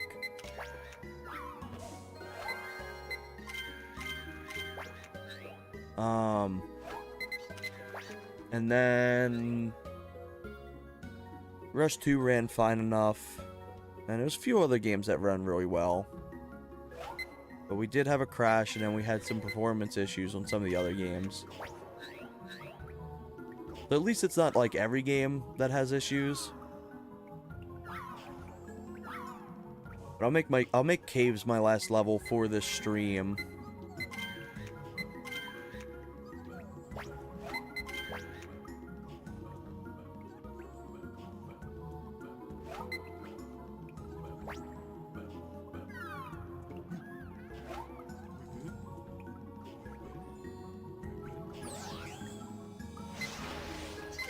Yeah, there's the other Morgan weird question.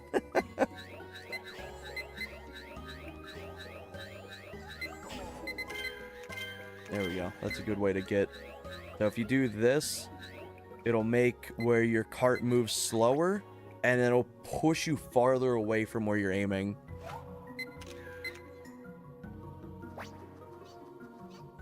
I wonder if the Zublat actually offers more points for taking a photo of it.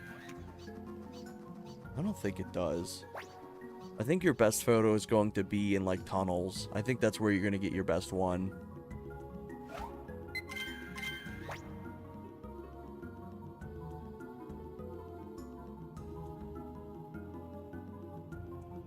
And usually, no matter where you aim on the Jinx, it's always going to say you were close until, you get her to dance. I don't think there's any other interactions she actually has in the game. I'd be curious to know what the world record for her is then.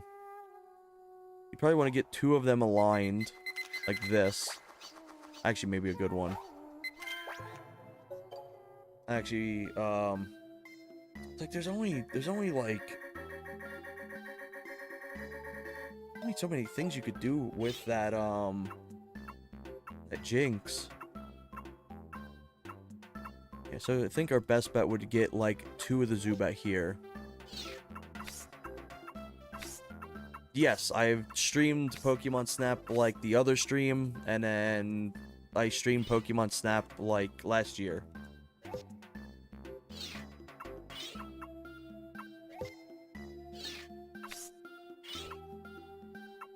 Let's see, that's good coughing.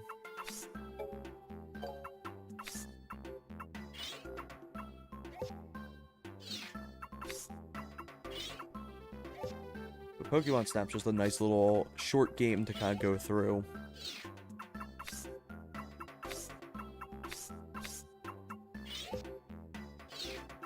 I didn't realize I only got one photo of him.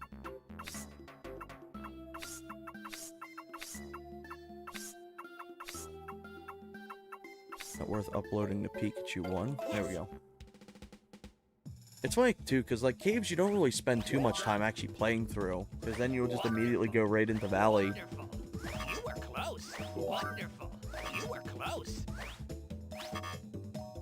Wow, that one actually beat it out. That's crazy. Wow.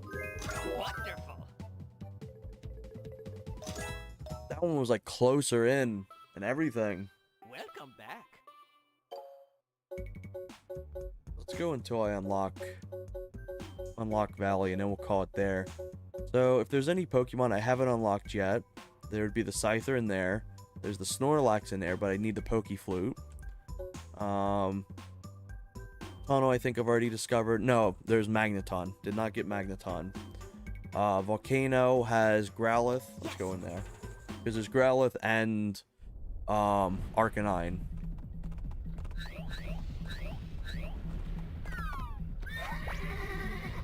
I didn't line them up.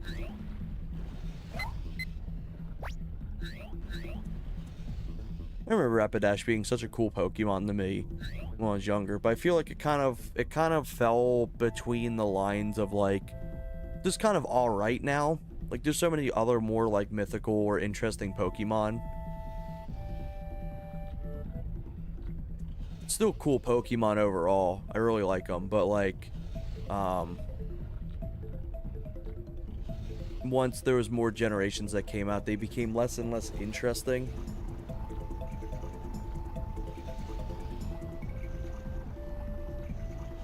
I do always wish there was kind of like more Pokemon that would come out of here though, because I don't think anything comes out like this mountain whatsoever. Whole like little volcano area.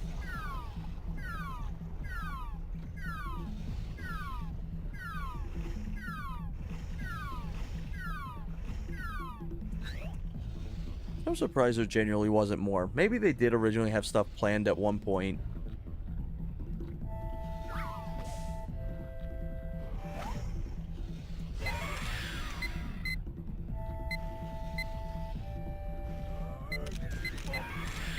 There we go.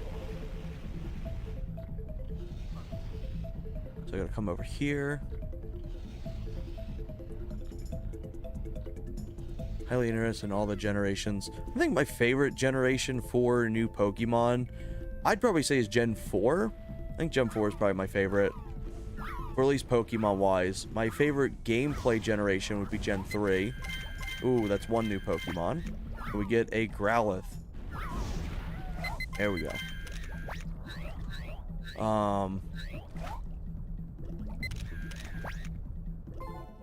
And then I'd say favorite gameplay generation would be Gen 3. Favorite Pokemon generation would be Gen 4. Favorite not third party, what's it called? That's a good photo. A kiss. What would I say my favorite spin-offs? Maybe I'd say Gen 1's probably my favorite spin-offs, because there's a bunch of really fun ones.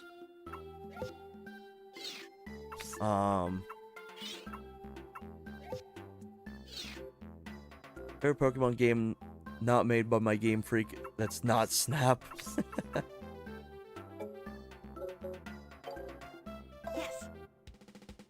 I think my favorite spin-off Pokemon games would be Pokemon Snap, New Pokemon Snap, and Pokemon Conquest. They're genuinely really, really cool. Wow. Well done. Wonderful. Wonderful. Well done. Pokemon trading card game on the Game Boy Color, I think is one of the best Game Boy Color games out there, or one of the best Game Boy games. It's genuinely impressive.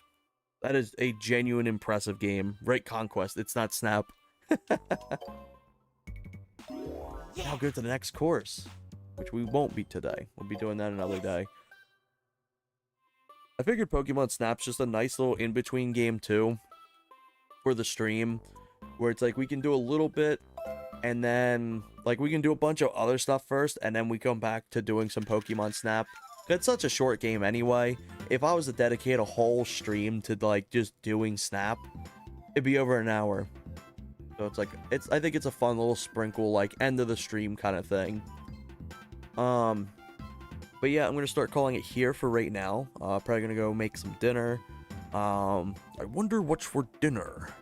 And gonna kind of mess around a little bit, and I'll be back later on. Thank you for your stream, Merc. But yeah, gonna head out, and I hope you all have a wonderful rest of your day, and y'all take care. See ya. Bye-bye.